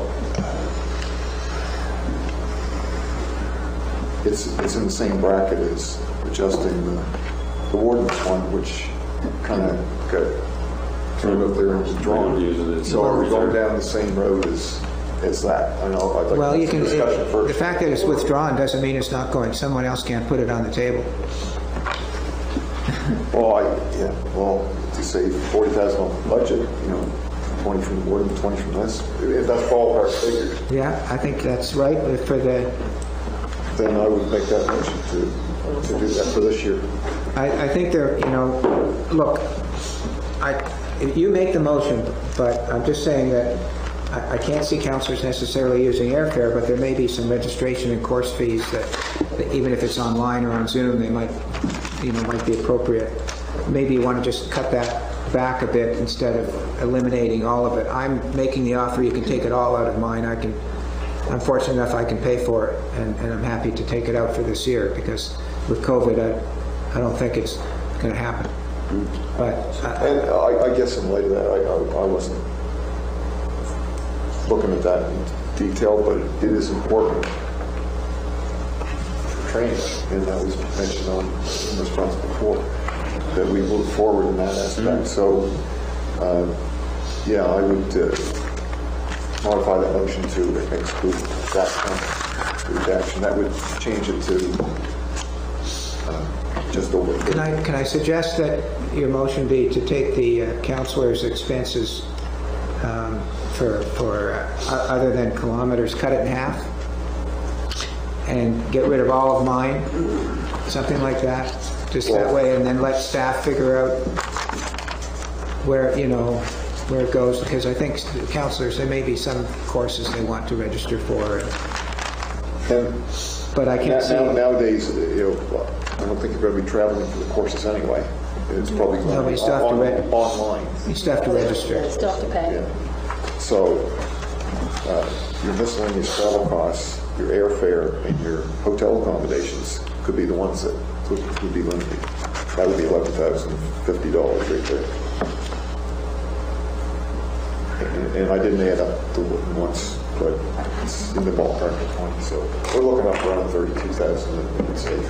So are you making a motion? Yes. What is it? What is it? The items that the warden says that he will not be drawing on. So if you could give me line item numbers? Jail numbers. I can give those to you. So it's 6031 all the way to the end of Warden. Office supply. Pardon?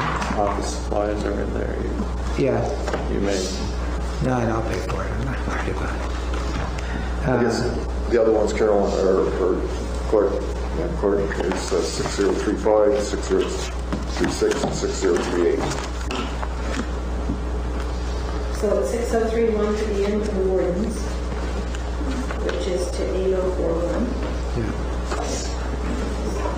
And Holly's going to ask me. And under council, the 6035, 6036, and 6038. Yes. is that right? Okay, good. Thank you. Thank you for that, Ms. Young. Is there a seconder to that motion? Councillor Longmire, are you seconding? Yeah. Councillor Kong. I'm going to support this because as a previous counselor, my recollection is that my cost was $17,000. Your cost? My enumeration, my wages was $17,000. In 4 years, they went from $17,000 to $34,000. Wasn't that part of the fact that out of the 17, some of it wasn't taxable? Some of it wasn't taxable, $5,000. Okay. So you're looking at $2,000 a year. And it's gone to $34,000. When I was going door to door, I had citizens very concerned that the councilors had raised their wages fairly high. Some of them wanted me to bring it to council and try to get it to reduce the council rate. I didn't feel that that was part of my mandate. My mandate is if the council wants to go there, I'll look at it and support it or not support it. I look at it differently because I'm supporting a lot of my not-for-profits in my community. So when I go back to my constituents, I can say to them, no, I didn't take a cut pay, but here's what I donated in here, which is going to be a fair amount, but I'm in a position to do that, and they're happy.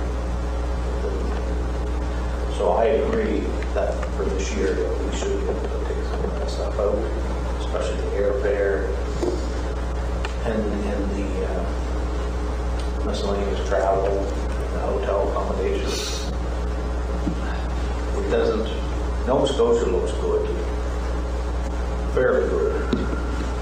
But when you look across Canada, how bad Ontario and the other provinces have gotten with the variances over the last month, we may not be so lucky in months to come. Things can change. So I can't see us going too far. Thank you. Further comments on the motion on the floor? Councillor Reddy. Yeah, I just kind of want to point out that there's a real significant difference between not using budgeted funding and not budgeting funding.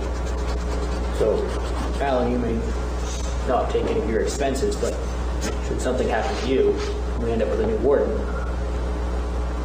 not having funding budgeted, I'm sure is not a huge impairment to the county. We have reserves, but it's it does. That was, in fact, a point that my friend Mr. Catino made, that if I got hit by a Mack truck, that you might want to have something in the budget. I was not going to be so glad. But I mean, also, the flip side of that is, if there's $20,000, it's the difference between us raising your tax rate and not raising your tax rate. I'd rather cut that $20,000. Appreciate it. So I've got a little torn about the amendment. There's good points that we're not going to. There's a good chance we're not going to spend a lot of these budgets. And as the municipal report from Municipal Affairs indicates, one of the ratings is how accurate your budget is an important thing to them. So it's to counterpoint Mr. Catino's. That's a good point. Complaint about we're just going to put all these figures back in. Well, all these little bits add up, and accurate budgeting is accurate budgeting. So I think I'm kind of leaning towards supporting this motion. Okay, thank you. Councillor Hudson. Yes, I would support Councillor Bardo's motion, and I just want to make my own comments as to why. And I think it has to go back to a certain extent, or maybe a good extent, of a pet peeve I have had since I looked at this budget. There are too many occasions in this budget that our new budget for the 21-22 is simply a repeat of our 2021 budget numbers. And if you look at the projected, there's nothing in the projected column that would suggest to me, that those numbers should just carry forward in that manner. I'll give you an illustration, and I know COVID has an effect, but you use here hotel accommodations under council. They had a budget last year of $8,000. There was no expense, and COVID is more likely the reason for that. But they just thought, again, next year it's just another $8,000. It's just this year's budget is basically last year's budget, and I don't really think that should necessarily be the case. My background suggests to me, and maybe shot down for this, but my background suggests to me that you develop budgets off of actual, not previous budgets. And that's it. I'd like to pick up on Councillor Redden's comment, and he reminded me that, remember when we saw that little house, the different things? Well, one of them was the accuracy of the budget. Even if you budgeted to spend this much and you only spent that much, you got a black mark. Yes, that's right. Right? Because you didn't budget accurately. And so I guess in a way that would militate towards taking out these expenses that we really don't think are going to be spent. It's one of the arguments, and I don't want to detract too much from Mr. Catino's argument to leave it in, but that's a good point, that we want to be accurate in our budgeting. Further comment on the motion on the floor? Seeing none, I'll call for the motion, and I'll ask the clerk. If I could make... I just want council to understand where I came from about my statements around the whole budget process. Part of your budget is also ensuring that you rebuild your reserves, and because our reserves are depleted, my suggestion to the warden was that these expenses that could come back next year, no matter in what format, not be the ones be touched, but certainly look at other service cuts that you want to make.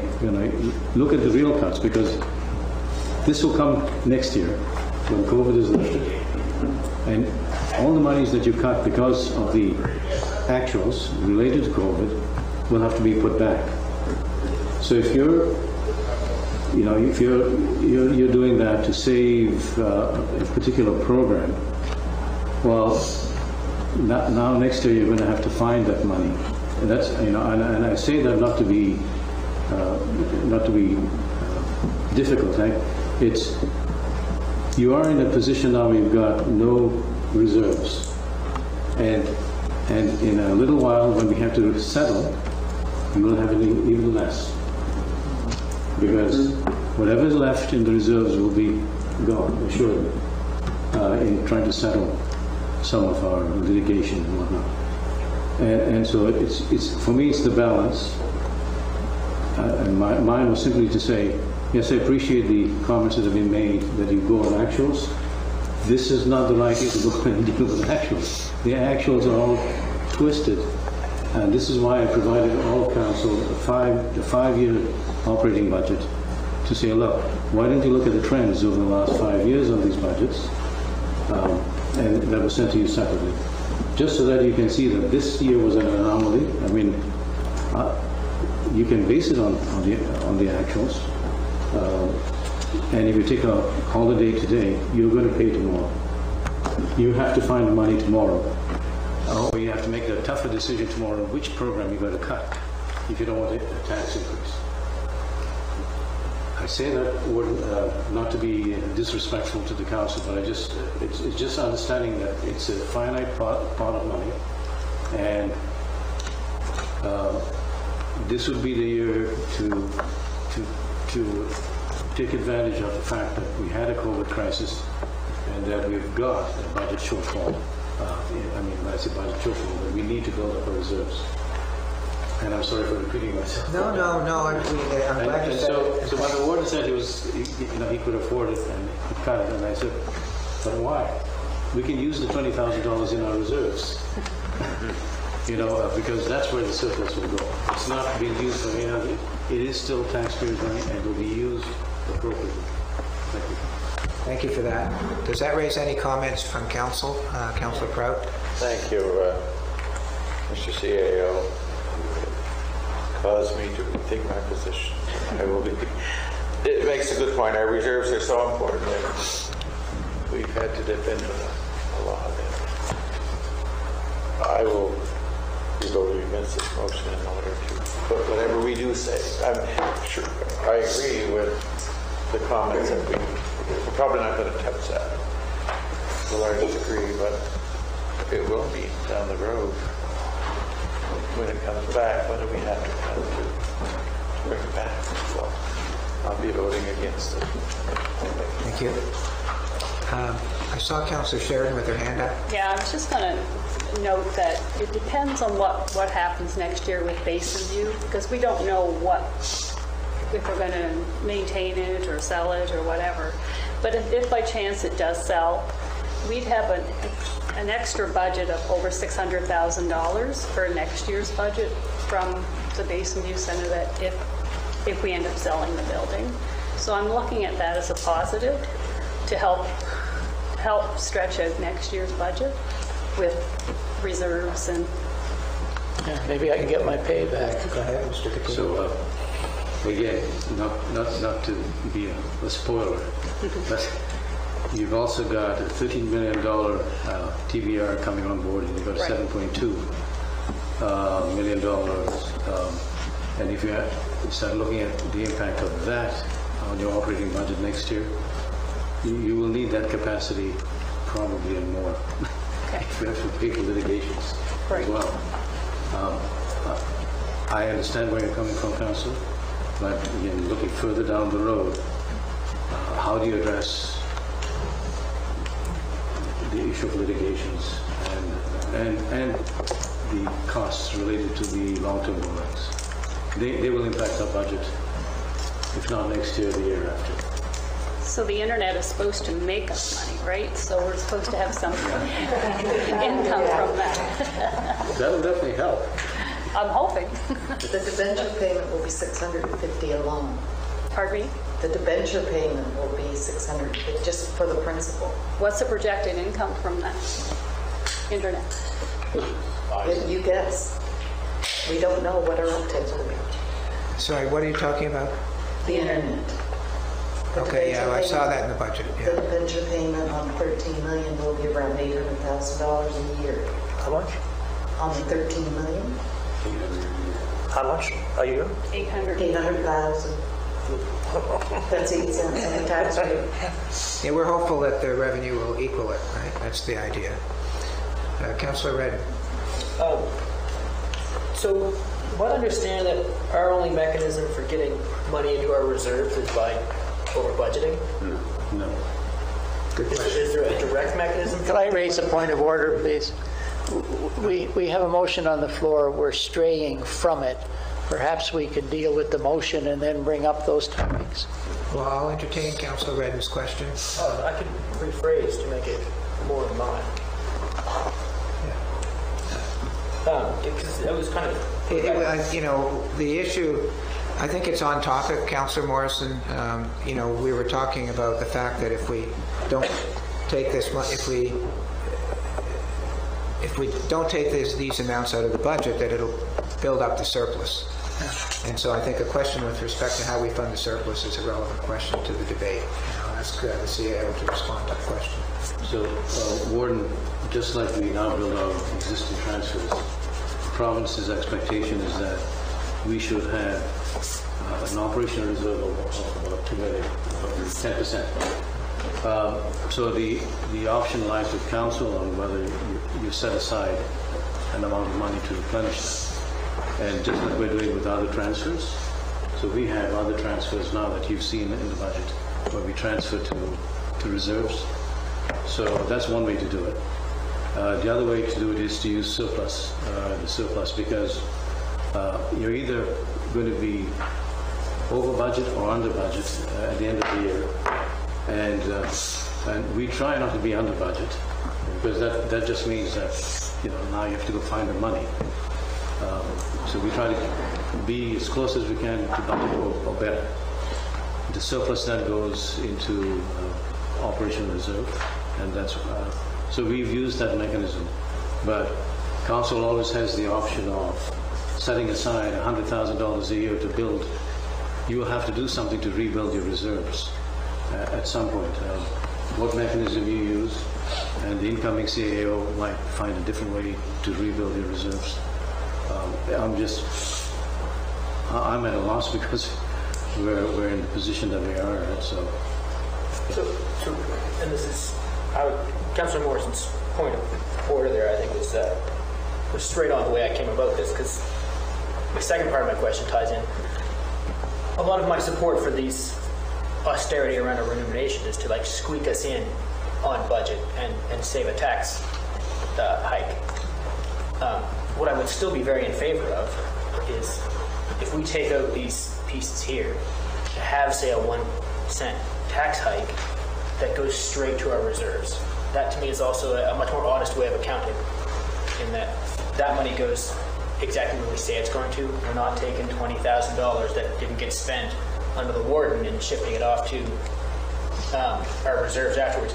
Not that is inherently dishonest. It's just, it's hard for us to understand what's going on here as new council. It's hard for me to understand what's going on here as a new councillor. As a resident trying to pick this document up and watch this 3 hours of video, to me, I think would be quite baffling. So to have money going directly into reserve rather than having overages intended or unintended in our budget document, to be then kicked off to reserve, makes it easier to follow what's going on, I think. So that is how I'm tying back into this existing conversation as well, and my thought process. Does that make sense? Thank you. Any other questions on the motion on the floor, or any other comments, I should say? Councillor Bartow, since it's your motion, I'm going to let you finish the debate. So I'll go to Deputy Warden. Thank you. Yeah, we offer a lot of services in Annapolis County. People want them, and they deserve them. And we try to give them what they deserve.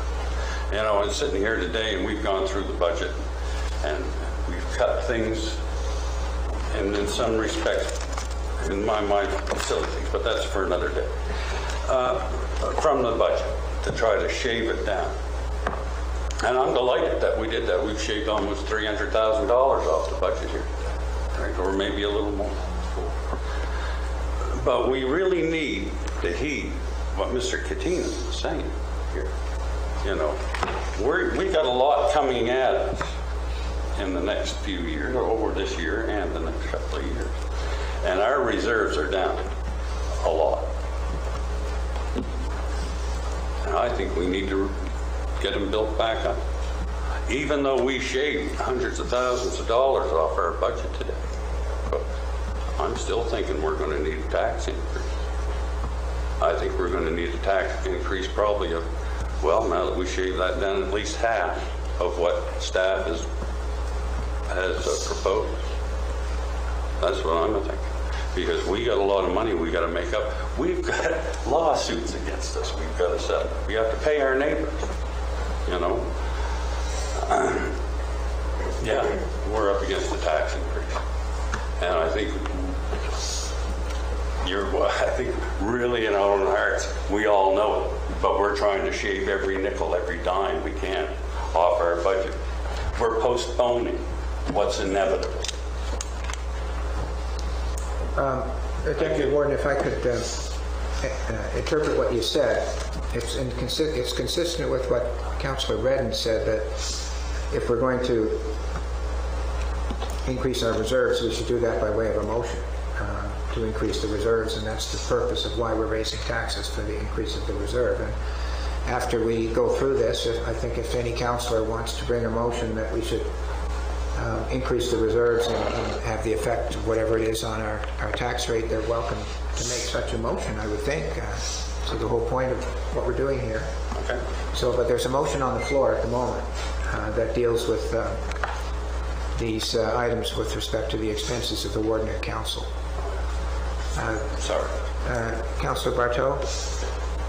Yeah, just to sum up a little bit, we were said earlier that if we can try to shave down that $477,351, you know, and if we didn't get there, the staff would look at trimming figures. Well, I guess my motion is like, trying to trim those figures, you know, so if you don't trim them here, you got to trim them there, and go back to what Councilor Redden has to say as well. But I think if we trim the figures and make the budget work, then throw the factor in that, yeah, the reserves need to be built up. That it's more legitimate to do it as an intentional item instead of having unused money that we can transfer to reserves. Like we intentionally put a figure in there if we do have a tax rate change to cover that. But, you know, I think our exercise here today is to try to balance the budget. If we can do that, I think we're hitting the marks. If we need to build up reserves, that should be part of these discussions as well, because that's the ongoing to make the county viable and to pay our debts and to look after the ongoing. So if I appreciate a little more input from that, maybe from the CEO, as to where our reserves are and what we should be looking at building them up to this year. So I think if we can work at balancing this budget first, and then that can be a line item as well that we discuss, you know, before we close out on the budget on this round. Is there any more discussion on the motion on the floor? I would ask the clerk to read the motion. It was moved by Councilor Bartow, second by Councilor Longmire, to remove from Warden lines 6031 to 8041, and remove from Council lines 6035, 6036, and 6038. Thank you. I hope everybody followed through on that. Yes? Can I qualify that by saying it sounds like I'm picking on you? But No, you're not. I was basically accepting your offer. Yeah. We all. It wasn't I was saying, take it away from You're not picking on me. You're not picking on me. Yeah, but I'll call for the vote. The way the motion's written, you know, somebody down in the future can look at that. You know, Councilor Burley, he's a... All those in favor say aye. Aye. Aye. Opposed? One nay. Okay. So what did that take out of? So that was, my number was 20,700 out of me. And 8 to 11. It's about 11,000. We're taking out of council budget. So that's a total of 30. Let's call it 32,000. We just took out. 31.7 is what it is. Yeah. So I'm going to call it 32,000 because I'm not real good at math. 974. 9. 7. I think we're down to around $80,000. Did you think I've got my math right? I didn't add it up. I'm looking around the table. Anybody? Ms. Ord, who's our finance guru. No, we need many people to look at those numbers. Yeah, Says- that's correct. Before, when you were mentioning 120, well, that wasn't including the gator being removed from the budget. So it was down to 100,000. I'm down to 80,000. That wasn't the budget? No, that wasn't the budget. That's capital. Oh, sorry. 80,000. Is that right, Ms. Sheridan, Councilor Sheridan? So we're now well within the framework that we can leave it to staff to try and get us to zero. Just a second. So what I propose to do, because we need to go through this, is turn each page on the expenditures and pause and say, does anybody have any other motions with respect to anything on that page? And then go to the next page and pause. And if you want to bring up something that's $3,000 or $4,000, absolutely do it. But with the understanding that wherever we end up at this point, we're going to give it back to staff to come back with an amended capital budget and an operating budget. And I think we should probably have a motion in that regard that they come back and aim for a no tax increase. And if someone does want to make a motion with respect to increasing the reserves, that's their ball as well. So, Councillor Connell, you want to say something? Previous discussions, Steve McGinnis had found a mistake in his environmental development. Is there a page? He had E18. E18? He had down $4,250 for meals. Right. That was my case. Don't blame me. Albert sent me the wrong number. You must have been hungry then. It's You're right. cake and icing. And that was supposed to be 425. Yeah. So I'm going to round it off at 3,000. Yeah, so there. 3,800. 3,000 or 4,000? 38. It's closer to 4,000. What line is that? Right there. It's line 6033. 6033. But can you, if you're going to, if I may, if you're going to go through it page by page, can you talk about that when we get to that? Well, we might forget about it, but I'll do my best to remember because I've got it marked here. Yeah. Councillor Connell says. This is hotel accommodation. Yeah, okay. Means 45. Fair enough. Oh, yeah, I remember that one from yesterday. That was a good one. Cookies. So the process that I outlined, is that all right with everybody? All right with you, Mr. Coutinho? So we'll go to E1. Excuse me. Councillor Hudson. Yes. Should we not start with R1? Well, I don't know if we had any discussion with respect to. I guess I just have a question regarding Sure. R1. We should start if somebody has any questions. Sure. Yeah, I have a question regarding R1. I think I know the answer, but I'll ask the question anyway. And then I have another item. I don't want to make a motion, but I would like the council to have some discussion on this one. My question is that the assessable property, the total being $13,187,000, $1,251. Sorry, what line are you on? It's on R1. It's the total property taxes, the assessment. The 12 million? Down 1, 2, 3, 4, 5, 6, 7 lines, so 13,187,051. Oh, yeah, 13, yeah. Yeah. I think I know the answer. That's based on the new assessments. Okay, so it's calculated on that. Okay, that's, I thought I had. Based on PSC's cutoff date of December 1? No, but we all got new assessment notices. Right. Okay. So you must have the total residential assessments for the county. Right. So the residential taxes was calculated on that new amount? Yes. The total? Okay, that's what I thought. The thing I'd like to bring up for discussion is on that same page, very near the end, and it would be line item 40,090. And I know that's the deed transfer tax. And I know it has been previously mentioned that last year was a banner year for property sales. And I guess we all are fully aware of that basically every property in the county, regardless of how long it has been on the market, has been sold. And I guess in this budget we're expecting that that is going to continue. And I do not want to make a motion, but I'd just like to hear what the other councillors' comments are on that item. The deed transfer tax in Bridgetown. Huh? You're talking this is just Bridgetown? No. You wanted the general about deed transfer tax in the county? Yeah. Where's the county? The $1,453,000 that is budgeted. So it's the one above that, the $1,453,000? Yeah. Which is the same amount that was collected this past year, right? Okay, I'm happy to have a short discussion on that, Deputy Warden. Thank you. How much money is the deed transfer tax per 100,000 that we get back? 1.5%. 1.5?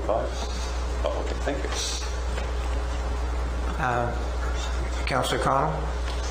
I think the trend's going to keep going for another year. The real estate people are banging on doors, trying to get people to put their properties up for sale. There's properties coming on the market daily.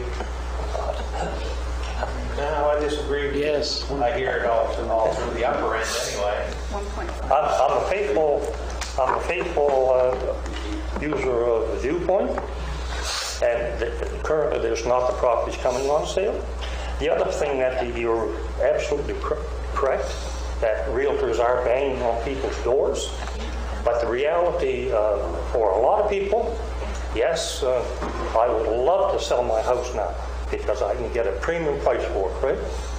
And I can give you several illustrations in town where that has happened, where people have realized $30,000, $40,000, $50,000 more than what they would have expected to have received a year ago. But the problem is that while you may want to do that, where are you going to go? And that's a reality that a lot of people that may be very interested in selling have. Well, I completely tend to agree with you, Councillor Hudson, and myself. However, to me, it's the crystal ball. And I don't know. I tend to think perhaps the same as Councillor Connell. I may think the same as you. And so since I'm in the middle, I leave it the way it was and see how it plays out. I'm not prepared to put my chip down on one way or the other at this point. I'll just keep the same as we did last year for lack of knowing the crystal ball as to where it's going to go. I'm not suggesting change. Want to open That's up my view. discussion. So, where are we? I think we're at the afternoon break. I think that's good. Well played, sir. Okay. Thank you. I think we're in the third period now. Getting close to the end, which is good. we've got our proposed deficit down to about $80,000. So we did have a quick look at some revenue issues. Unless somebody has any revenue issues, we'll flip the pages with respect to the expenditures. And again, what we'll do is we'll go to each page. I'll pause if anybody has any motions they want to make for amendments. Keeping in mind that at the $80,000, if we don't change anything at this point, then we'll leave it to the CAO and staff to come back to us in a week or two if we pass a motion saying we want them to target zero tax increase. Okay, so we will have a motion on advising them what our target is. So if the target is no tax increase, then that's what they'll work towards. If the target is 1%, then we're already there. So, that having been said, I do think we should go through the due diligence of looking at each page again. May be laborious, may go quickly, but I'd like to do that if everybody's agreeable. So if you turn to page E1, we've already dealt with a good part of that. Does anybody have any other motions they'd like to make or amendments to the draft budget on page E1?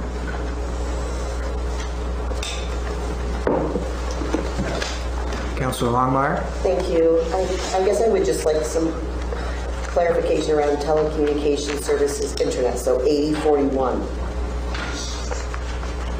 Telecommunication services? And I take that is the councillor's internet. That's the councillor's internet. I think I asked that question, yes. I don't include that on my expense sheet. I'm just wondering what... Some do and some don't. I sign off on them. I look at them each month.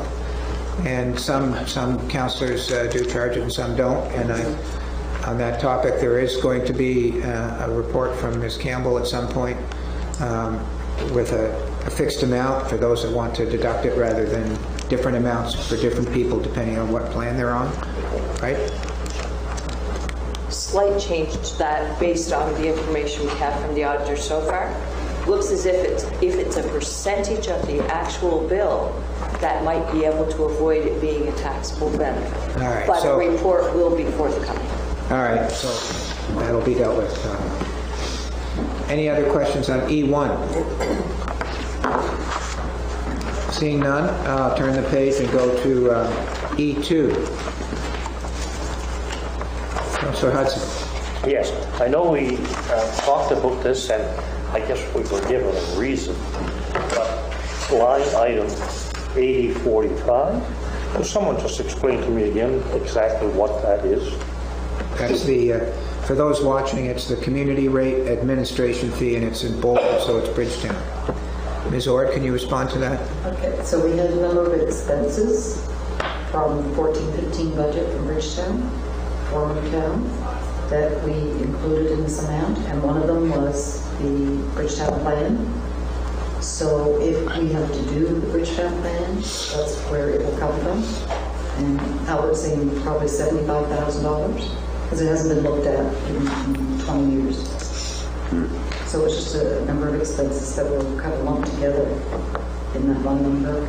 In the event we have unforeseen expenses for the But you're saying just the one particular number you mentioned, 70 grand might be related to a plan? Yes. Okay. So are we not dealing with that issue? You know, 70,000 might be related to planning, you said? Is that what you said? yeah, we approved in the planning, we've approved that $230,000. Two new planners and a consultant to do the plan that we were required to do for the province. I'm just wondering what the 70, if there's 70,000 for planning, what planning is that? Okay, Can you help us out? So I'll ask Albert the question. Albert, when we do the countywide plan, will it include the former town of Bridgetown, or will there be... Holly, what line are we on? We're on Well, it really doesn't have anything to do with the line item. will the Bridgetown plan become part of our plan, or will it be a separate plan when we review it? The possibility, community rate, possibility, to start with, it was only $25,000 in that community rate, not 75. That was a problem with it, you could never do for 75. The hopeful potential is that it can be covered by gas tax as well, like the countywide plan, because it's the same type of thing. The hopeful way around things is going to be if we can get the new staff on, hopefully that'll be done in-house, whereas the countywide plan will be done with the consultant. Okay. So that should cut that, any amount of that, Okay. now that I have the extra staff to do it. Okay. So again, that's part of that 74 cents in the community rate, so I'm not sure we should be looking at that now. You're saying we should not be looking at it? We will look at it when we form the committee and talk about the community rate as a whole. Well, to me, those might be two separate issues, whether it's in the community rate and whether it's paid. Definitely is. Needs to be paid, right? Yeah. So even if it's in the community rate, well, from what I'm hearing is that maybe the 70,000 could be covered by the money we've already given to in the main budget. Is that right or wrong? Right. That's what I'm saying. What might be? Yeah, go ahead. So there's another 50. That's like miscellaneous thing. Yeah. Yeah. Which may be also covered elsewhere.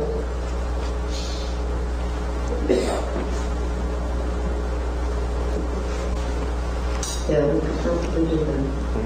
But again, I defer to the CAO, whether we should even play those on.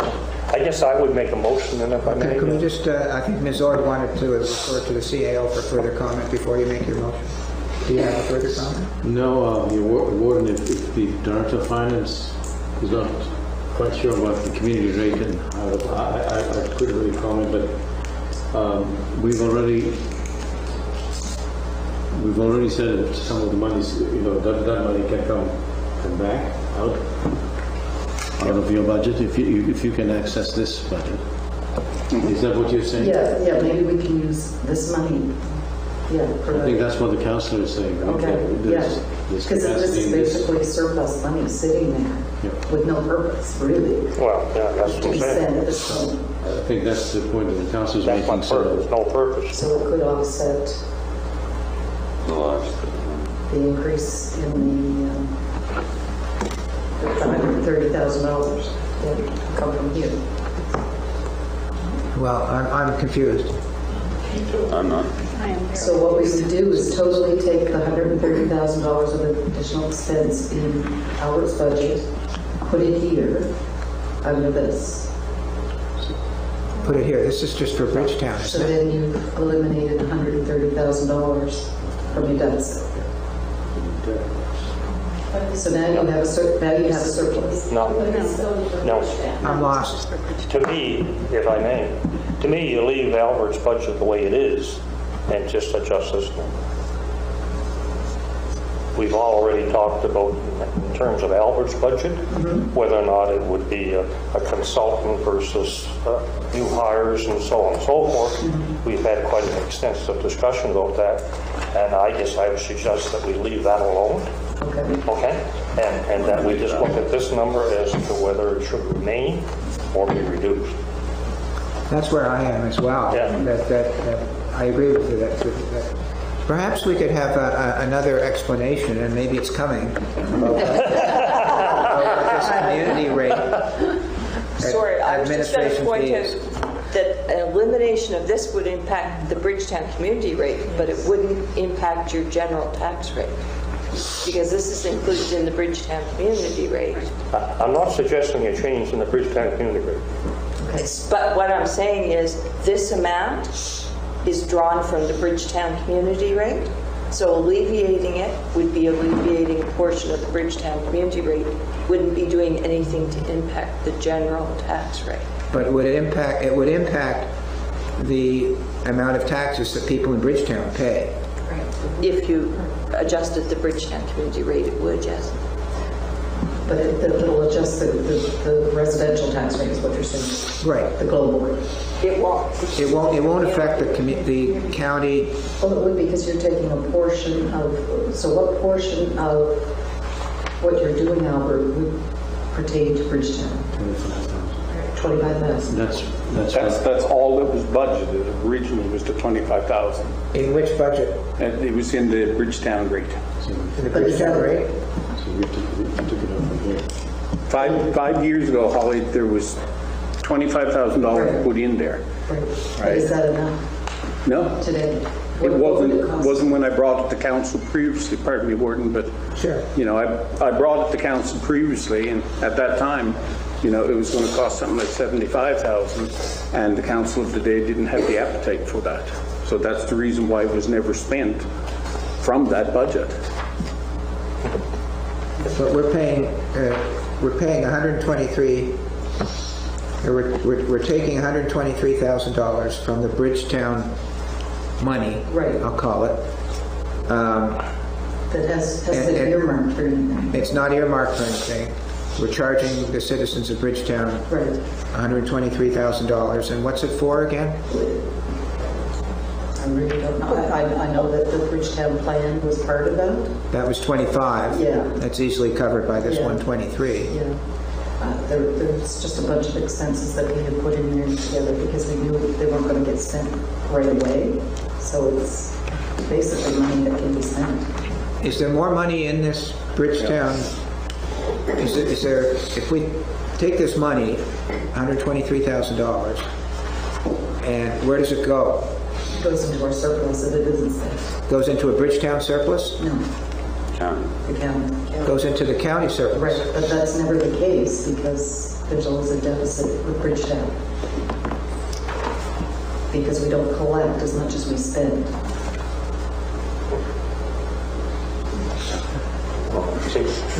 Councillor Hudson, help me out, would you?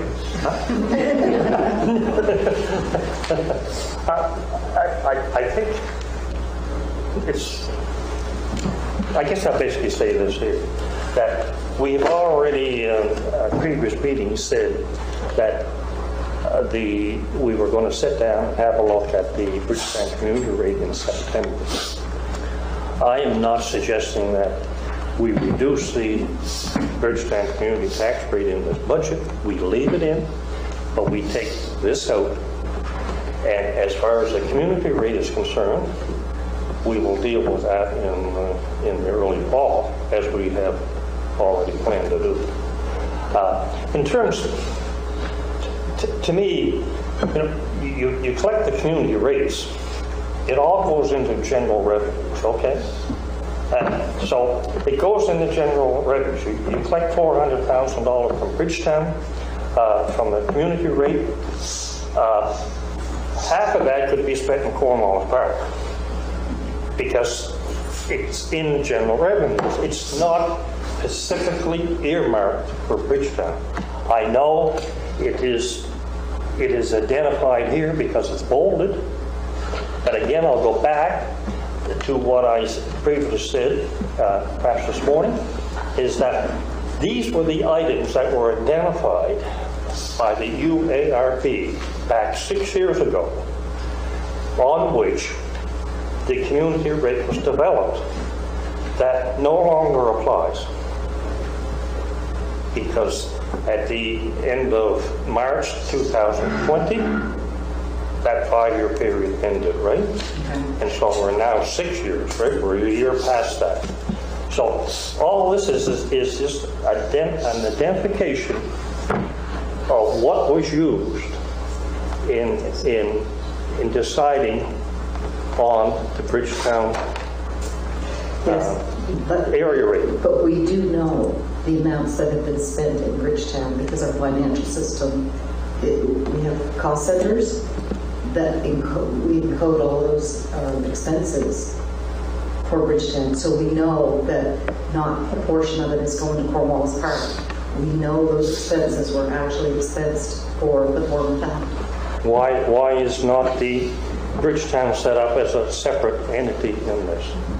separate from the county operations. The Bridgetown stuff was all intermixed throughout this whole budget.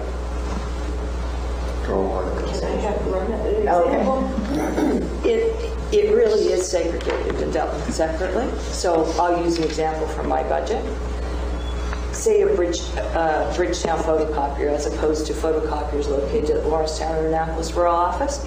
There are two separate places in my own internet or IT budget, for example, that segregates the expenses for the Bridgetown photocopier as coming out of the Bridgetown community rate, whereas the expenses for Lawrencetown and Annapolis Rural come out of the general tax rate. So there really is a segregation of the Bridgetown community rate. I would also say that none of us, we share the frustration in understanding the Bridgetown community rate because none of us were involved in it. We were just told we had to maintain this segregation of the funds that were derived from the Bridgetown community rate and use them only for the purposes of the former town of Bridgetown community. So there has to be a rationalization, and this is no longer working because actual costs are not aligning with what's put in this budget for the Bridgetown community rate. So I think I would say on behalf of all staff, we're with you. Let's wrestle this to the ground and make it make sense. But there is an actual segregation of expenditures for the former town of Bridgetown. We can tell you at any given time how much we spend. So can I ask for a financial statement on Bridgetown? Yeah, in fact. Income and expenses? Our salaries are shared. And that's what I think this is for. Yeah, this number, like, so myself, some of my work is for the town of Bridgetown. Some of Shelley's work in receivables and front reception in the billings is relates to the tax billings and sewer billings for the town of Bridgetown. Some of Holly's work and the CAO's discussions. We were never to add salaries to that community rate. So all of us, former employees, are not part of the community rate. We were not permitted to include any salaries for staff. So all staff are working. None of that comes in the community. I agree with some of that, but not all of it. But that's how we were told we had to do it. But use, for example, it was just mentioned about the photocopiers as an example. But if you go through here, and being maybe nitpicky, but you go through here, you will see that under office expenses, there's an item for Bridgetown. Now, whether Steve McGinnis or whoever, wherever they work, they're going to use stationery or office supplies, right? So, you know, why would you say that that expense goes to Bridgetown? Okay, I can use the same example in the Annapolis building, where Nancy does the work for all the accounting for Bridgetown and using the Annapolis photocopier and computers for that. No, I won't say anymore. It is to the point that it is. I just don't agree with it fully. I beg your pardon? It needs the big discussion in the fall because Good it's all, fodder for and that. it's been a frustration for staff all Yeah, along. to keep the expenses separate. It was given to us and told to us. We had no part in making up the numbers. They were made up and given to the county. That's right. So, and the province considers us one entity now. So, you know, when they send us our equalization grant, they don't break out, okay, this was for Bridgetown, and it's for you now. So because of that, we need to integrate it all. Oh, I know you do. Yeah, absolutely. Ms. Orr, the comment that I didn't understand, I believe you said that, or maybe Ms. Campbell, that if we took this whole $123,000 out of our budget, it wouldn't change the tax rate. Right. I don't get that. Oh, it would. But if these figures in bold are all to justify and total up to the amount that you derive from the Bridgetown community rate, then I don't see how it's going to change the general tax rate.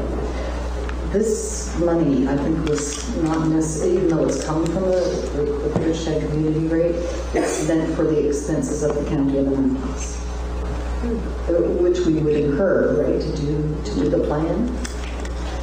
So I think this is more discretionary, this number, and if you take it out, obviously you're not going to need that much income to offset it. Is there a pot of money here that this is going into to take care of these expenses? And that's basically what that is a Yeah, I know, pot of money. but from other years, does this happen every year? We've never used it, so it's basically there in the case of an emergency if something came up, because at the time we didn't know what we were in for. But if it's there, has it been there every year? It's been there every year, and then So- it so becomes this part is- of our surplus. Pardon me? It becomes part of our surplus at that point. Part of our operating surplus? Right. And Or deficit. Or deficit. Yeah. Yes. But we've never really used it, so it may go to offset another department so that we don't have a deficit if it isn't used. So it is going to affect the budget because it's here in this total. It is an expense. If we take it out, if we play with it, it's going to change where we are. Right. And It's a cent on the tax rate. it's somebody's, if I could put it, if I'm understanding this discussion, it's somebody's view of the dollar value of the county office staff or whoever that's going towards Bridgetown. Right. So basically, Bridgetown wouldn't be paying for any of the council's expenses because it no longer has council where it did it at one point. The CAO, any of the staff, there's nothing in that community rate that covers those expenses. And this is the number that the UARB fixed 6 years ago, and it's just been continued through the budget line, and nobody's actually sat down and figured out how much Bridgetown should contribute towards the council, for example. Well, yeah, and then we were told we could not use those expenses. Okay. That had to become part of I think I'm starting to understand it, yeah. Yeah. That had to So House, do become you have part any more comments on that? No, I just think it should be omitted. A good discussion. I really appreciate that. And Councillor Sheridan? So if we've never used it, and it's been in there for 6 years, could this balance us? Like if we take this out? Like, is that a possibility to take it out of the budget? Well, as I understand it, it is paying for some of the operations of the county that affect Bridgetown, if I can put it that way. Yes.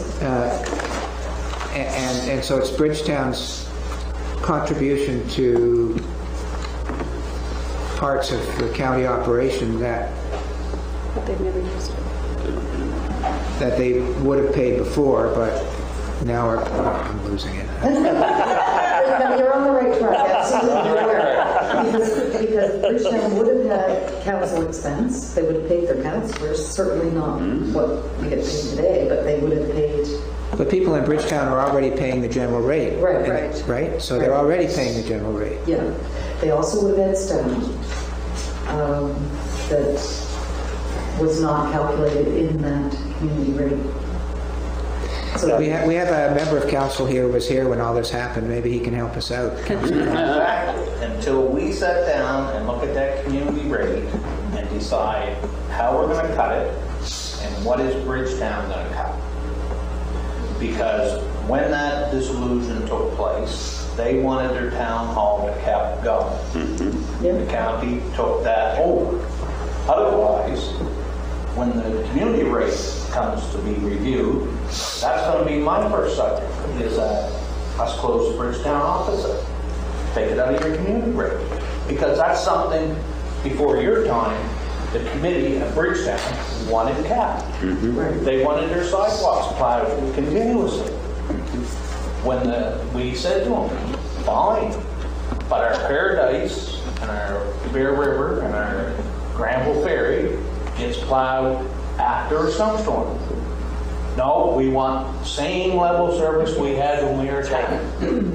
The committee set those rates to cover exactly what they had today they were Bridgetown.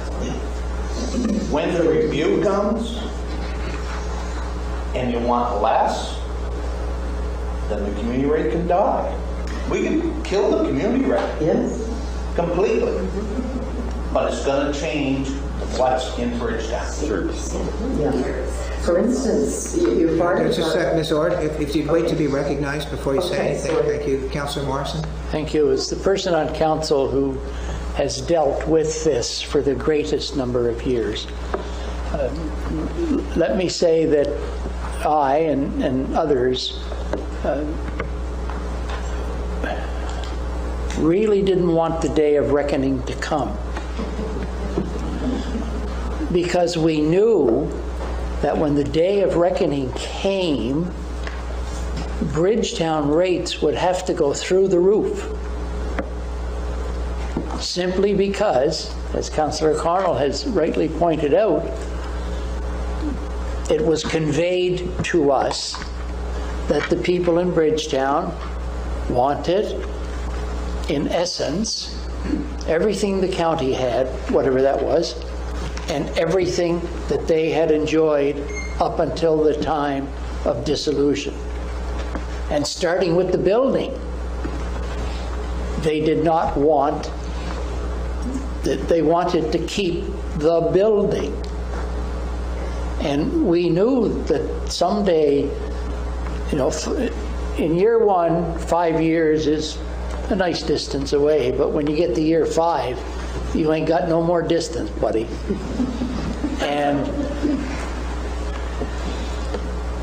dealing now with the community rate is not what Councillor Hudson asked for in his motion. Go back and read it. He wanted to know how much money is spent in Bridgetown and how much money is collected from Bridgetown. Now, in the course of staff discussions, that motion morphed into what I think is going to be a study of the community rate. Right.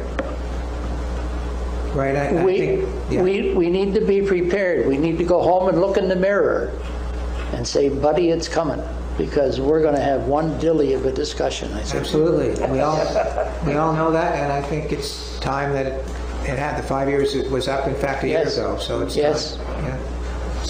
So, Councillor Hudson, where are you? We'll leave it in the way it is? My motion, if I would make a motion, would be to remove it. Yeah, well, you can make any motion you want, but my sense is that we have to find it somewhere else in the budget. Is that right? Because it's paying for services that are being used and being paid for, and if we take it out here, we have to bring it back in somewhere else, I think. Is that right, Ms. Orr? Yeah, I think that's what the bottom line. So we'd be, you know, fair enough, we'd be taking it out of the Bridgetown rate and putting it back in somewhere, maybe in a number of places. But we can't just get rid of the money and say it's gone.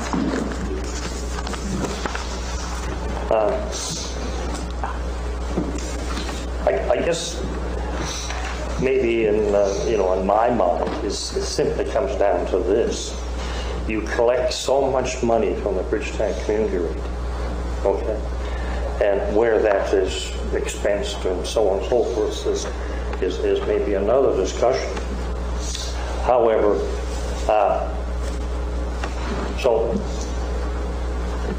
what you have is the income from the community rate, right? Okay. This here, you basically say is like an expense that goes towards that community rate. Is that not what we've been saying? Yes, it's the expense. Yeah, that's what we've been saying. Yes. But we've also said that this has never been used in 6 years. Yeah, that's a good point. Huh? What do you mean by never used? Well, I think you can't, and like I said before, you can't take one line item. You have to take the Bridgetown budget, all the highlighted areas as a whole. So when you take the income, less the expenses, you have a deficit. And it was around $100,000 that the county of Annapolis, the general tax rate is paying for. So there isn't enough revenue from the Bridgetown community rate plus the general tax rate to cover all of what the county of Annapolis is covering. You have to take the whole budget. You can't just take one line item. It's throughout the budget everywhere where we've either underspent or overspent in one area or the other.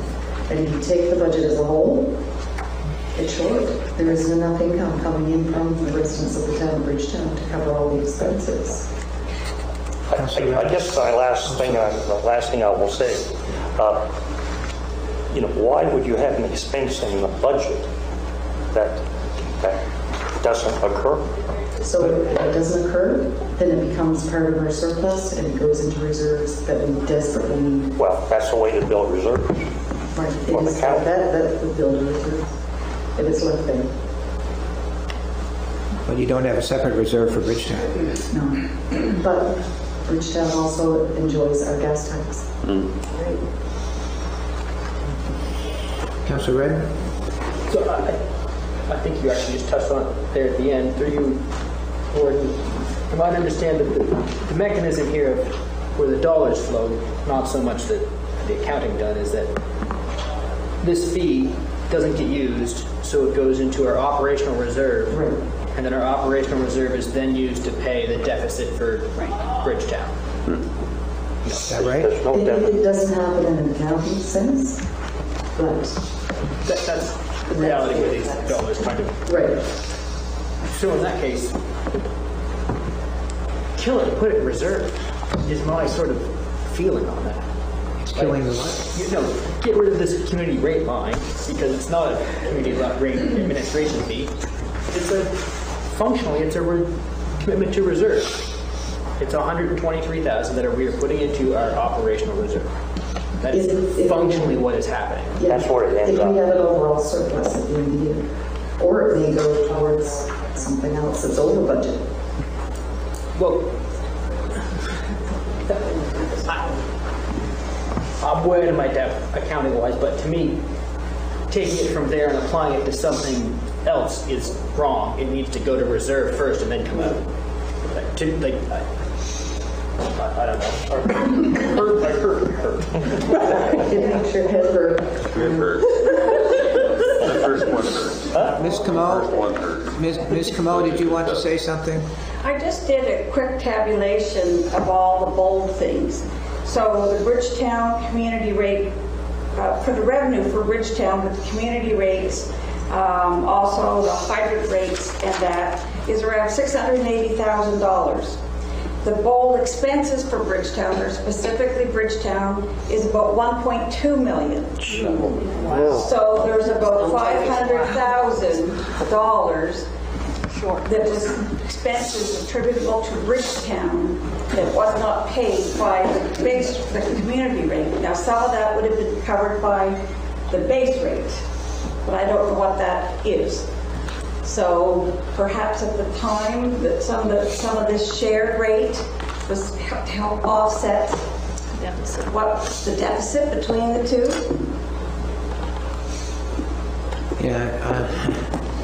When you said the base rate, are you talking about the county base rate when you say base rate? Yes. So the Bridgetown rate, there's the base rate plus there's the community rate.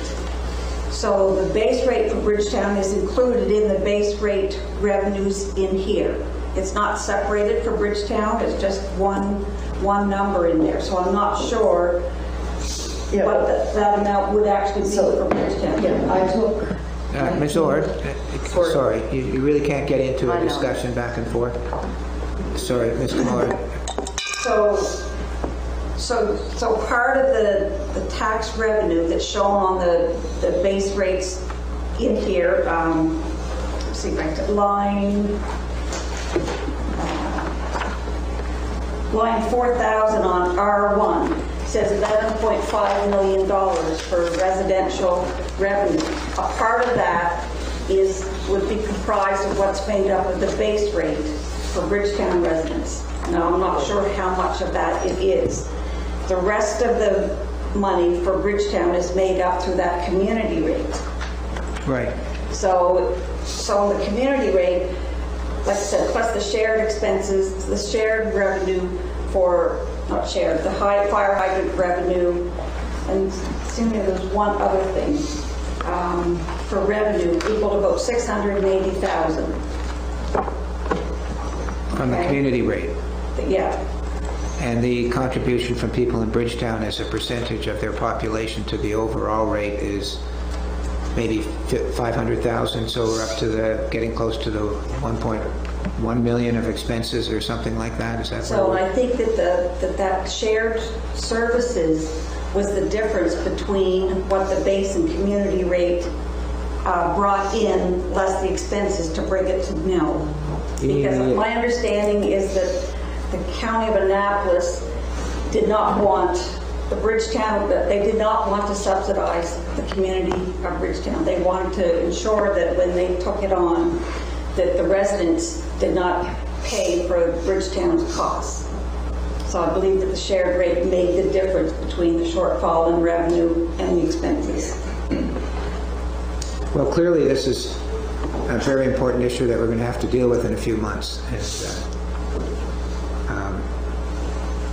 I don't know if today we're going to have to, hopefully if we can get our no tax increase, that the taxpayers of Bridgetown will be happy with that, and we'll deal with it in the fall. I would think. I don't see a clear direction in this discussion, to be honest with you.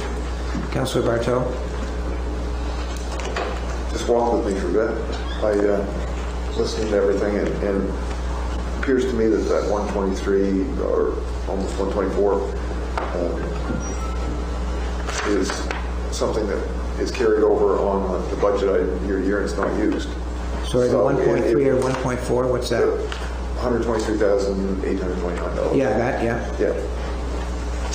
If we're not balanced on our budget, why do we get a hypothetical figure in there that we don't use? And then it was mentioned to put over reserves, but it's not going to reserves if it doesn't exist.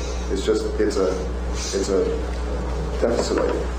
So if you took that out, that's going to end up balancing our budget. There may be a little bit left for reserves through that amount. I think that the statement that it doesn't get used is perhaps misleading, is my understanding. I'm afraid that was a misleading statement. It does get used. It goes into the overall budget of the county to be used as a percentage. But the implementation of the planning that was mentioned, already covered under the other budget, then there's amounts that can come out of that right off the top. That's a known figure. The 25,000? And then, yeah, for 70,000, and then there was a 50,000 miscellaneous, I heard. So maybe the miscellaneous is used some, but not the whole $123,000, $124,000. Am I not right? That's what I've gleaned out of the conversation. I wish I could answer your question of whether you're right or wrong. I have to say I find it quite confusing, and I think even the people that are schooled in this find it confusing. And on top of that, it's been mentioned that the Bridgetown rate doesn't cover enough, and the county rate pays the difference. So I don't see what the big discussion is about leaving that there. If it's not an item that it's actually used, but it is used. And what I'm saying is that if we take that out of the budget, then we have to get back to where we are. We have to bring in that much revenue. It's being used. The statement that it's not being. I know, and I think that was an inappropriate statement. Do you want to clarify it? Yeah. That line item is not being used, but when you take the budget collectively, it is being used. It's just not showing any one particular expense being applied to it. But when you take the revenue for Bridgetown, you take off all the expenses because we keep track of all of those expenses. It does not have enough revenue to support itself. I think perhaps the statement should have been it's not used for any particular item. It's used overall somehow. So why are you discussing removing it from budget or not? Well, removing it means we have to find that money somewhere else. There's no label there. Because if you look at that page, those numbers, that's how we got to the bottom line when we started the day. that 123,829 was in there as an expense. And if you take that out, then we have to get to where we are now, we have to put that back in because it's being used. It's my understanding. I would disagree with Hudson, that. yeah? I would disagree with that. But, I guess I'll say just one more thing, and this will be the final thing I will say. I get it that the Bridgetown community rate does not generate enough revenue to cover the expenses, okay? I get that. That's very clear. However, and so the rest of the county through the tax rates are picking up that loss, right? Okay?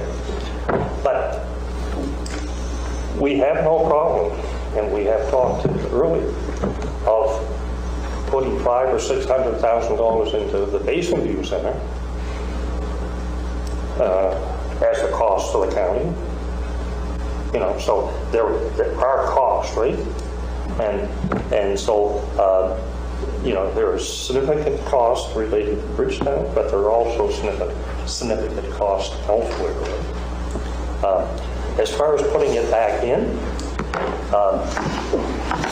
the administration, as far as the Bridgetown is concerned, I mean, if you want to look at it from a salary perspective, all the accounting and so on and so forth is done in Annapolis Royal. It's all reflected in the salaries for the people in those various departments. So it's not something you're going to have to pick up somewhere else as an expense, because the expense for you know, the day-to-day affairs of Bridgetown are already factored in the various department budgets, right, through the salaries and whatnot. I think we've had a round discussion on this. There's no motion on the floor.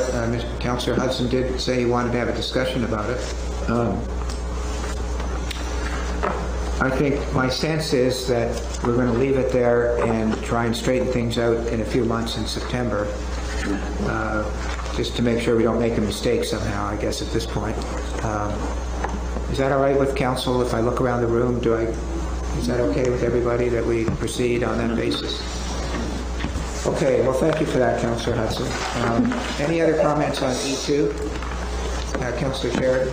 Just in regard to our external auditors. Sorry? Like external audit, line 6006 and 8100. It's dropped, and I know we had an RFP out. Is because we've got an answer from the RFP, and this is what the new price is, or is this just a... Warden, through the council, that's coming to committee of the whole. I don't know why it dropped. You're asking why it dropped to one? I think he's asking what it's going to be if we have... Well, no, I asked why it's lower, and we haven't even been told how much it is. I was just wondering if this is what the new figure is, or is this... Let me just tell them that it dropped because of the RFP that came in. That's good. Yeah, No? so it's coming to the committee of the whole. I couldn't remember the figure. No, that's great. No, I just wanted, I noticed that. Thanks. Okay. Oh, I see. All right, anything else on E2? E3?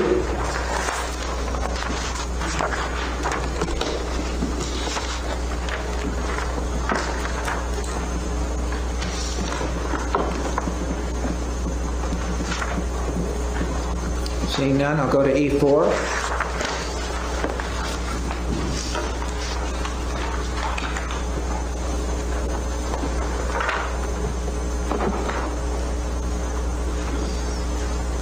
Just a quick question.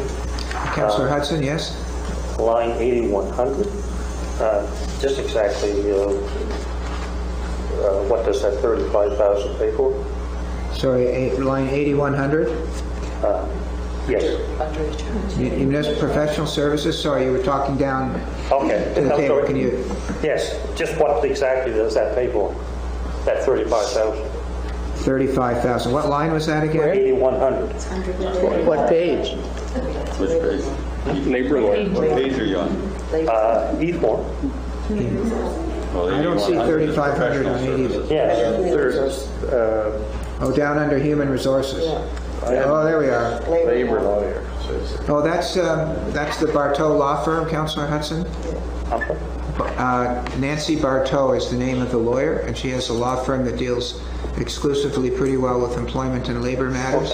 And we've traditionally used her law firm for those matters, and I believe that will continue. It may or may not continue after the RFP. We put out an RFP, and I guess we've continued that through, but that was what that was for. Okay. Any other questions on E4? Deputy Warden. Thank you. Just a comment. I'm glad to see that we have some training allowance in there for our staff this year. Okay. Any other comments on E4?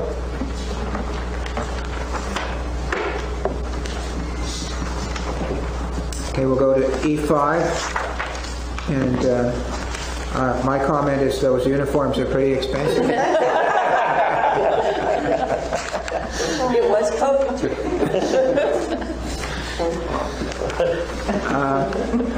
E6, let's leave E5 in a hurry. E6. Yes, Councillor Hudson. Relocation expenses for new CAO. Right. Have to add those in. They're not in here, is what you're saying. I don't see it, no. Pardon me? We have to add that to the budget. We have to, the CEO says we have to add that to the budget, so that's 20,000. So that means our 80,000 is now 100? Correct? Okay.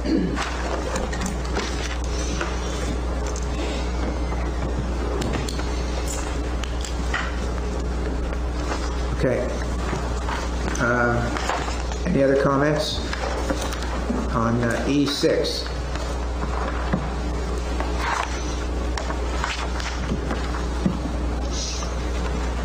Okay, hearing none, I'll go to E7.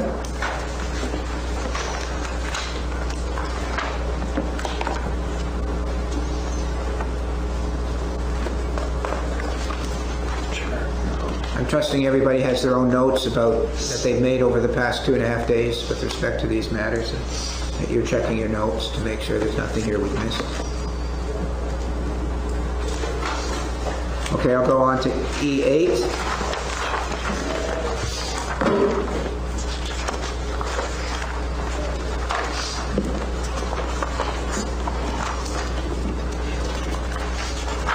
Seeing none, I'll go on to E9.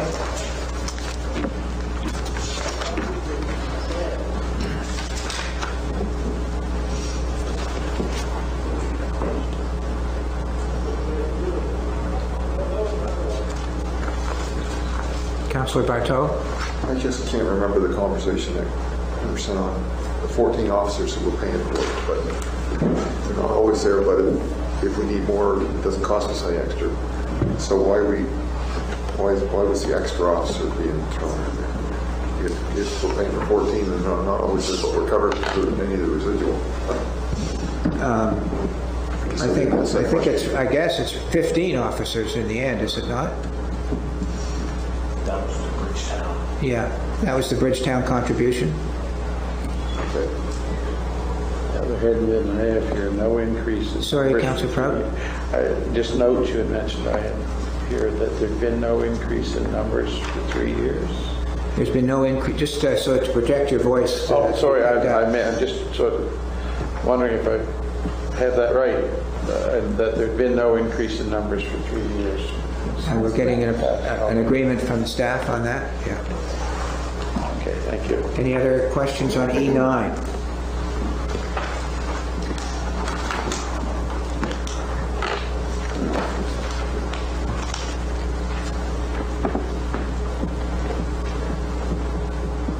Seeing none, we'll go to E10.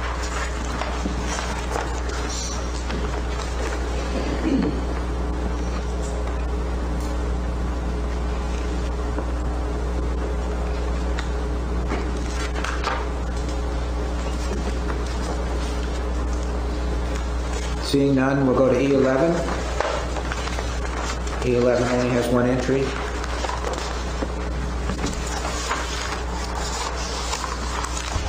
Go to E12.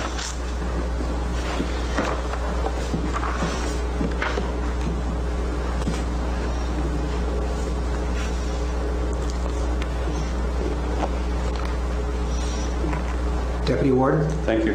The engineering salaries, is that, what is that, 6,000, line 6,000 on E12? Is that what we pay Hatch? No, that's part of my salary, part of the engineering tech. Oh, I see. And administrative salaries. So does it reflect in here somewhere where we'll be paying what our engineering costs will be for this coming year? For the internet, you're asking, Deputy Warden? Is that your question? Pardon me? The engineering for what? The engineering, for our engineering, what we'll spend in engineering this year. You mean for the Hatch for the Well, internet for the program? Hatch in the county, where would I see what we spend for engineering reflected in what we're going to spend this year?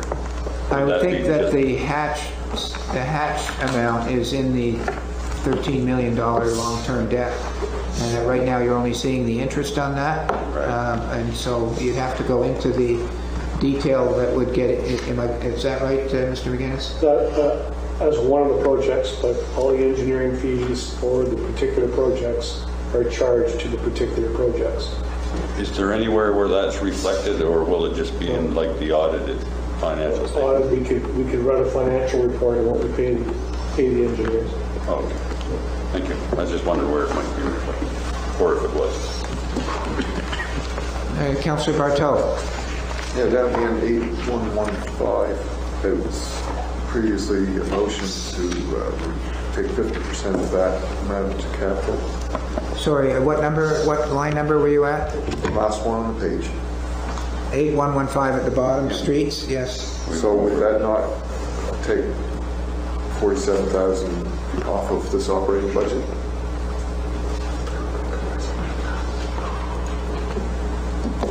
I think we left that the way it was when we had the discussion.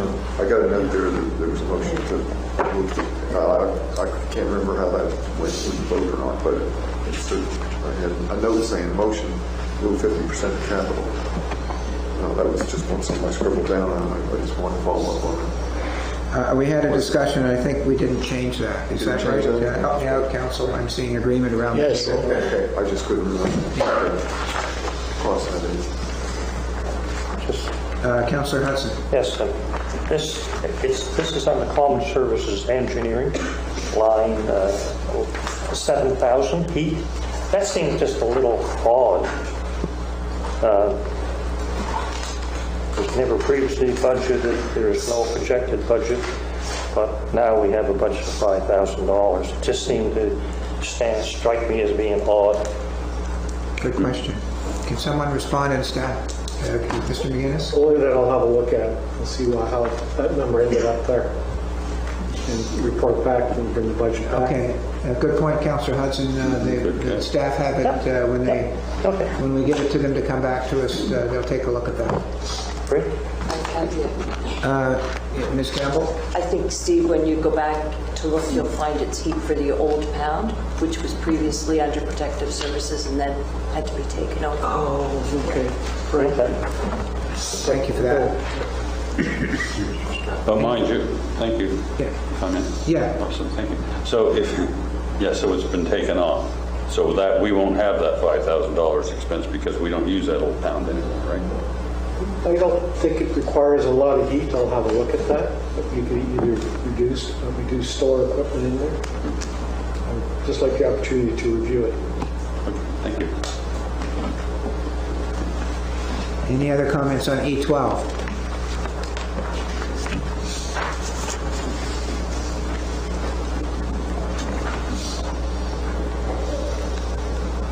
Okay, we'll go to E13.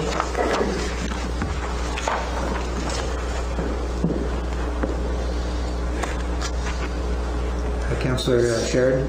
So under public transit, on the sidebar there, it's got little notes. So am I reading the note correctly that the cost for 21-22 is going to be $488,900, or Is that on the side? Ms. Ord, I think you said those border comments are yours. Can you explain the 488,900 under Bridgetown to King's Transit? Yep, the cost for transit last year, 2021, was 438,000. That's the expense less the revenue. But because revenue's down 60% or ridership, our costs have increased by 50,000. So the total cost for transit in 21-22 will be 488. But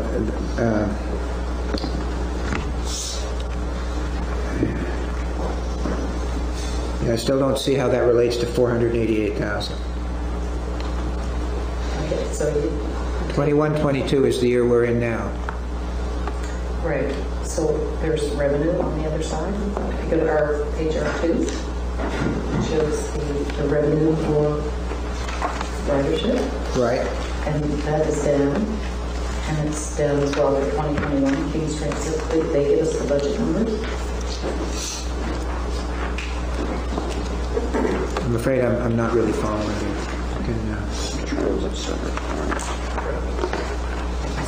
So if you go to R1. Okay, we're going to go to R1. Yes. Or R2. R2. Yeah. So line 5,500 on shell service. Yeah. So last year, we budgeted 173,296. And this year, we're budgeting 91,000 in revenue. So you're budgeting 91,000 in revenue. Mm-hmm. Right. And that comes off the expense of 471,241 plus 86. Sorry, I'm afraid you're just going to have to go slower if you don't mind. Okay. So tell me again. So I see 91,000 in revenue in our budget, right? So where do we go from there? And then on E13. Going back to E13, yes. Is the expense. Right. I see the expense, yes. So the 471,241 and the 86,59. Right. And then you take off the 91,000 in revenue. So I see. So what your note that says cost 488,900 is the cost with the revenue taken off from the expenditures. Right, that's the net cost. That's the net cost. All right. Okay. Councilor Bartow? I heard you mention 471,241 a couple times, and my line item says 571. But sorry, it should be 571. Yeah. So 571's good? Yeah.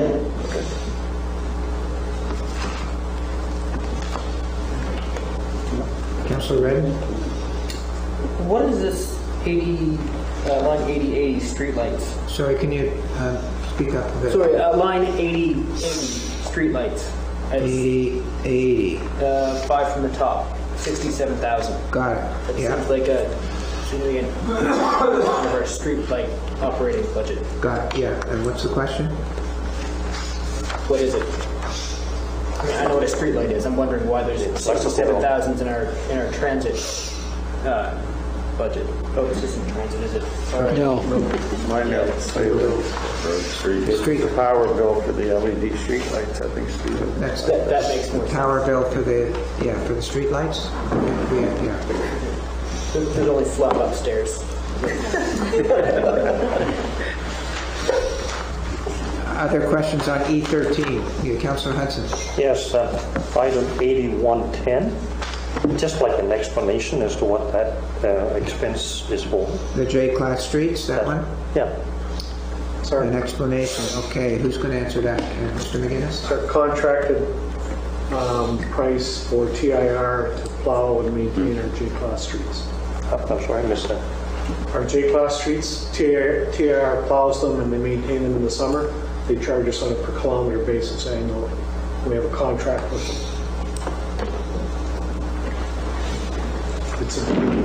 With the Department of Transportation? Correct. While we're on this topic, it's perhaps a little aside. The Arlington Road West, from the top of the road line down to Port Warren, heading west, is that a J-class road, or is that just a county road? It's a TIR road, sorry. That's rural road. So why can't they keep that up?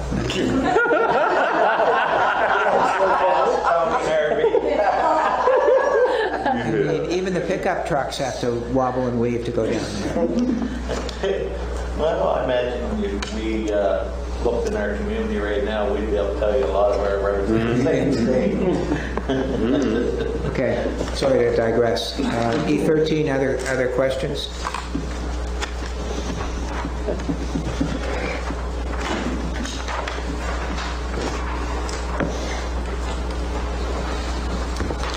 E14? Mr. McGinnis? I just wanted to repeat my comments from my presentation that I'm going to be looking at the water consumption and the chemical consumption for the sewer treatment, because we anticipate some savings, so that there may be some savings there. Can you point out the line item there? I apologize. So 70/20. 70/20 water sewer. And 80/15. 57,000. Right, and 80/15 under sewer treatment. Yeah, last year we only spent 25. So I will revisit those numbers. Okay, It won't affect the tax rate. We'll already set the sewer rate, but the money would go to surplus. Why wouldn't it affect the tax rate? Because this is funded separately. We set an individual sewer rate. Okay. Any other questions on E14?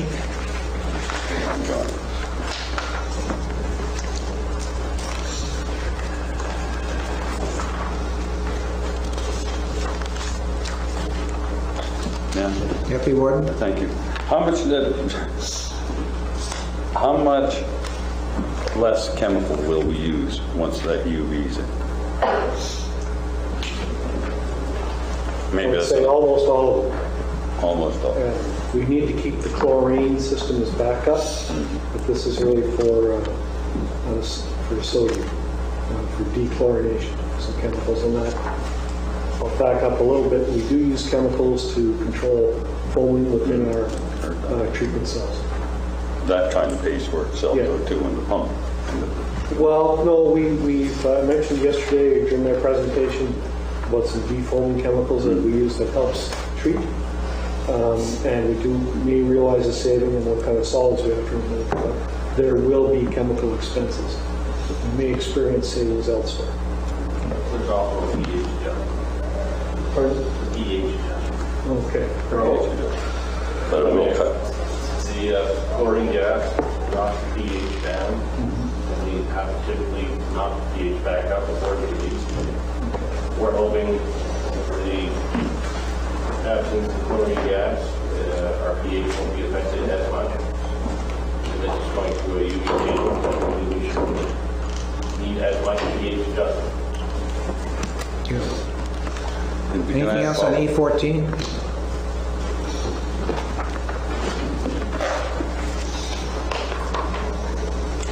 I'll go to E15. Anything on E15?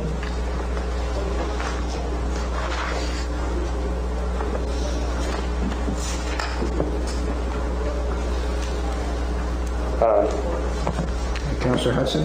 Yes, 8,015. 6,000 line what? 8,015.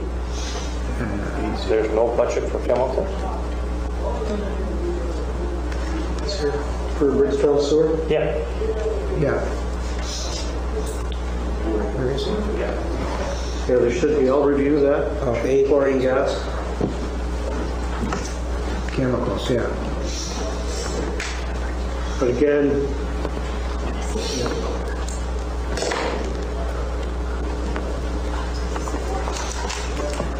what it shows there is we expensed for chlorine gas, but the rate doesn't allow us to budget for chlorine gas. So that's one of those. Because in 2014, maybe they didn't have it. Right. So I missed the answer. Can you just state it clearly? Yeah, we're not under the bid rate agreement. Chlorine, the way it was set up on the UARB, they did not charge for chlorine but we expense chlorine. It's one of those items that was perhaps missed when they set the budget. So we do expend money on chlorine, and it's made up, and it's part of that deficit. But until we do the review, we won't be setting any chlorine, but we will a chlorine budget. But we do expense money for chlorine. So why is it not in the budget? Because of the community rate setup. Until that's reviewed, it remains as is. So is it somewhere else in the budget? Nope. The money that you spend on the chlorine? Nope. It's just it just runs a deficit. So it just comes out of the surplus deficit thing? It comes out of the rate structure for the Bridgetown sewer.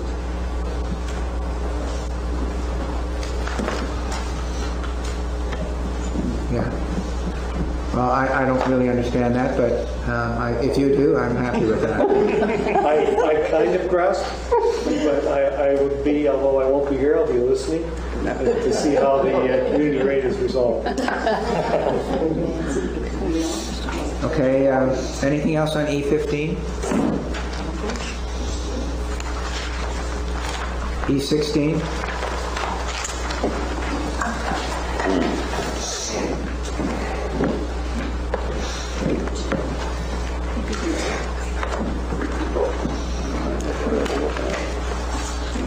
Councillor Hudson? Yes, I seem to be asking a lot of questions. I'll get down to the very bottom of the page. There is not a specific line item for this, but it's additional may be required if back to value waste of $125,000. If I understood our discussions earlier, that this budget was prepared on the basis that we would continue to operate our own facility. Yeah, that's what these numbers are for, but the 125 is if we do use the Lawrencetown facility for a period of time, so we can avoid the prosecutions. Yeah. But on the other hand, having said that, we've been told that our costs, if we do go to Lawrencetown, will be reduced. Right. Or the same or reduced. Yeah. Yeah, that's right. That's my understanding. But the other reality is that we're being sued for a lot of money, and maybe this might have be something to go towards that if it's resolved. Oh, man. Deputy Warden? Thank you. So this is that $125,000 is basically our lease for the 6 months for the Lawrencetown site. Is that what I'm hearing? I'm not sure about that. No, I'm not sure about that. Can someone help me out on staff? The 125? Can someone, where exactly? Oh, Mr. McGinnis? We think it's an allotment of funding to address those unknown expenses until we come to an understanding with Valley Waste. So it allows us to, if there's an agreement to access Lawrencetown, we will be paying a fee, and that would be that fee. We may see results, see savings in other aspects, but that's just an allocation for a buffer to address those unknown costs until we have those understandings in place. Okay. Thank you. Does that answer your question, Councillor Deputy Warden? Thank you. Yes, it does. Anything else on E16? Councillor Redmond? So, as I've kind of said before, I realize that it's a good place to have a buffer in there, but I would prefer to see that just be allocated to a reserve that we could then draw it back out of. Like, if that's functionally where that money is going to go, is into a reserve, if we don't spend it this year as part of our waste, why not just put it in our reserve to start with? We need to build reserves. I just would like to see, with our contingency funds that are built into our budget, that they just go into reserves, which are contingency funds. It's my understanding of reserve is. Like I said, that's me trying to get my fluffy brain through it and understand it. I don't think anybody can disagree with your analysis, to be honest with you. I just think that this is a way that we've identified money to put into the reserve because of what we're going through on our waste management issues at the moment. So I'm definitely being a dead horse here. Quite admittedly. Okay. Councillor Longmire? Thank you. If we are potentially going to be suspending the work up there and returning back to Valley Waste on some level for some period of time. Just to be clear, we're not going back to Valley Waste. No. We may be using the Valley Waste transfer station for a while. Yeah. Is there any part of the part-time wages, so line item 6005, will there be any adjustment there on those salaries?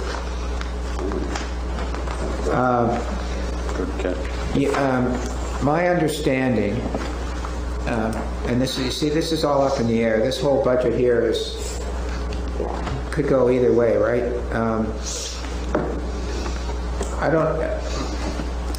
I think the people that are working for us now up there are on a term contract. Is that right? I'm seeing a nod from Ms. Campbell. So, and I think the term may be up at some point soon, so I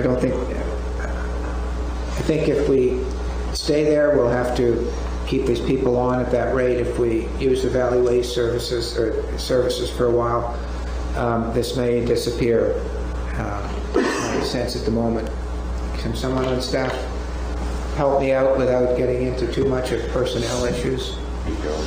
Mr. McGinnis? The way we set the budget is that we assume that we would operate for a year. If we don't operate for the full year, there will be savings, perhaps. But we don't know what that agreement's going to look like.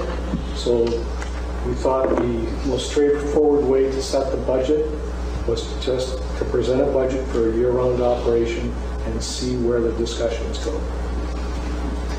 Yeah, so all of this, today it's an unknown, and I think hopefully we'll know more in the next little while.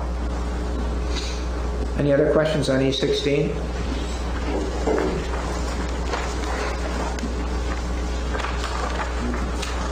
E17?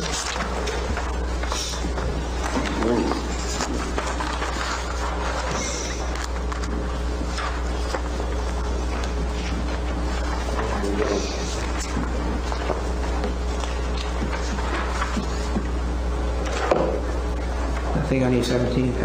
E18? There you go. Did I miss something? Let's speak for himself. Reminder about the $4,000. Yes, the $4,000. So, Mrs. Young, you got that now? Someone did not identify the line item. under environmental planning, line item 6033. 6033 meal allowances. Yeah, that's, Meal allowances. oh, that was Steve feeding. Yes. Or Albert. Was it Albert? It's noted that it's 4,250 and it should be 425. Right. I think I took that off before in my calculations. I didn't, but you may. Maybe I didn't, yeah. You did. We did, we brought that. We did take that off. I did take it off there. Any other questions on E18? Mr. Duffy? Not a question, just a comment. If you'll notice, under 6,000 at the very top of the page, where it's $28,687 is down out of the budget. That's a reminder that that was a reception service. So in Bridgetown, it's a reduction in service, that there will be no reception there. There'll be no ability to pay water bills, tax bills, or anything else there, unless we hire another person, because the person who was in that position was transferred over to municipal operations. So I just wanted to make sure that you understood that this was a reduction in service because there will be nobody there for it. Okay, thank you. Any other comments or questions on E18?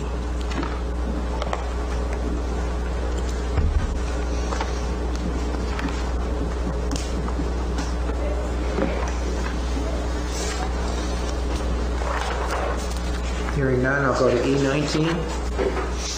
This is Upper Clements Park, and we've dealt with this in some detail earlier, but if there are any further questions.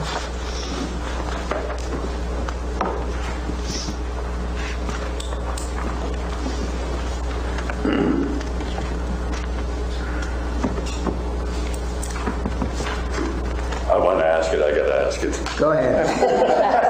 Have they been paid yet?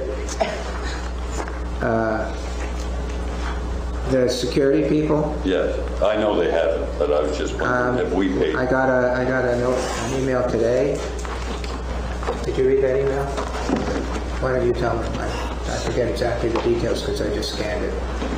So, Council, you'll recall that we agreed that we pay the Ed Farron's lawyer, Barry Mason, and we make the checks payable to the employees through Ed and to the employees. We just got a note today saying that Ed Farron wants us to pay directly. He's returning all the checks. So we are. Have you got it there? Wow. Okay. So we made sure that we issued the checks because the employees had waited too long. 17 weeks. Yeah. So Janice is just waving to me because she spoke to our accounts, to Heather. This is how quickly we respond. We only got this thing about 2 hours ago, saying that they want us to issue the checks. So we've done that, and we'll go and pay them directly. Thank you, Janice. Oh, thank you. Yeah. That will be applied to the 7.2 million. Pardon me? That will be applied to the 7.2 million. Sorry, I can't make you out. That will be applied to the 7.2? Yes, it will. Anyway, it's just been not good. Thank you.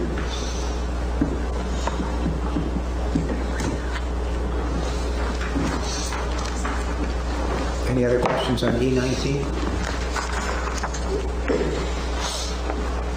E20?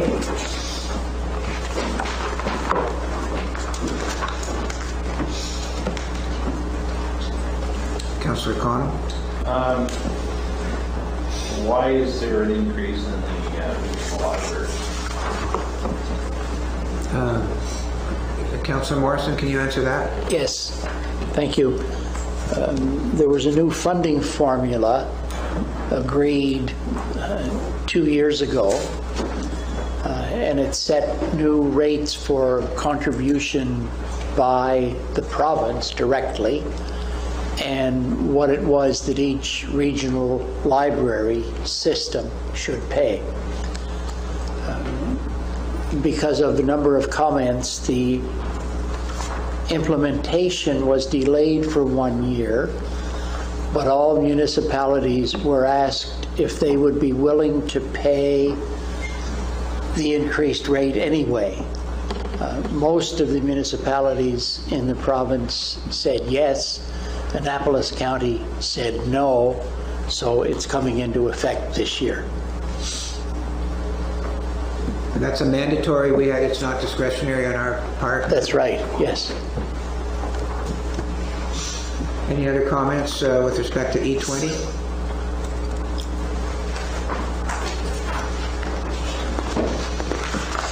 If not, I'll go to E21.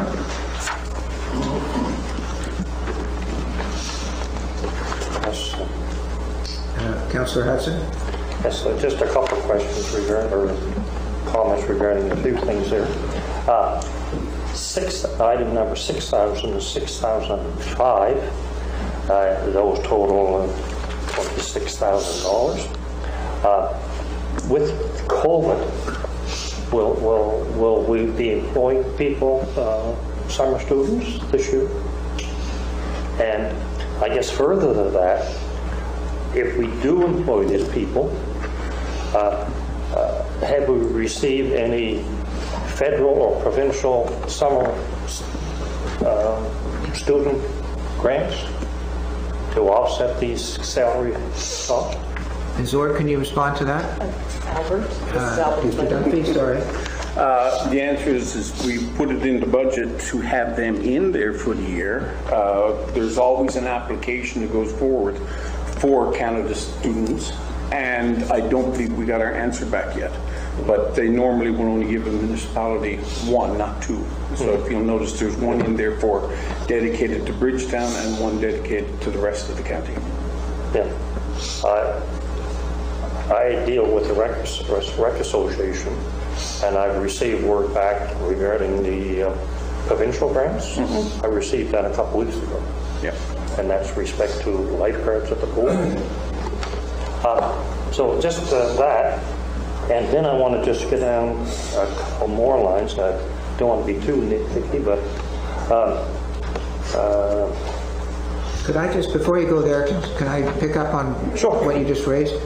Mr. Dunphy, the wages, line 6,000, Bridgetown, wages, salaries, is that one student? It says summer. Yes, 6,005 part-time wages and salaries. That would be a budget of 9,250. That is one recreation student. 19,484. Oh, I'm sorry. No, I was looking at the 9,000. The 19. I don't see a 9,000. Right above it. Right above it. Part-time. I'm looking at line 6,000. Yes. And the best way to describe it is turn it over to Steve, because that's one of these situations where his budget goes in, or he has expenses going in through there as well. Yeah, I think during the budget presentation I was going to review why it's allocated to part-time. I think it's the full-time staff we use to maintain their parks and facilities. I'll review that with Holly. Sorry, I couldn't quite make that out. The 19,484 in line 6,000, where it says Bridgetown wages summer, is that a summer student? More than one. The one that says 19,484. Yeah. That was, the one below it. No, let's just stay on that one line. Yeah. I was just orienting him to where we were. Unless that's a portion of our, well, that's I don't want to use any names. Pardon me? He's our full-time employee, works in the parks in Bridgetown in the summer, and the arena in the wintertime. Brian? No. I don't want to use names. So that's a full-time employee, yes. and you've got summer, because that's the allocation of his year-long wage to the summer program. Is that what you're saying? Parks maintenance. Yeah. I'm going to review that as to why it's under that line item, but it's for park maintenance, if I'm understanding this correctly. Other questions on E21? Yes, I did have some. Yeah. Just going down, and maybe they're smaller items, but you get down to 7,045. It's not a big item, it's only $2,165, but is that totally insurance? There's basically no maintenance, because the BCRA basically looks after all the maintenance there.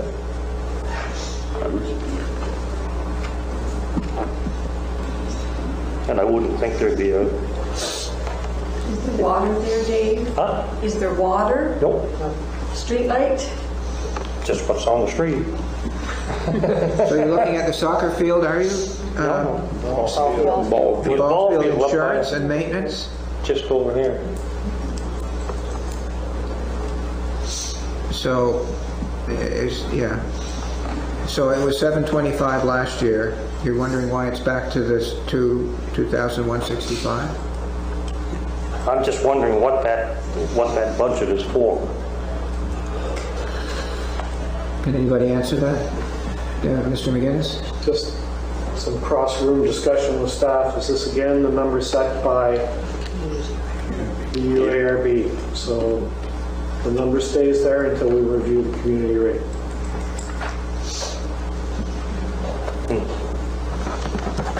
This is as UARB again. And is that the same with the next line down, the soccer field maintenance? Yeah. 4,330, none of it was spent last year and you put it back in the budget? Correct.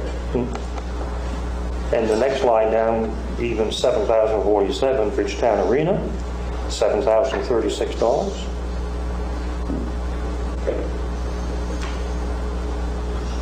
That one, yeah, if I may, explain the overage there, we did try and we need to have some backup training on the arena equipment and the ice making machine. You need actually a certification on that. So we did have one staff shadowing them for a while because the current employee is moving on to retirement at some point. So we did spend some extra dollars there in terms of some shadow and some training. Any other questions on E21? Yes. Again, I may be privy to something that the rest of my colleagues aren't. But item number 8150, and you'll say there's the first two items, the recreation facility grant and the Bridgetown operating contribution. Those total $23,800. Having some inside information, we have Mr. McGinnis has not blessed us yet, but we have put in that memorandum of agreement that we have that will be $15,000 on a go-forward basis, and this totals near $24,000. What memorandum is that? Memorandum of agreement, what's that? It's an agreement with the BCRA. What's the in BCRA? respect to the operation of the pool, the arena, the ball field.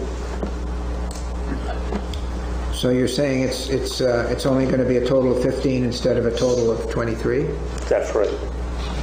Now that's if that is approved by council, but Oh, it hasn't been approved by council yet? Okay. Well, again, that might be something that'll shake out if we... Let's go back. Anything else on E21? I see we're past our 4:30 time. But I think we can get to the end of this. we're only paid to do work. Shall we go to E22?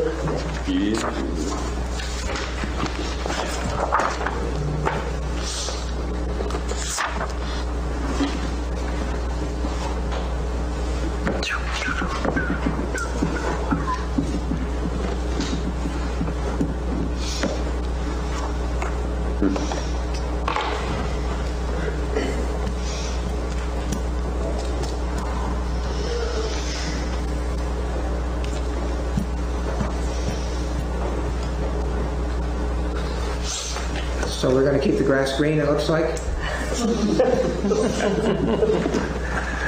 that electricity, assuming that the sign's erected? Sorry? 7010? 4,000 electricity. And there's no sign there yet, but that's assuming the sign's going to be up at some point. Which line item is that? 7010? Electricity? Yeah. Yeah, we haven't, we've allocated 2,000 to the sign, if that's your question. And we've got 11,000 to keep the grass green with the water. Green. Deputy Warden? We committed $2,000 for the sign, or did we commit $2,000 for the electricity to run the sign? The electricity to run the sign. Okay. That's 2,000 instead of 2,000.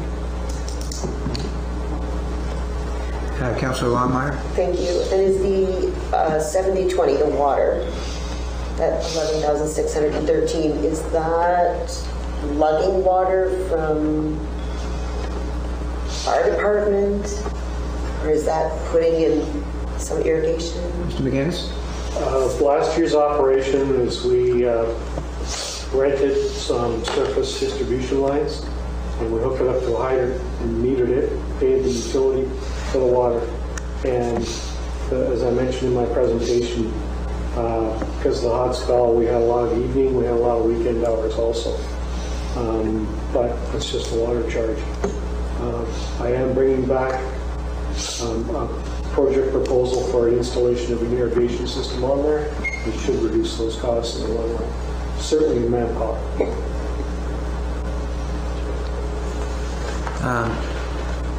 So, Councillor Connell, you wanted to let that green grass go the way the rest of the grass in the county's going? Yeah, I'd like to see that lowered a bit myself. Well, this is your chance. I mean, I don't know if you're going to have the agreement of council, but, we did have some discussion on it. So anybody who wants to make a motion on anything can. I'll let you think about it. I think Councillor Sheridan had her hand up, did she? Well, I was going to remind Councillor Connell that he had mentioned that the other day to reduce that, so I didn't know what his thoughts were on that. Well, anybody can raise that issue. It doesn't have to be Councillor Connell.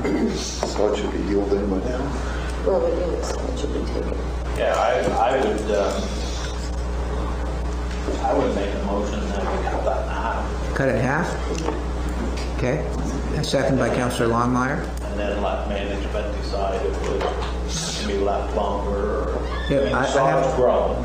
Look, as a farmer, I will tell you that was an incredibly dry summer last year. It was incredibly dry. You wouldn't believe some of the fields I have. And we were trying to grow, replant 8 acres of hayfield. I think it's going to come back this year, but boy, it was a tough go. Can I get that one name, please? Yes. 7020. 720? 7020. And to reduce it to what? Reduce it to...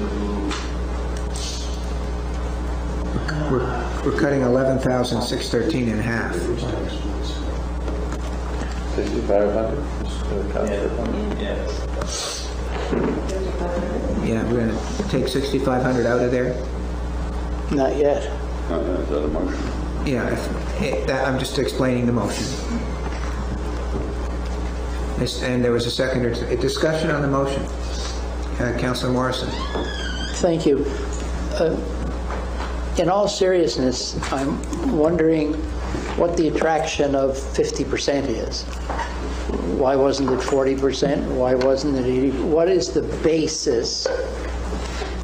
Is that made on a calculation of water per square meter, or it's just that we think that 11,613 must be too high simply because it's not 11,612? What's the basis for saying, and I bear in mind your remarks, Warden, about the aridity of last year, but what's the basis for cutting it in half?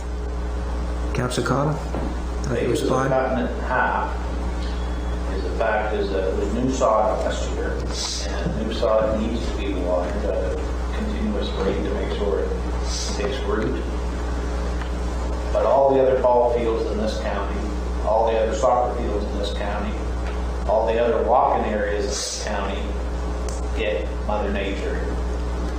I was being pleasant but not taking it all out. I thought that it would be nice if we do get in August and things do get a little dry and they'd like to have some form of greenness to us. It would be a nice gesture. Otherwise, I would have took it out. Any other comments on the motion on the floor? Councillor Longmire. And I completely agree with Councillor Connell. It's reasonable support.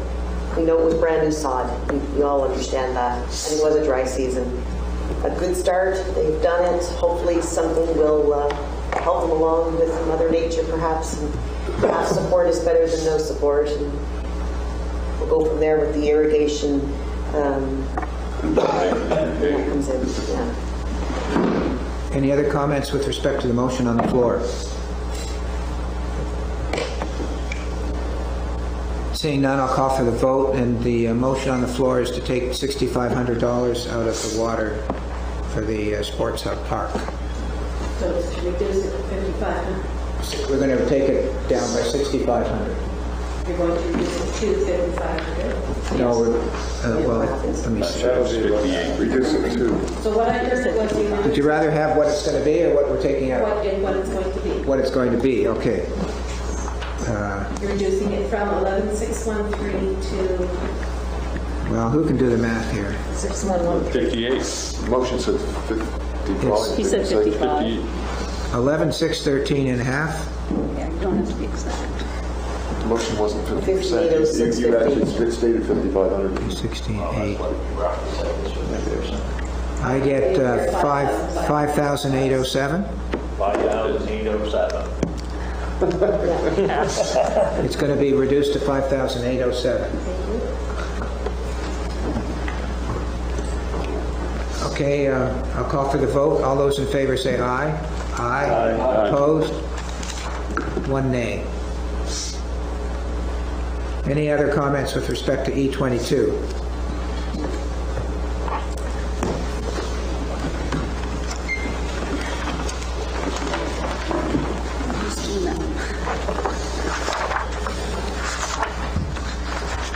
Nothing else on E22?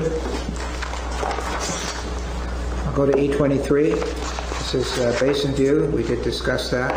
Are there any other questions on E23?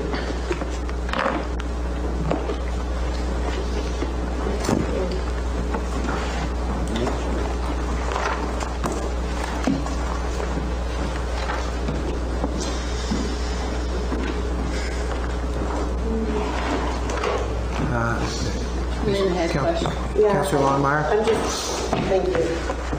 So 7005 grass pellets, and I know there's nothing. Sorry, what number was that? 7005? Grass pellets? Yes. And I know there's nothing in that line. Right. Just wondering, is that something that's in storage? Like, what is that? Well, the grass, I'm sure Mr. McGinnis can explain it, but there was an idea that burner was going to burn the grass pellets, but it hasn't become operational yet, is my understanding. It was while we had grass pellets, and but the grass pellet supply dried up. We went to wood pellets. We had some operational issues there, and we haven't put that furnace back up. And kind of the equation has changed in terms of the cost of wood chips, the delivery of wood chips, and the cost of heating oil, whether that can be run efficiently.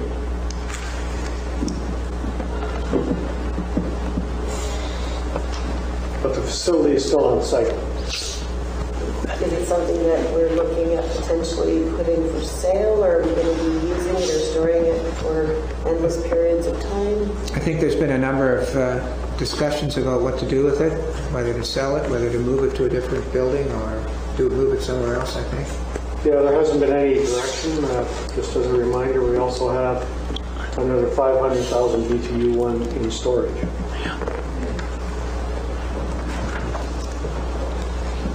Anything else on E23? Deputy Warden. Well, thank you. It's not so much that's on E23, but what is not on there is the fuel switching project that was sort of planned for Basin Center. Has that been mothballed now, that whole idea? I think you've got to restart those discussions with the potential funding authorities. Thank you. Any other questions on E23?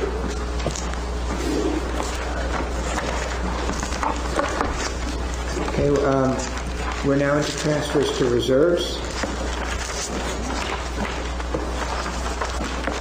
Only one page. Yeah. Well, we're trying to, yeah. Can we do it now? I know it's getting late, you know. Is that part of the budgeting process? I don't know. Is the transfer to reserves part of the budgeting? I'm told it is. It's an actual amount that we have to put into reserves.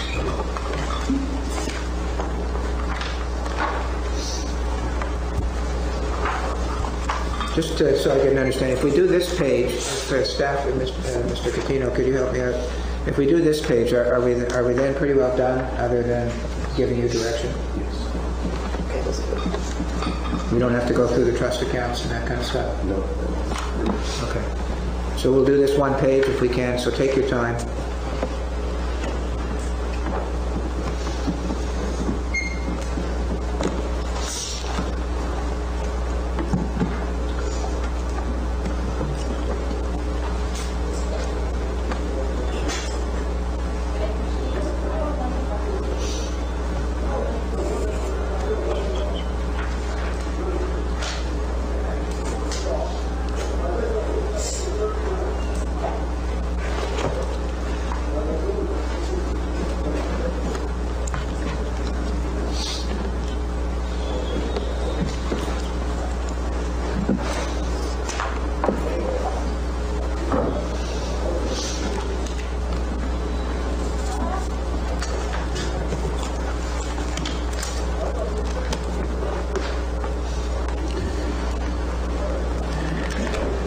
So I have, just looking at it now,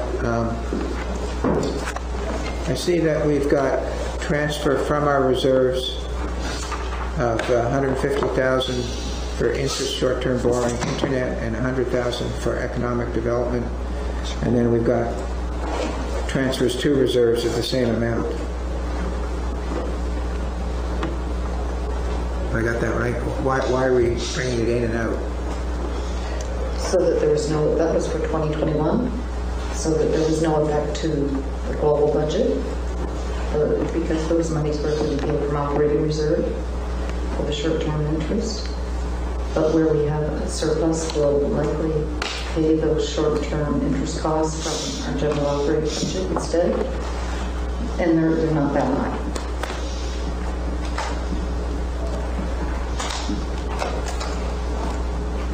Okay, I'm not sure I got that, but if you're happy with it, I'm happy with it. That's probably the best answer.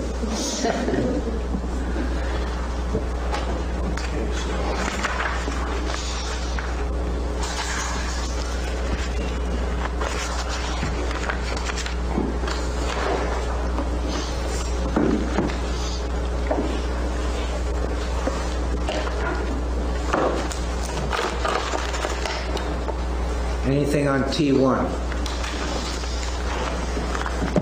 Hearing none, then I think we're at the end of the process, other than one important thing we have to do now. Councillor Connell? Just to remind Steve that I didn't cover it under one item in his budget, but he said he was going to look at part-time wages in some of your budgets. So there's an important, very important issue that we have to deal with before we go home. Right now, under my calculation, we've reduced the deficit to $94,193.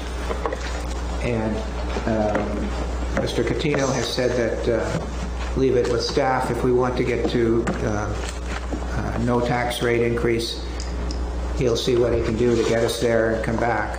Or Council can say, this is essentially a 1 cent increase.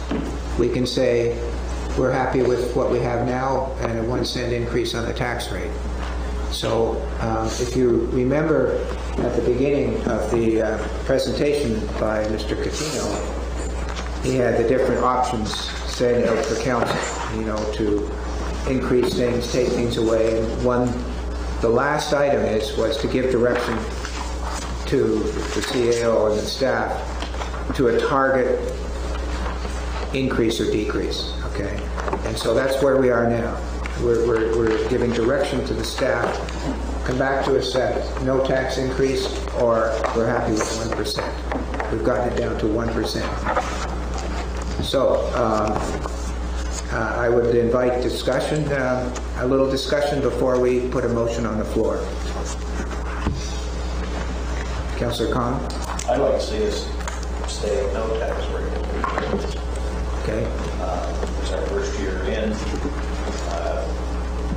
I know that was one of the big issues when I was going campaigning is that citizens know the state of the county. They know that we have big issues to solve, but they still didn't really want to see a tax rate.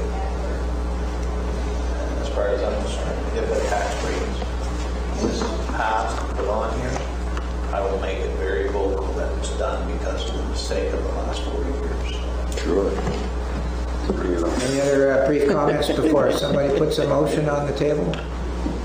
Councillor Sheridan? I'd also like to see it at a no tax increase. I look at the low income people, and their assessment values have already gone up, so they are going to get an increase. Their sewer taxes have gone up, their water rates have gone up. So I'm working really hard. We worked really hard to try to get where we are. So I'd like to see a no tax rate increase. Anybody else like to make some opening comments before we have a motion on the floor? Deputy Warden? Thank you. I think we worked really hard, as I said before, and we've shaved a lot off. We've done good due diligence through this. But I would like to see a small tax rate because I know what's coming down the line, and I'd like to heed our CAO's words. We have to build our reserves. They're depleted. Yes, you can blame it on the former council. I don't have no problem with that, my friend. But, I would like to see it because I have been worried about our finances for several years now.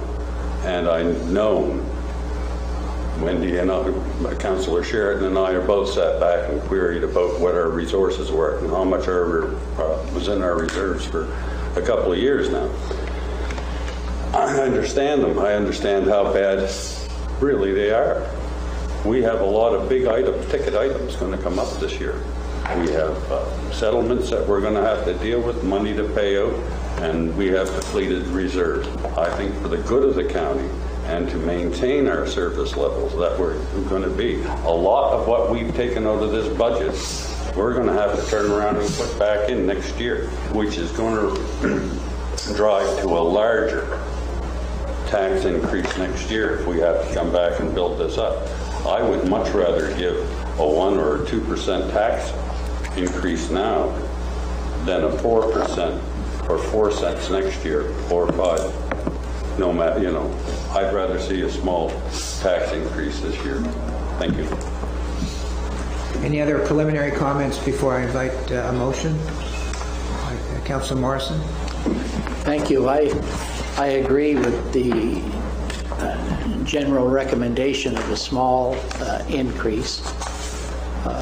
I'm very happy to focus on affairs as they are now, and I believe it is a good and responsible step, and I believe that reasonable folks, will understand.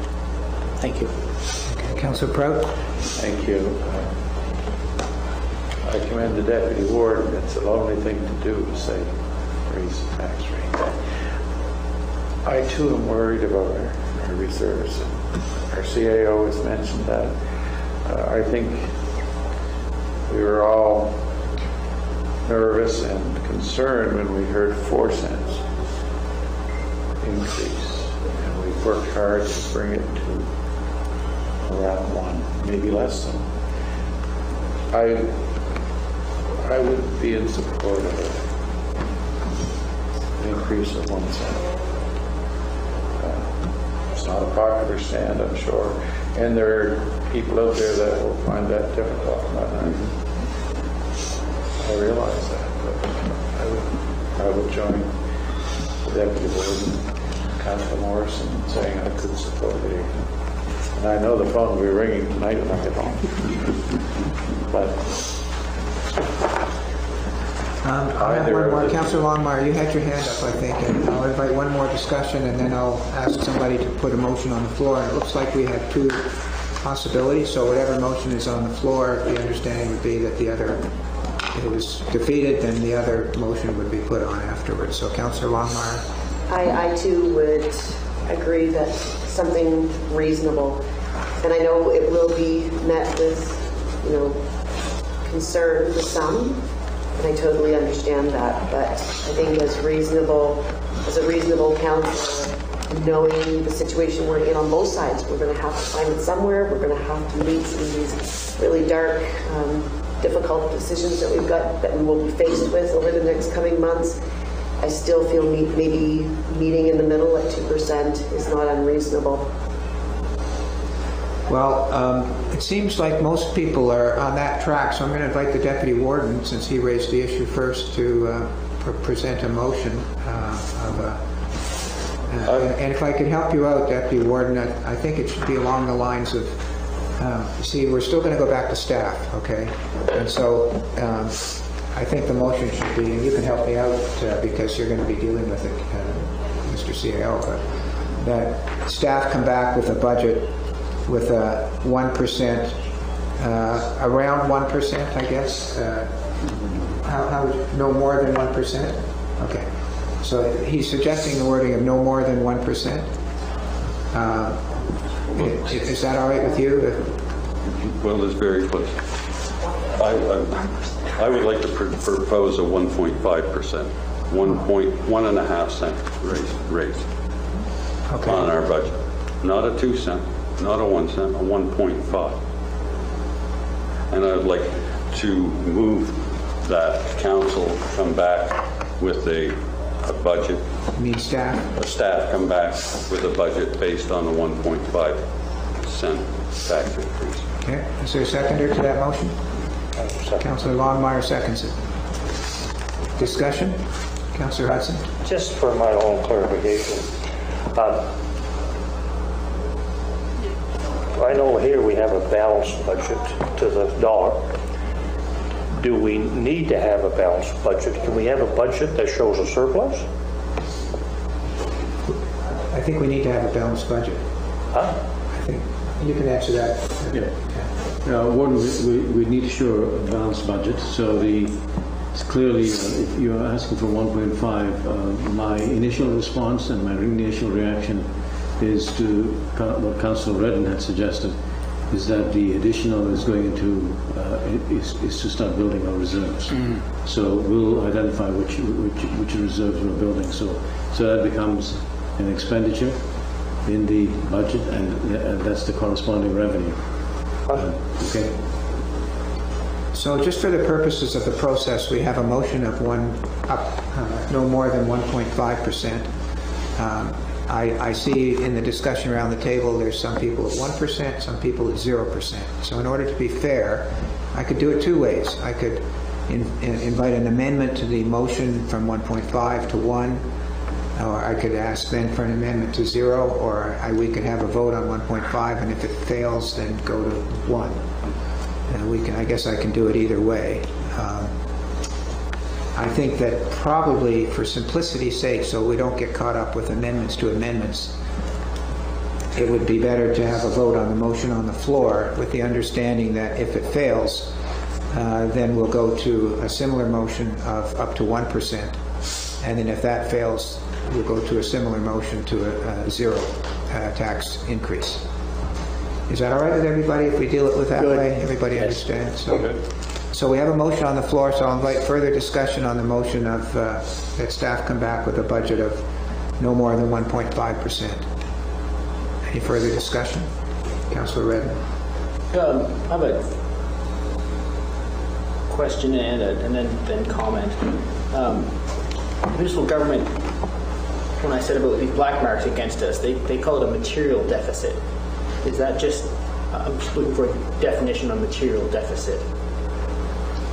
I can't help you. The only explanation I can give you, and Director of Finance can correct me, material, you remember when I showed you that the FCI, and when you budget, you're either going to have a surplus or a deficit. Yeah. What they don't want you to do is have a deficit that exceeds 5%. I would consider that to be material, because you're cutting, you're budgeting and you're cutting it pretty close. And same with surplus. If you exceed the 5%, then they ding for it. Of course, with COVID,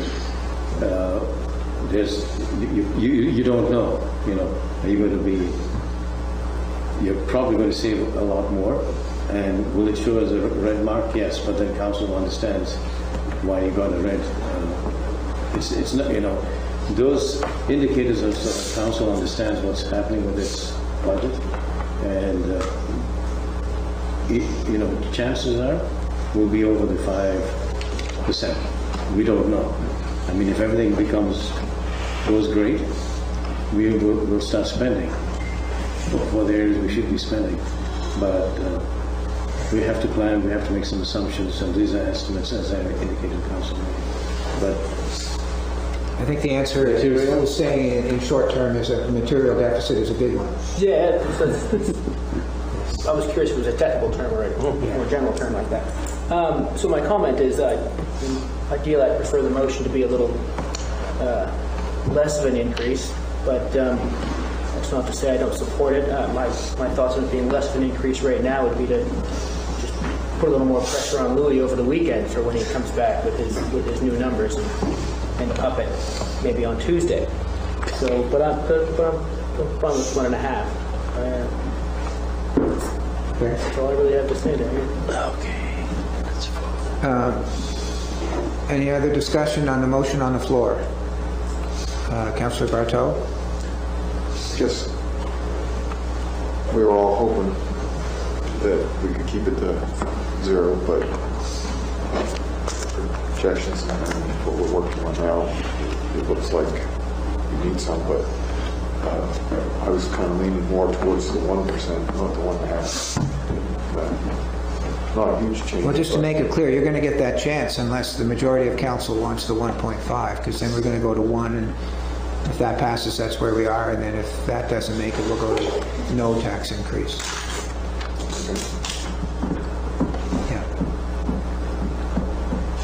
So everybody understands the process. The motion on the floor Yes. is that their staff's going to come back with nothing more than 1.5%. Right. And if that fails, if that passes, that's what it is. If it fails, I'll entertain a motion for no more than 1%. If that fails, then we'll come back to no tax increase and see if that passes. All right. So unless there's further discussion, I think we've had a good discussion. I'll call for the vote. And just to make it clear, since it's important, I'll ask the clerk to read what we have. It was moved by Deputy Warden Gunn, seconded by Councillor Longmire, to request staff to come back to present a budget with no more than 1.5% increase. All those in favor say aye. Aye. Aye. Opposed? Nay? Let's have a show of hands again. Nay, I see 1, 2, 3, 4. Is that right? Did I get it right, Councillor? 1, 2, 3, 4, 5. 5. So it's 6 to 5 it passes, I believe. No. Oh, that's right. It's defeated. Motion's lost. Motion's lost. Well, thanks for that help in adding. We've been working the figures all day. So the motion's lost. So I'll entertain a motion for no more than 1%. Would someone like to make that motion? Is it lost? Yeah. Yeah.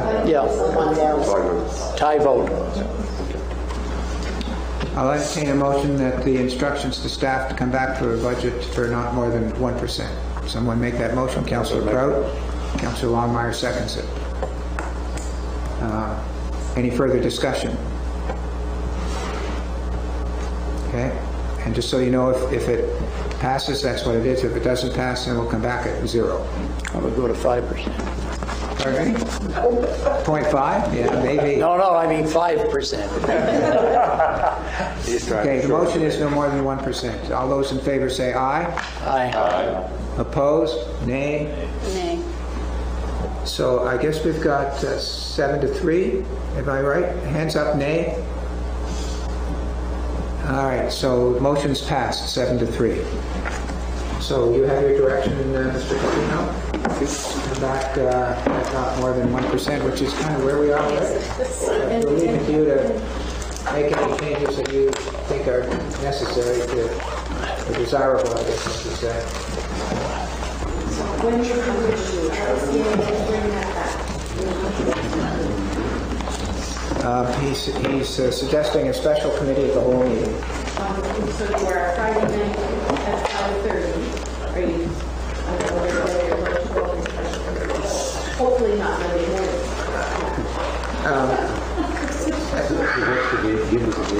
Do we have to do it at committee of the whole or council meeting?